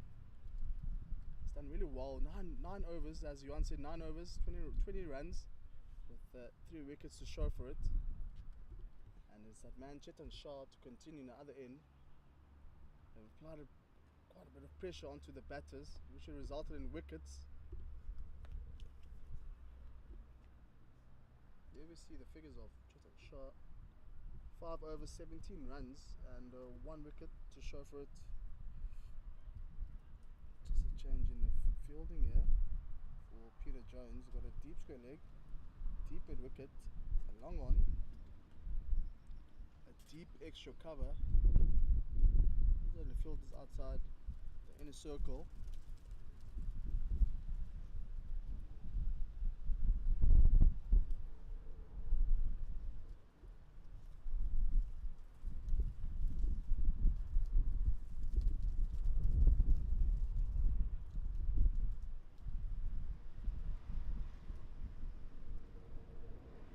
Tossed up, opportunity, and falls short. Now he needs to get up. He needs to get up. That's not gone for 4. Oh, it has now. Oh, that could have been a couple. They'll welcome the boundary. And unfortunately, that one just falling short of the field is standing at the deep square leg. There was an opportunity. It goes a begging. And that one, unfortunately, will reach the boundary. And Peter Jones now on 11, just 13 deliveries, so he's looking shot along very nicely at the moment. 11 runs of 13 deliveries. Tossed up again. The one thing that will happen now is the force change. There can't be a Prem Suri again. So who comes from the top?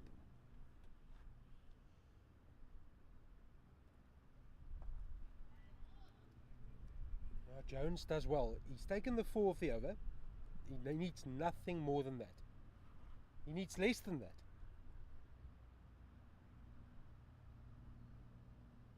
Oh, that one just sliding down towards the leg side. Perhaps Dev Ramden couldn't bowl again, but again, we've seen them utilize 6 and 7 bowlers, so we never know. They could see a change in bowling. Fresh bowler. Huge flight from Chetan Shah. Those delivers are so enticing for the batters. Look for that aerial shot, but I mean, if you do miss it, and you'll find yourself looking to head towards the change room. That's the change up, the quicker delivery from Chetan Shah. Jones lucky to get away with that one. 6 overs, 1 maiden, 1 for 21. Chetan Shah's return. 25 gone, 5 overs before the second drinks break, and then we go into the final stanza of this fixture. 77. They're going to count them off in that change room, as we will with you. Oh, you called it 35 overs. It's exactly 10 overs, but now as momentum started to change a bit, looking to see if maybe this game will go down the wire. 45 overs. With 51 to get, I would be surprised if we conclude this one in 35 now, with what we've seen in the opening 25. I mean, there's still got plenty of batting to come. Shamsuddin Ali and Pradeep Gill. Is that Mahmoud Shahid who's back into the attack? It is. Seen a couple of extras from him, a couple of looseness. So hopefully he can come up strong here in his second spell. Coming around to the left arm batter. It'll be interesting when Chetan Shah bowls out. He has 3 left. What then? The 2 form bowlers. Flighted again and playing with a slip as well is Mahmoud Shahid. I would drop that. It looks like Phil standing at deep square leg is 10 paces in here. It's too short. Jones calls Bharat Patel through for a single. Is that off the pad? No. First run for Bharat Patel. Finally gets off the mark. And Peter Jones now on strike. Just taking a quick scout of the field placement. So where he can possibly pierce the field.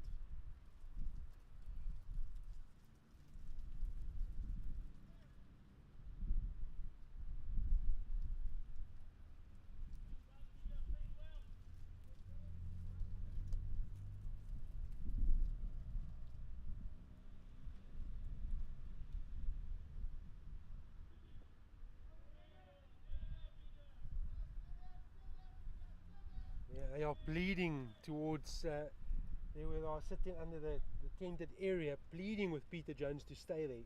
So they understand the importance of this innings.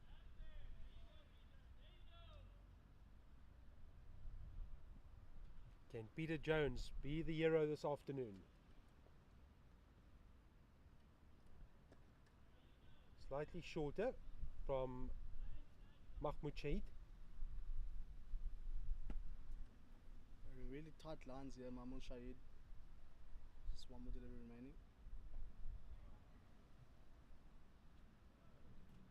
Another over bowled.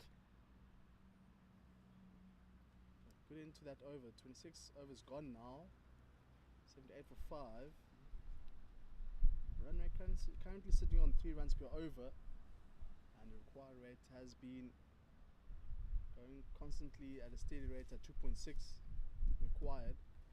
So the encouraging part is perhaps if they look at the run rate required and run rate achieved, is that they just above that run rate required of 2.6, with plenty of batters still to come. As there we see that mark, 50 runs now required for victory, and they could find themselves with the first win in this competition. Chetan Shah to continue. Spot really well here for this US side. Let's quickly take you elsewhere. Terry XTN Oval, South Africa Kudus in huge trouble. 82 for 5 in the 27th over. They're chasing 254 against Wales. That's to determine who finishes 3rd and 4th.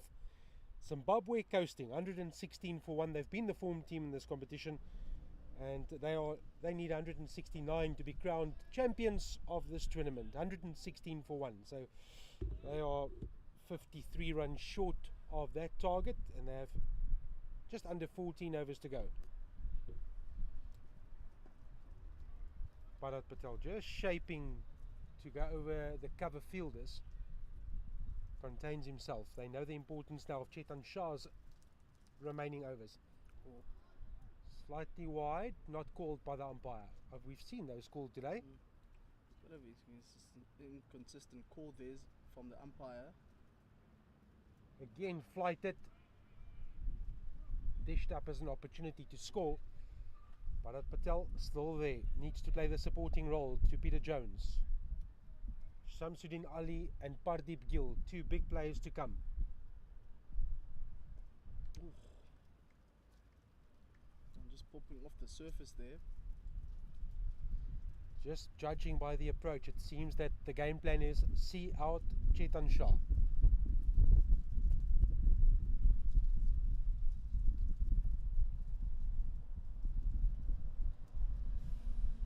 Slightly quicker.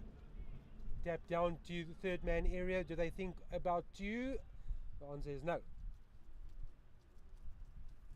It's another good over. They could run 2 there, and we'll put Peter Jones on strike, but not to be. And into another good over, just going for 2 runs in that over. 27 overs gone, so 9 for 5. The importance of Prem Suri and Chetan Shah in tandem. 16 overs, 2 maidens, 4 for 42.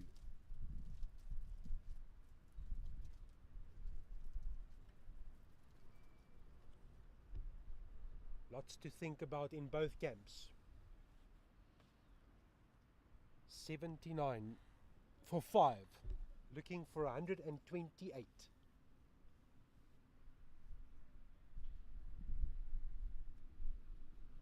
It's this sort of time where you get nervous in the change room. Start moving around.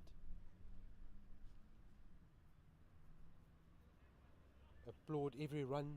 Mark it off with a little score sheet. Yeah, moment to continue now, and if they can keep it down towards 3 runs per over and building up pressure with the dot balls, would be ideal. You can just hear the relief coming from the change room every time there's a run. Yeah, I think they'll be looking to clap for every single run here. This game is very, very tight at the moment. 48 to get. 5 wickets in the bank.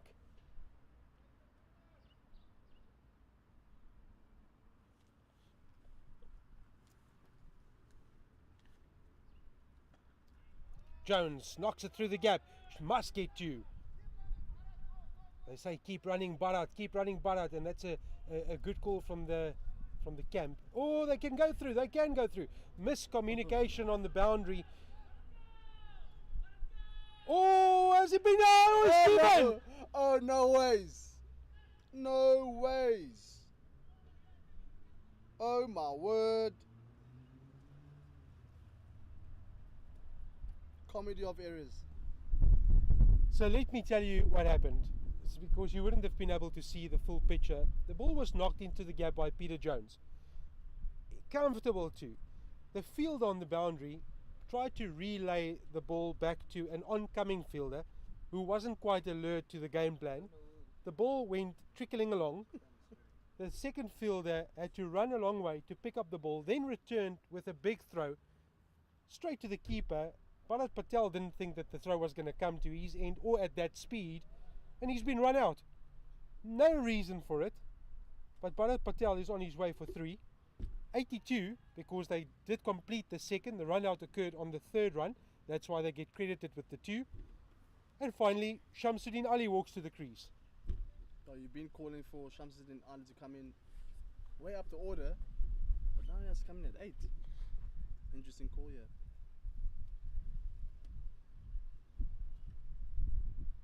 But what a player to bring in, especially at a point whereby you feel like you're under pressure. I can't even script that. What we just saw, it's difficult to even replay that. Just when you thought you'd seen it all. There was an easy 3, a comfortable 3. To be fair, it should have been 2, but just a poor fielding there, and they managed to get 3 runs. It was such a long throw from the boundary. We spoke about it earlier. The value of running quickly between the stumps. Anticipating a 1 to be a 2, a 2 to be a 3. Good glove work from Mark Wright as well. Whipped off those bails quickly.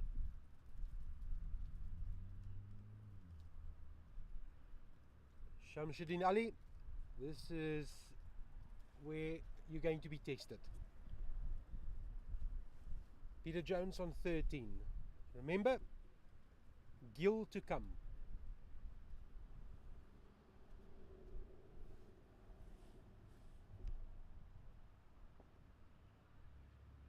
Another dot ball here from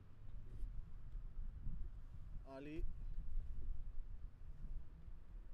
Mahmoud single shot. He's doing his fair bit here with the ball in hand. That's a good shot by Ali. Now they have to go for two. Not maybe Peter Jones. Not maybe, definitely.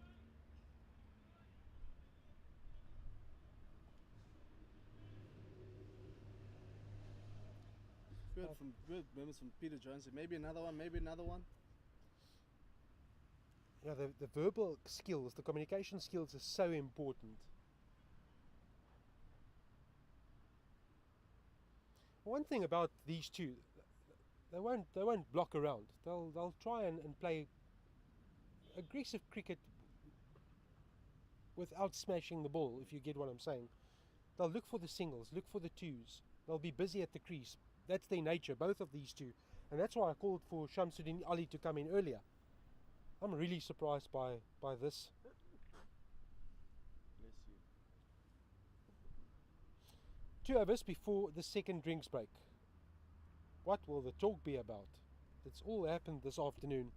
And Rajesh is back on the ball in hand. Coming for his third spell. And replaces Chetan Shah. Has been a preferred India for Rajesh.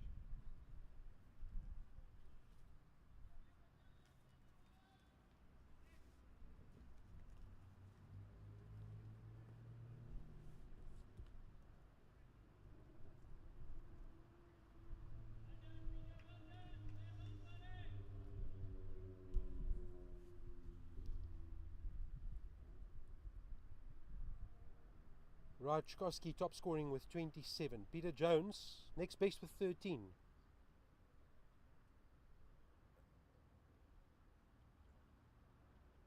And then Peter Jones goes walkabout towards square leg, whips off the helmet, something probably in his eye. Little late afternoon bug.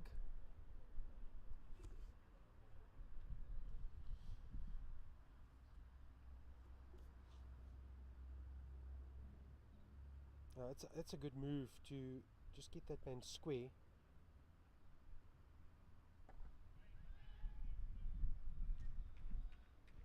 Quite premeditated there from Peter Jones. I've noticed that he's looking to go in that front foot quite a lot. So maybe Rajesh, if he has the arsenal of being able to bowl the short delivery, that could be an option. But we haven't seen many of those shortish deliveries.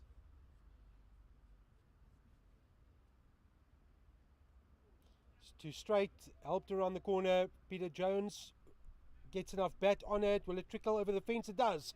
Big four, big boundary this for Peter Jones. He's on to 17. Every four will be worth the weight in gold.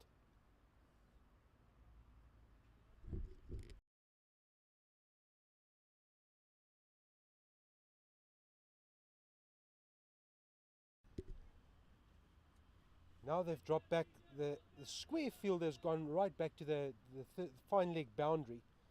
And then they have this sort of gully position on the offside. Again too straight. This time Jones can't get bat on ball. Surely that's a wide. Umpire, that is interesting call there. We see Peter Jones. Well, umpire says that it's a moment to enjoy. So Peter Jones asked for the wide. The umpire then had a little flick on his pants to say it touched your pad. Jones then puts up his hand and says, okay, let's move on. Pointless to debate the matter.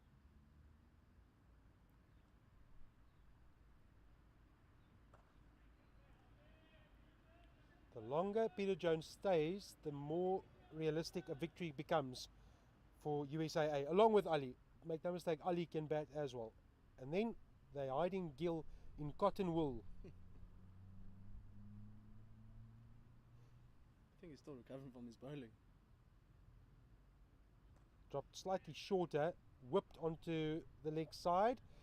They'll only settle for one. No need to push those sort of runs into twos. A slightly quicker delivery there from Rajesh Idat. I'm just pushing towards the leg side, just for a single though. Don't need to play those big shots here at the moment. Just look for the singles here and there. Plenty of space on the leg side. Just a touch of the bat and well on your way for a single. Just one more Rajesh 6th over. Again, nice and wristy whip, and moves the straight one, just turns it around the corner, does Shamsuddin Ali. One of his favourite areas. Just showing a sign of what kind of batter it is, showing a lot of prowess. Not as easy to play as those around the legs, just clipping off the legs. I mean, if you miss that one, you'll find yourself going back to the change room. And he likes the straight delivery. He'll always work it onto the leg stump. More often than not. Just some refreshments there for Peter Jones and Shamsuddin Ali. Maybe a word from the dressing room. And this is where the communication becomes so important, where you work as a partnership and you say, right, Nathan, score's 90. Let's get together again. And we talk 95, 100, 105. Small little windows. We spoke about in the first innings as well, just so if maybe some teams just work in every single drinks break, exactly what they want to do, specifics, I call it stanza of play.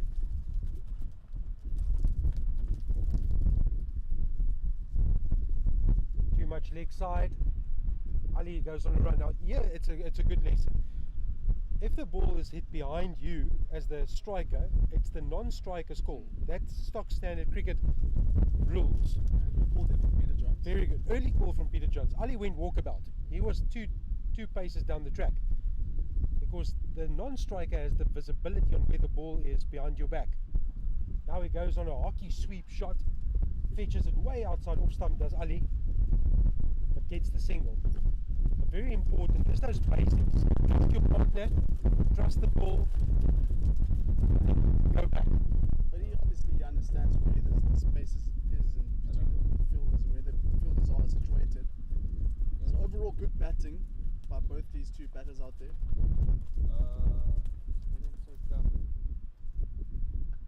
Offers the width, Jones, nice movement onto off stump. And the key is the movement. That's what we haven't seen enough of in the USA chase. Just positive foot movement towards the ball.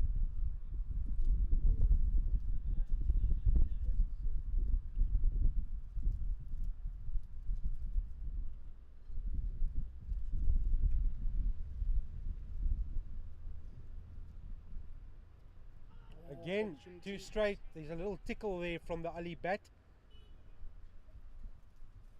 Just went signal from the umpire. Looks like it is. Yeah, there it was is a piece of. Oh no, Oh, then there now we go. signaled. Yeah, Looks like it's leg bars. leg by. Yeah. But again, that one was just starting down towards the leg side. Good shot there from Shahid. Smothered by Jones.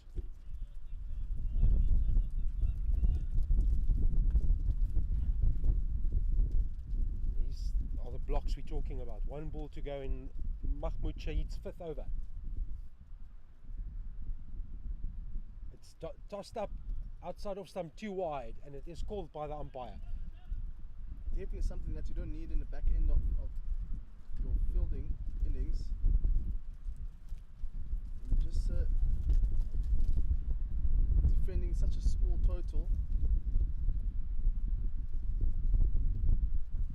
Very well batted there by Peter Jones. Negotiates the threat in that over from Mahmoud Shahid. And it is drinks, our last drinks break in the Over-60 International Cricket Tournament. This one is on a knife's edge, 94 for the loss of 6 USAA in reply to the 127 that was made earlier today by the US, their countrymen. If you've just joined our broadcast, it's USA against USAA. Let's see what happens in the final 15 overs. Anyone's game at this point. Shamsuddin Ali on 4, Peter Jones on 19, 94, looking for 128.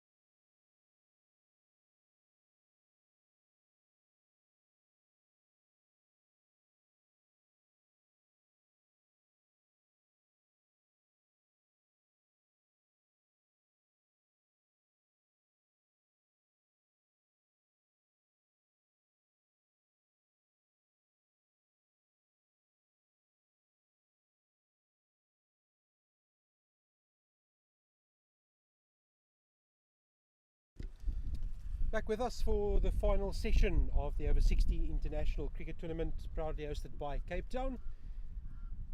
The match on a knife's edge, USAA 94 for 6 in pursuit of 128 to put one over their fellow countrymen. USA bowled out for 127 earlier today, and now moving slowly towards their first victory of the tournament. Can they do it?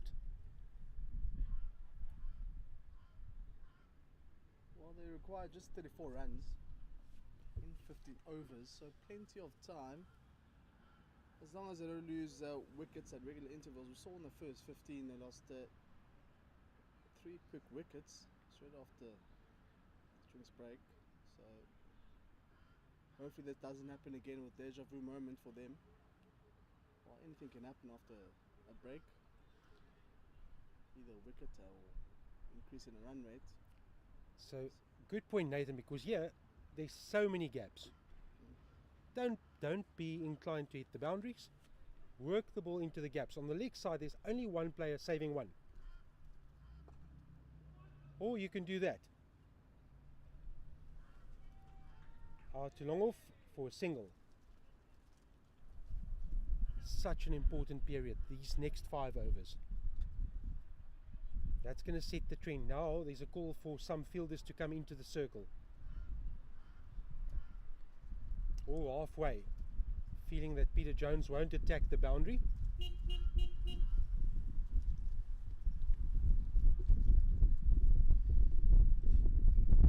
I think that's good captaincy, because I agree, Peter Jones will just play in the V.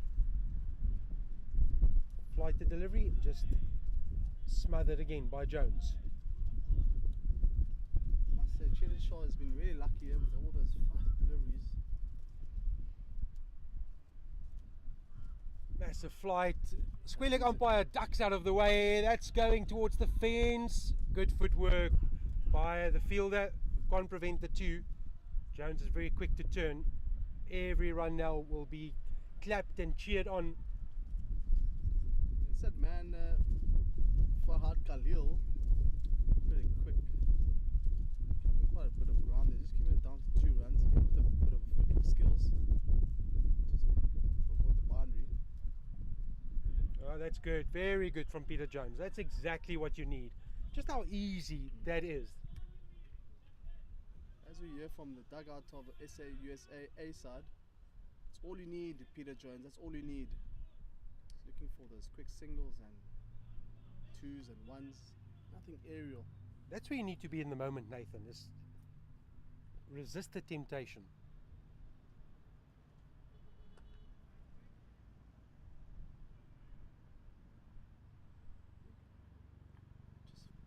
Just football skills again there from Ravi Suri. You've seen plenty of those in this competition. I'm really surprised if you play soccer in the spare time. That's out. Yeah, Wow. he played around the pad to a flighted full delivery.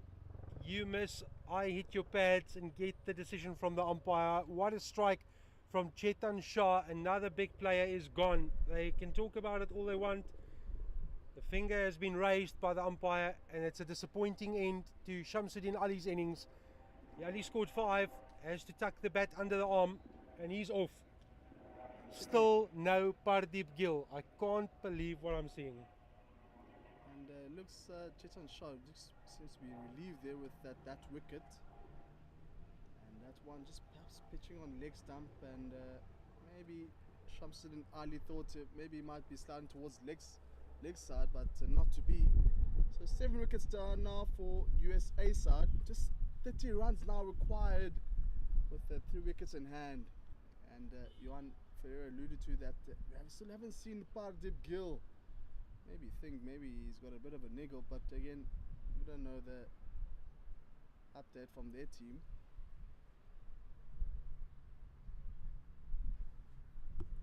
So, Nathan, if you look towards your left, 2 batters are padded up, and No sign of Gill. So, has he been subbed? obviously we were given the team sheet with 12 players on, so you're allowed to have a player who's bowling but will not bat. So the 12th player will bat in the place of the bowler who won't be batting. Wow. Perhaps that could be the decision that has happened here for the USAA side.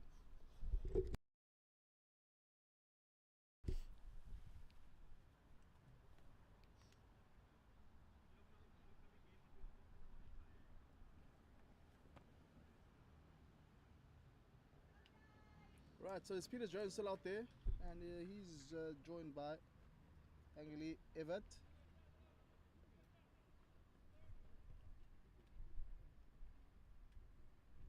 Tense moments here in this fixture.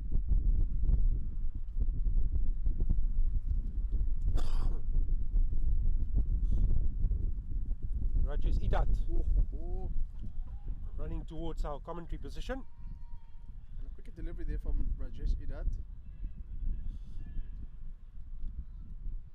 Most important thing, Peter Jones still out there on 23 runs now. Another good over from delivery from Rajesh Idat. Just a full defensive.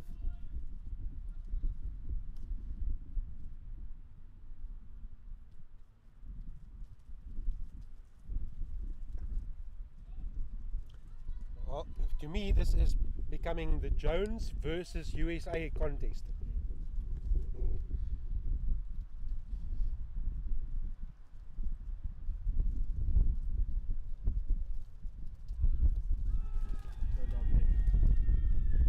Just the shape was angled towards the leg stump.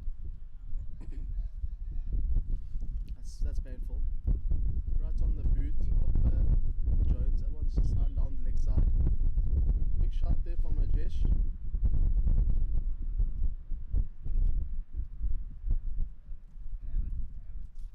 Well, that's an opportunity of possibly 2 sounds. Yeah, umpire indicating that there was a little inside edge.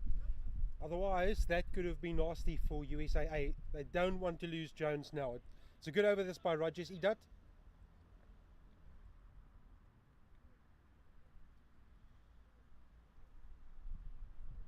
Finishes strong. Maiden over from Rajesh Idat. 7 overs, 4 maidens. 7 overs, 4 maidens, 1 for 13. What a spell by Rajesh Idat. Exactly what you need from this US side. If you're not going to get any runs, but restrict the batting team to maiden overs, just applying pressure back onto them. Required run rate 2.3. They're currently sitting on 3.1. With the new batter here, yet to face a delivery. Who's going to panic first? Who's your money on, Johan? Who is your money on? I was dreading this question.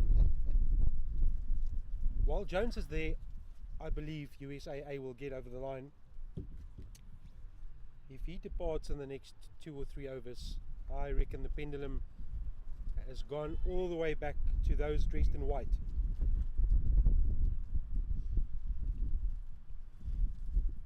More importantly, Chetan Shah will bowl his last over, 2 for 26. Angela Evert about to face his first delivery. 30 to get.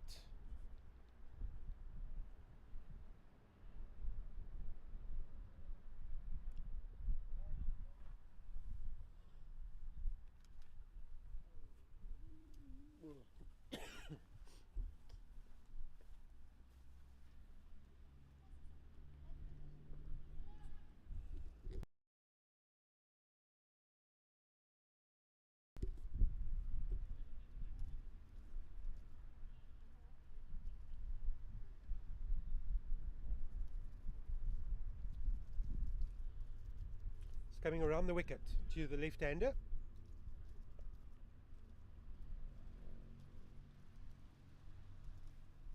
Tossed up down the leg side wide.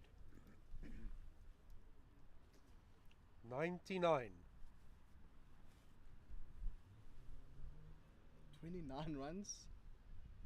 Just all he required is 29 runs. Huge flight again.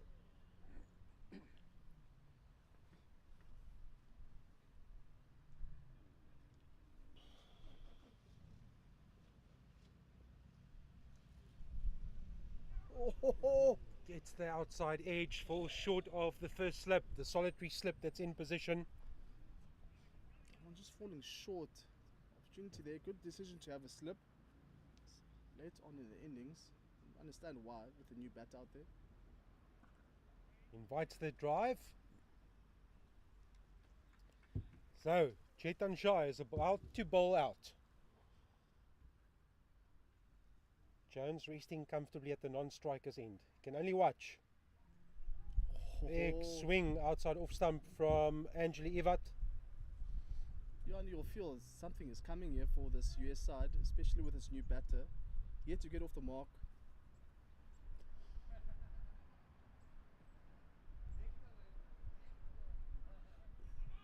Everyone is important. They'll go through for one. That'll bring up the 100. And that's the end of that over. Just 2 runs. And that's 27 runs now. For 9 overs for Chetan Shah. It's 2 wickets there for him. Chetan Shah, quite superb. Along with Prem Suri, they've just put their team in this game. 18 overs between them, 2 maidens, 5 for 48. That's some stat that, Johan. I can confirm we can congratulate Zimbabwe, who have taken the spoils. They've been the form team in this competition. Congratulations to them. They had to chase 169 at the Wally Wilson Oval, and they did that with 6 and a bit overs to spare. 169 for 3. The Impalas setting 168 for 8. Well done, and congratulations to Zimbabwe. Big shot, Yes. Gone! Have to. Oh, it's all happening. It's all happening. It's Angeli Ivat trapped in front by Rajesh Idat for only 1. 100 now for the loss of 8. Unfortunately, Vat was caught plumb there. Should have just walked when they were starting to appeal. But again, another late finger there by the umpire. Took his time. Could call him a slow poison as well. Following Ivan de Jong. Call him Ivan Slow Poison de Jong. One of the umpires here in the West Province region. So Nathan, for me, This game. there's one storyline that needs to happen now. Get off strike, and Peter Jones, whatever's left, you need to score them. That's what I said in the previous over. Didn't understand why Everett wanted to take the run, because that would put him on strike again. So mandate for this new batter here is to try to look for a single, and for Peter Jones to take most of the strike here. I mean, there's only one way that USAA will win, and that's if Peter Jones remains on strike. That's the only way.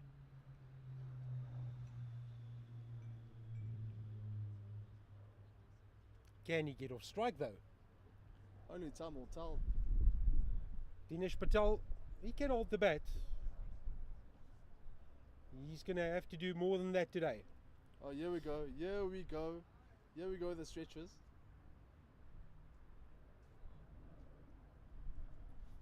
It's a slow walk.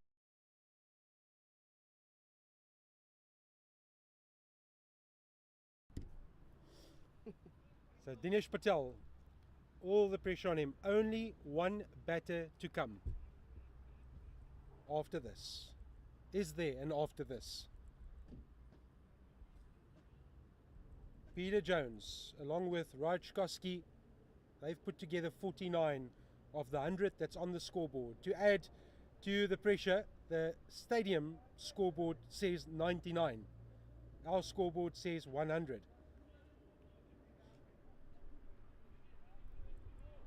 Rajesh Idat in his penultimate over, 4 maidens, 2 for 13. Surely the game plan is full and straight. And do not allow the single.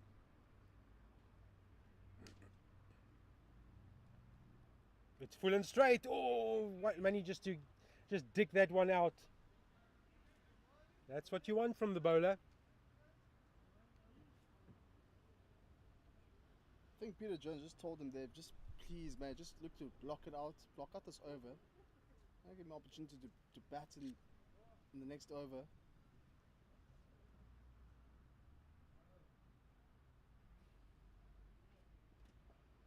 On the leg stump, they go through for a quick single.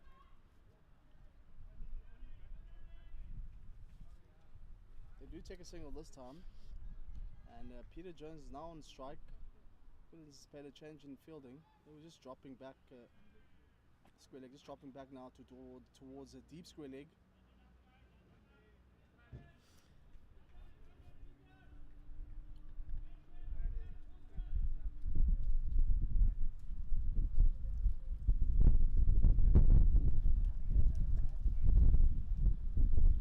So Peter Jones, he needs to get a single.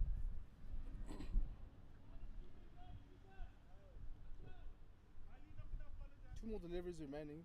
At least nudge it down towards leg side perhaps, depending on where the ball is delivered. Peter Jones definitely needs a run here.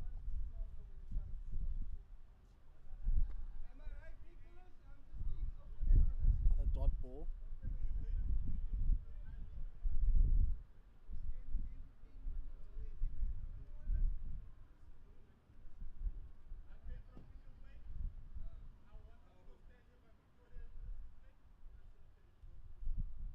There we go, there we go. That's the run he wants. Does he go for 2 though?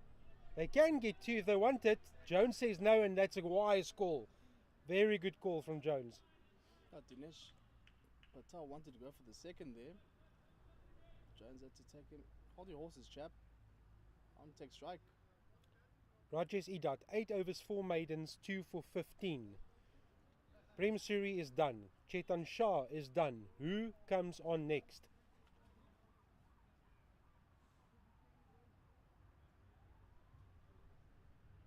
Dave Ramden still got a couple of overs. Looks like it will be Dave Ramden. It will be Dave Ramden. Just Ravi Shuri just having a quick word with Dave.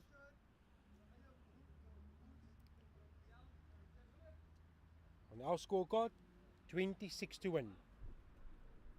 I think Dave Ramden will need to pull it nice and full. Anything wide will be dispatched. Anything down the leg side, either runs or it will be extras. So no option for him is pitching nice and full and straight. They call it death bowling. So let me put you in Peter Jones' shoes. What's the game plan? Do you go full out attack? Or do you say, I need to just manipulate, score 2s? Or manipulate the over to get a single towards the 4th ball? By doing that, you can still keep yourself going. You need support. Depends what sort of trust he has in Dinesh Patel. Well, I haven't seen much from the Tailenders for this USA side, so perhaps look for the 2 runs. Maybe there are options on the leg side, but he hasn't really looked to go aerial. That's a good stroke from Peter Jones. Needs to run hard. Needs to turn. Is going to turn and then send back. A good result for the US. They have the new man on strike, Dinesh Patel. They had to run 2 there. There was a chance. Would have been tight though, but not to be. Just wanting one run. And now it's Dinesh Patel on strike.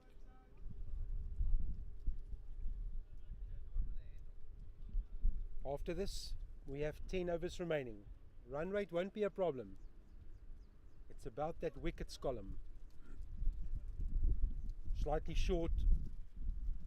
Patel was shaping for the cut.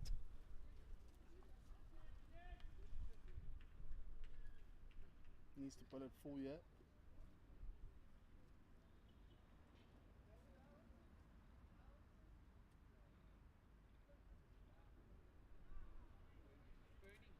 fired onto leg stump, hits the pads. Dot balls after dot balls. Peter Jones in agony of strike. Wants to take the strike, but unfortunately is on the other end.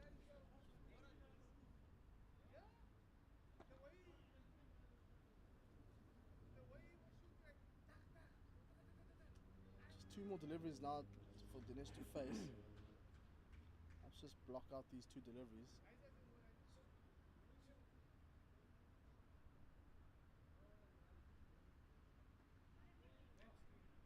Now, do they think too this time around? No, they take the single. Dinesh Patel. So 1 delivery remaining. Peter Jones needs to do everything possible to get a single. Keeper up to the stumps.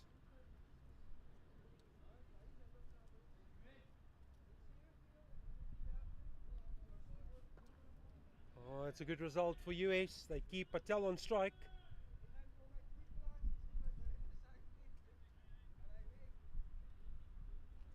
And that's into the 35th. 104 for 8. 10 overs and you acquired 24 runs in 10 overs. It's possible. The umpires are now looking at the scoreboard. They've got the score as well, and I think that they are signaling that there needs to be a run added. The scoreboard has been, the manual scoreboard has been incorrect for most part of today's play.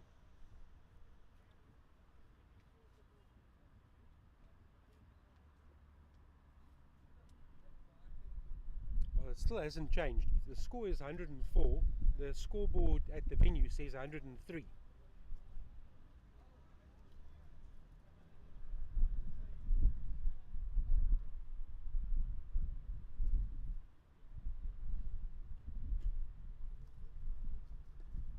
Rajesh Idat running in for his last. So there's going to be a definite change from the top. They have Mahmoud Shahid, who has 4 overs in the bank. Dave Ramden has 5. And then this over from Idat. 2 leg side. Gone ball there. Yeah, something that you don't need at the moment is those extras. It's really taxing having to bowl get an extra and having to bowl another delivery.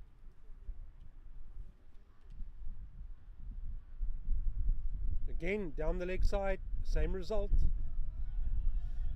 Oh no, this is definitely not what you want here. Rajesh.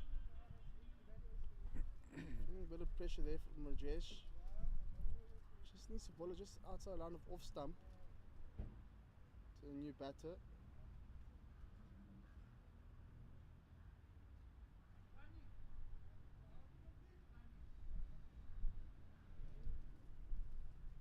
Oh, drags onto stumps. He's bowled him. The bowls go flying. Peter Jones is a statue at the other end. There's nothing much you can do about that one. And Dinesh Patel drags that one onto the stumps. And now it's 9 wickets down. That's that front foot shots that's been lacking. Camped on the back foot. Not the length to cut. Dinesh Patel is bowled by Rajesh Idat, who picks up his 3rd wicket. And, well, there's still a good chunk of this over to go. And unfortunately for Peter Jones, having to witness all the action on the other end, I feel maybe the strategy wasn't great from them. If I was Peter Jones, just told the batter just need to block out this over and just allow me to bat or have most of the strike out there. I still can't believe that Pardeep Gill is the man that's been subbed. Maybe you need to have a quick word with him, ask him what happened.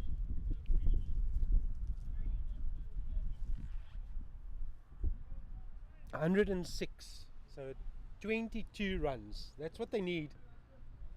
With 1 wicket remaining. Can they do it? That's the question. you've been subbed, and the man that subbed you is batting at 11. I really can't understand that. It's just doesn't make sense to me. But Sankar Jairam Our favourite batter, is in. the yoga instructor as we call him. He is going to do the full stretch. Full stretch. Here we go. Rajesh Idat, full and straight. Full and straight. Press the repeat button 4 times.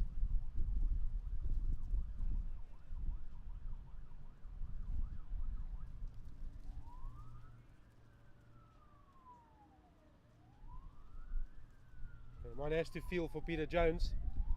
He's 24 or 45. There's nothing he can do about this.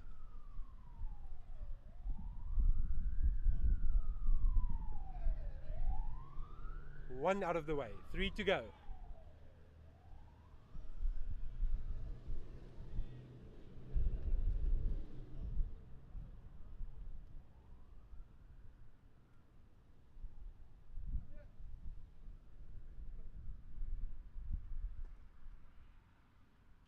Two to go.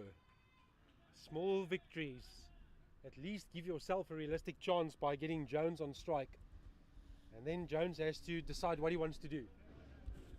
Very important. Just block out this over. Just need to block out this over, Sankar Jairam. No stretches as of yet from Sankar Jairam.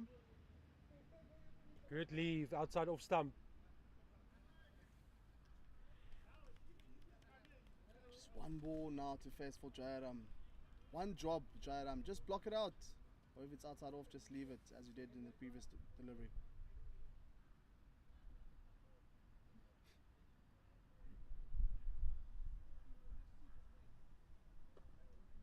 Job done by Sankar Jairam. Let's acknowledge a superb spell from Rajesh Idat. 9 overs, 4 maidens, 3 for 17.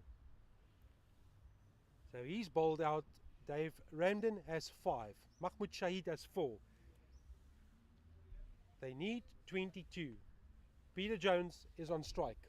He has 24. Now you need to give a shout out to Prem Suri, Rajesh Idat and Chetan Shah doing the work out there. 18 overs bowled. How many wickets? Seven wickets among those 3. So quite an effort from those 3 bowlers. Yeah, 8. Yeah, they bowled 27 overs between them. Yeah. 6 maidens, 8 for 65. In 27 overs. That's a economy just over 10. I beg your pardon, just over 2. Right. So 1 wicket and Peter Jones on strike. Let's see what you got here, Peter Jones.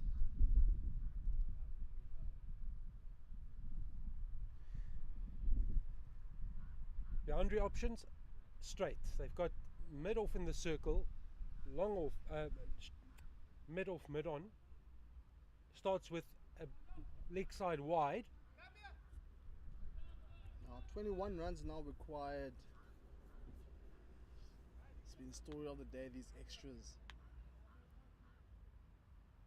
They have opened up the leg side square for Peter Jones to go for the single. And very tight on the offside.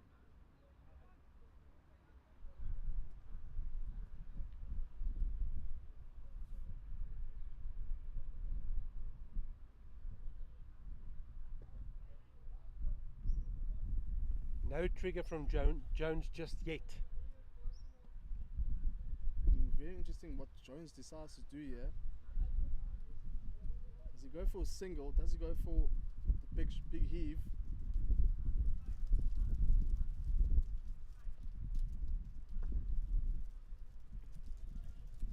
Looking for the big shot, but there's not much opportunity. Just been bowling here from Dave Ramden. Bowling from wicket to wicket.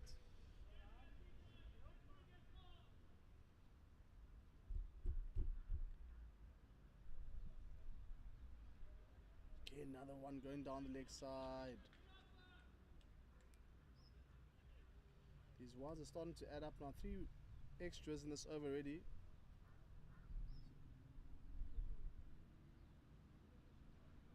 Five deliveries, just 2 legitimate deliveries though.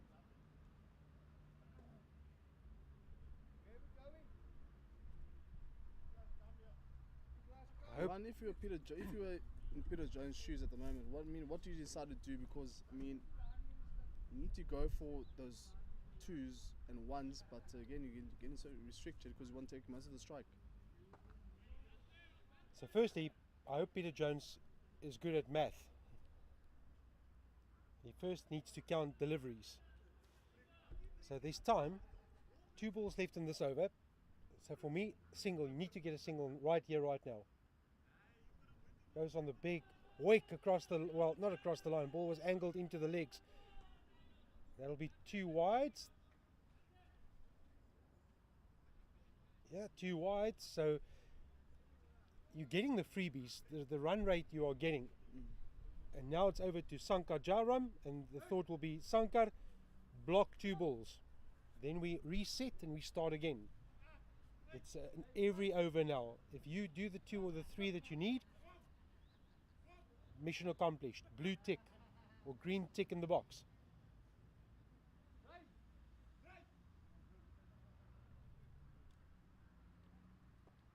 It's slow and off it up outside off stump.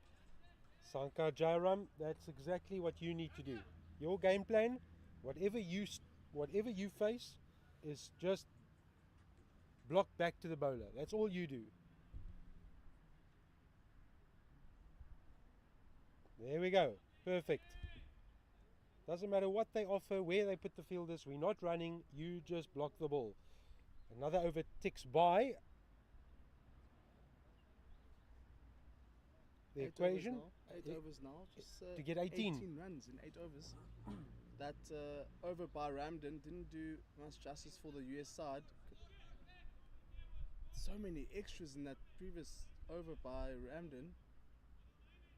There, another delegation from the captain. It looks like it will be Fahad Khalil come to bowl. Here to bowl today, Fahad Khalil.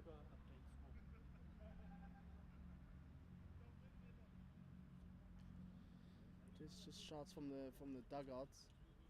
And it is that important because it changes the mindset. 18 against the 20 is a different mindset.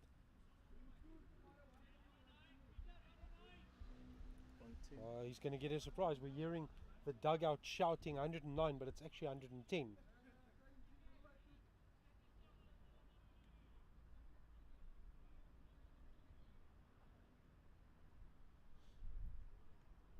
So 3 fielders, 2 on the leg side boundary, and then a fine leg that's halfway. Now being pushed back. Mark Wright was not in accordance with that. He brought up the fine leg, the keeper, and said, no, let's not have him on the boundary. It's not needed.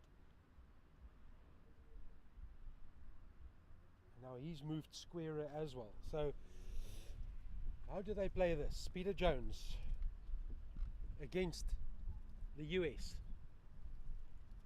18 to get. 8 overs remaining.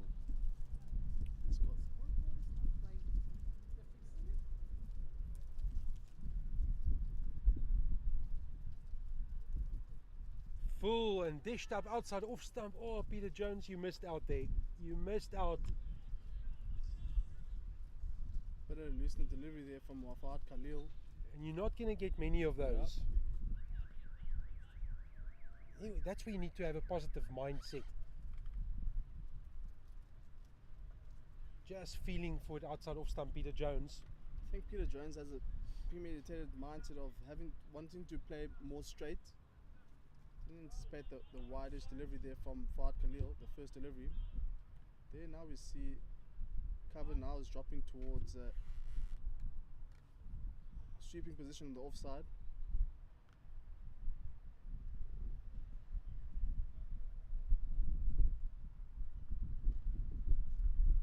Wide called. Oh no, another wide. These wides are starting to add up here. But this point, it feels like this USA side could potentially win. All the extras have been bowled.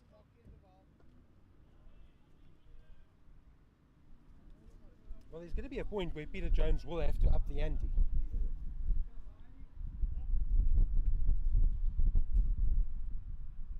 I don't think you really need to, especially with all these extras that are happening in regular intervals. Oh, that's one he could have let go. So we are going down to the wire.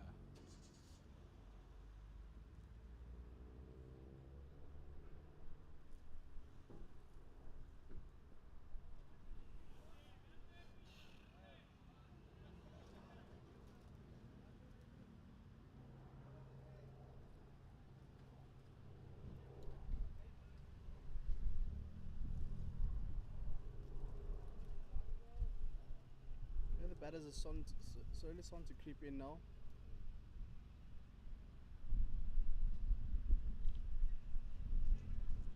Oh, Can that's get a one there or to a misfield. Can't take another one there. So it's a single through some sloppy fielding. Keeps Peter Jones on strike. Yeah, some sloppy fielding there from CT, standing at short third. And they were able to get that crucial run to bring Jones on strike again.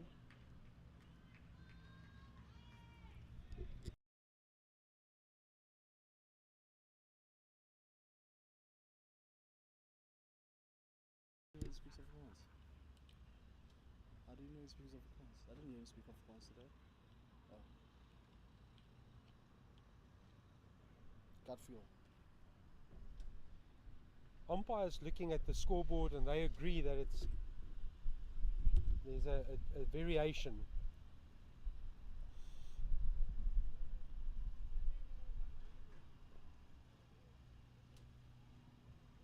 Ramden will continue.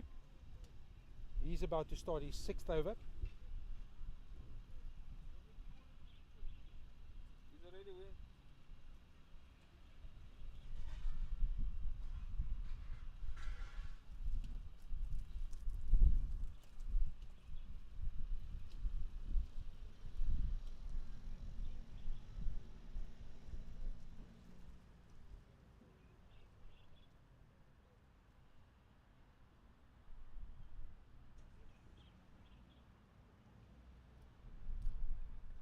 So 16 to get.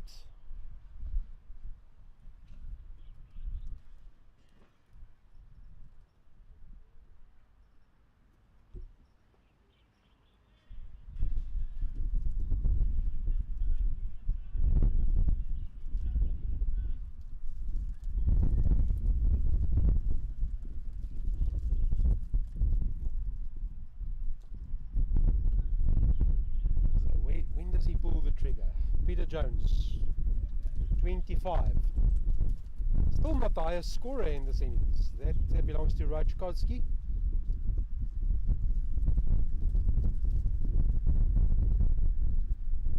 It's full, it's missed, and it's a wide.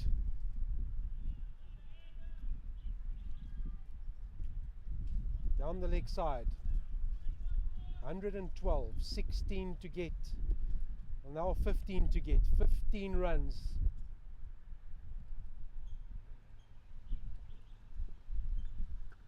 It's there for the cut, and they do take the one.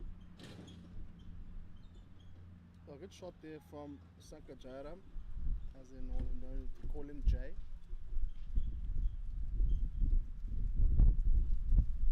Does he come around the wicket to the left-hander? Peter Jones. That was Peter. Sanka Jairam need to get off strike. Facing just 6 deliveries. What has he decided to do? 3 more deliveries remaining this over. It will just be blocked. There's nothing else that will happen here. If I was Dave Ramden, I'll put it on the toes. His feet are standing on off stump. His guard is on off stump, so anything on the pads, looking for money here. Do they go for one? Yes, they do. Interesting decision. Is it a wide? No, it's a bye. That extras column continues to grow. Now, Peter Jones, you need one. It's getting very tense. 13 to win. That's the 6th bye. Still around the wicket to Jones. Now he's got vacant territory, massive real estate on the leg side, uncontrolled. Any bat on the leg side is a run. There we go, Peter Jones. Well played. Great execution. Can't believe it. 6 overs for 25, Dave Ramden. 12 to win.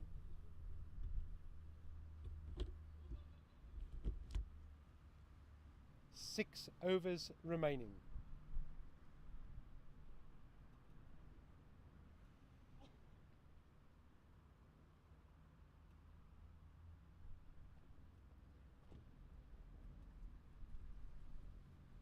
Jones has become the joint top scorer along with Raj Koski, 27. He's faced 59 deliveries. Strike rate does not matter. It's all about occupation. He's found a winning partner in Sankar Jairam, who's faced 8 deliveries, hasn't got off the mark, and I don't think we'll see him get off the mark. Bit of a consultation between the both of the batters, as you can't really see off screen, but here they get on screen now. It was a bit of a consultation on how they want to go about the proceedings in the last 6 overs. All he requires is 12 runs in the last 6, 2 runs per over will get you over the line. Peter Jones, what do you do? Still doesn't need the boundaries. As you said, it's Peter Jones versus USA at the moment. It's been for a while.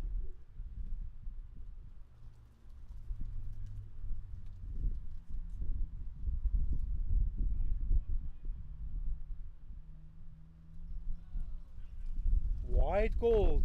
Whoa. Told you these extras are starting to add up here. This would be very ironic if this game is decided by an extra.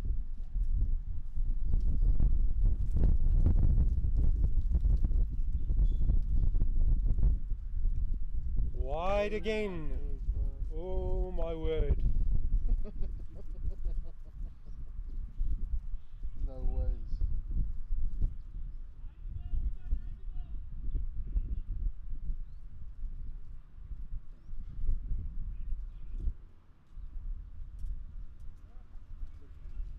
Dabbed onto the offside. There's a man's in this run-saving position.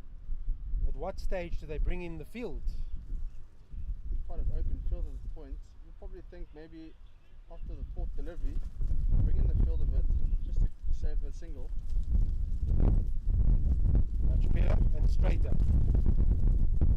Fahad Khalil. But I'd need to look at maybe changing his line there, maybe bowling around the wicket to the right-hand batter, to Peter Jones, because Peter Jones seems very comfortable there at the moment against the bowling of Fahad Khalil.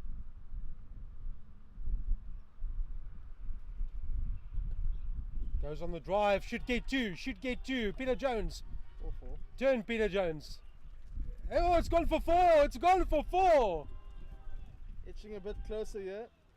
Peter Jones is the man here for this USA side. Can he possibly get the team over the line? Only time will tell. But so far so good. Jones on to 31. 6 to win. One mighty hit away.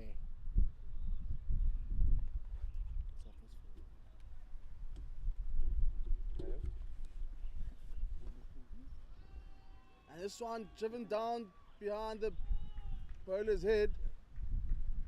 Downtown just for a single though. And desperate times now, desperate times for US.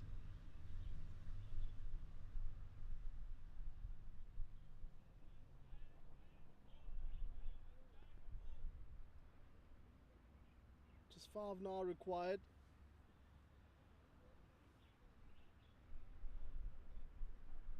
Seeing the change in fielding here.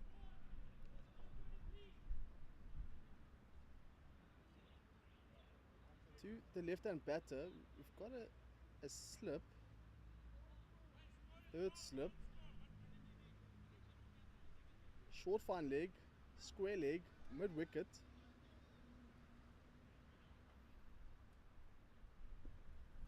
Silly. Short cover, extra cover, mid-off. So quite an aggressive field here for the new batter. If I was them, I would open up the fielder so potentially can go for the single.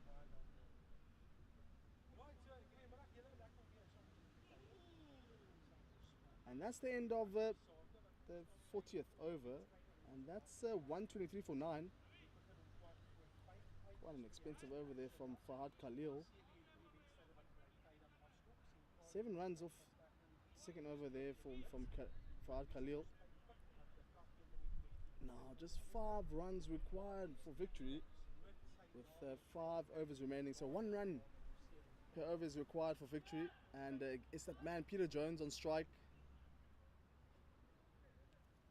As Johan Ferreira alluded to, it's Peter Jones versus USA.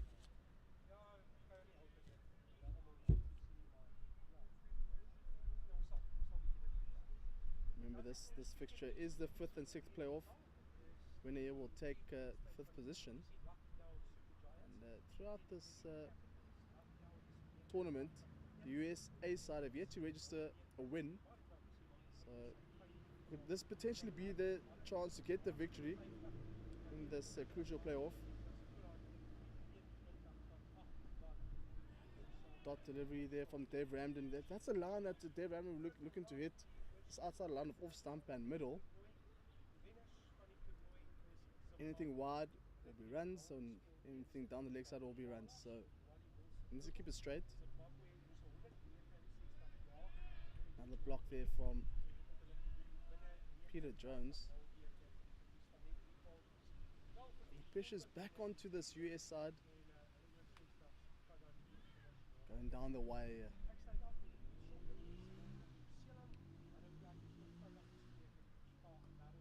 Another one straight. I'm looking for the single. Sent back. And it looks like it's the keeper chasing that one at square leg. I'm just sent back by Peter Jones. Peter, just give me that word there. Just have to be careful here.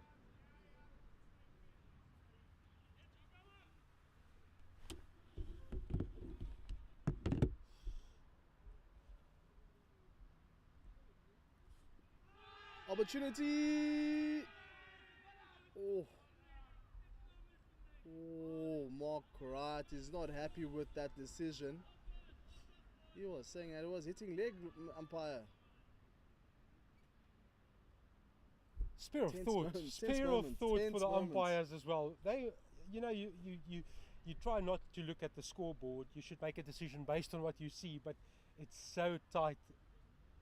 Heart will be racing. Bowler, keeper, captain, batters, umpires. You need to make the right decisions. 5 runs to win. The Jones show continues. Goes for the big one! No. Goes for the big one! No.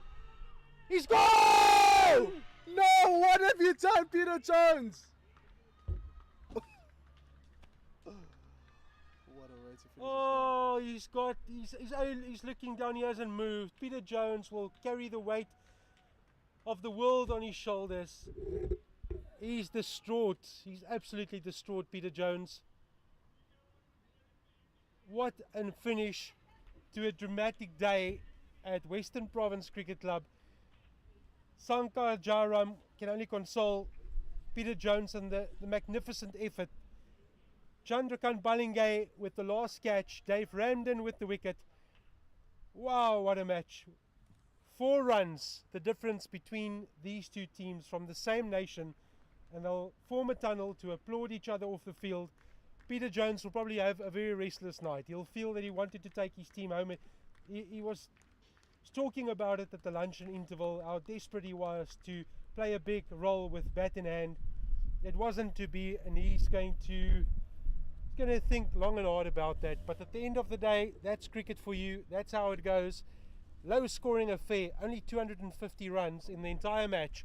USA bowled out for 127. USAA 123 bowled out in the 41st over. Peter Jones with 32, Rajkowski 27, but one has to give credit to that bowling spell between Prem Suri and Chetan Shah. They picked up 5 between them in 18 overs and they only conceded 48, and that was really the turning point in this fixture. USAA unfortunately not picking up a win in this competition. USA ending with a victory by 4 runs. Thank you for your company. Thank you for watching the Over-60 International Tournament. And once again, congratulations to Zimbabwe, who finished the tournament unbeaten. We look forward to your company again when we visit a cricket field across the country or maybe across the world. But this was some period, 8 days of non-stop action, and we hope that you enjoyed our coverage with us. Until next time, for myself and Nathan and our entire production team, cheers.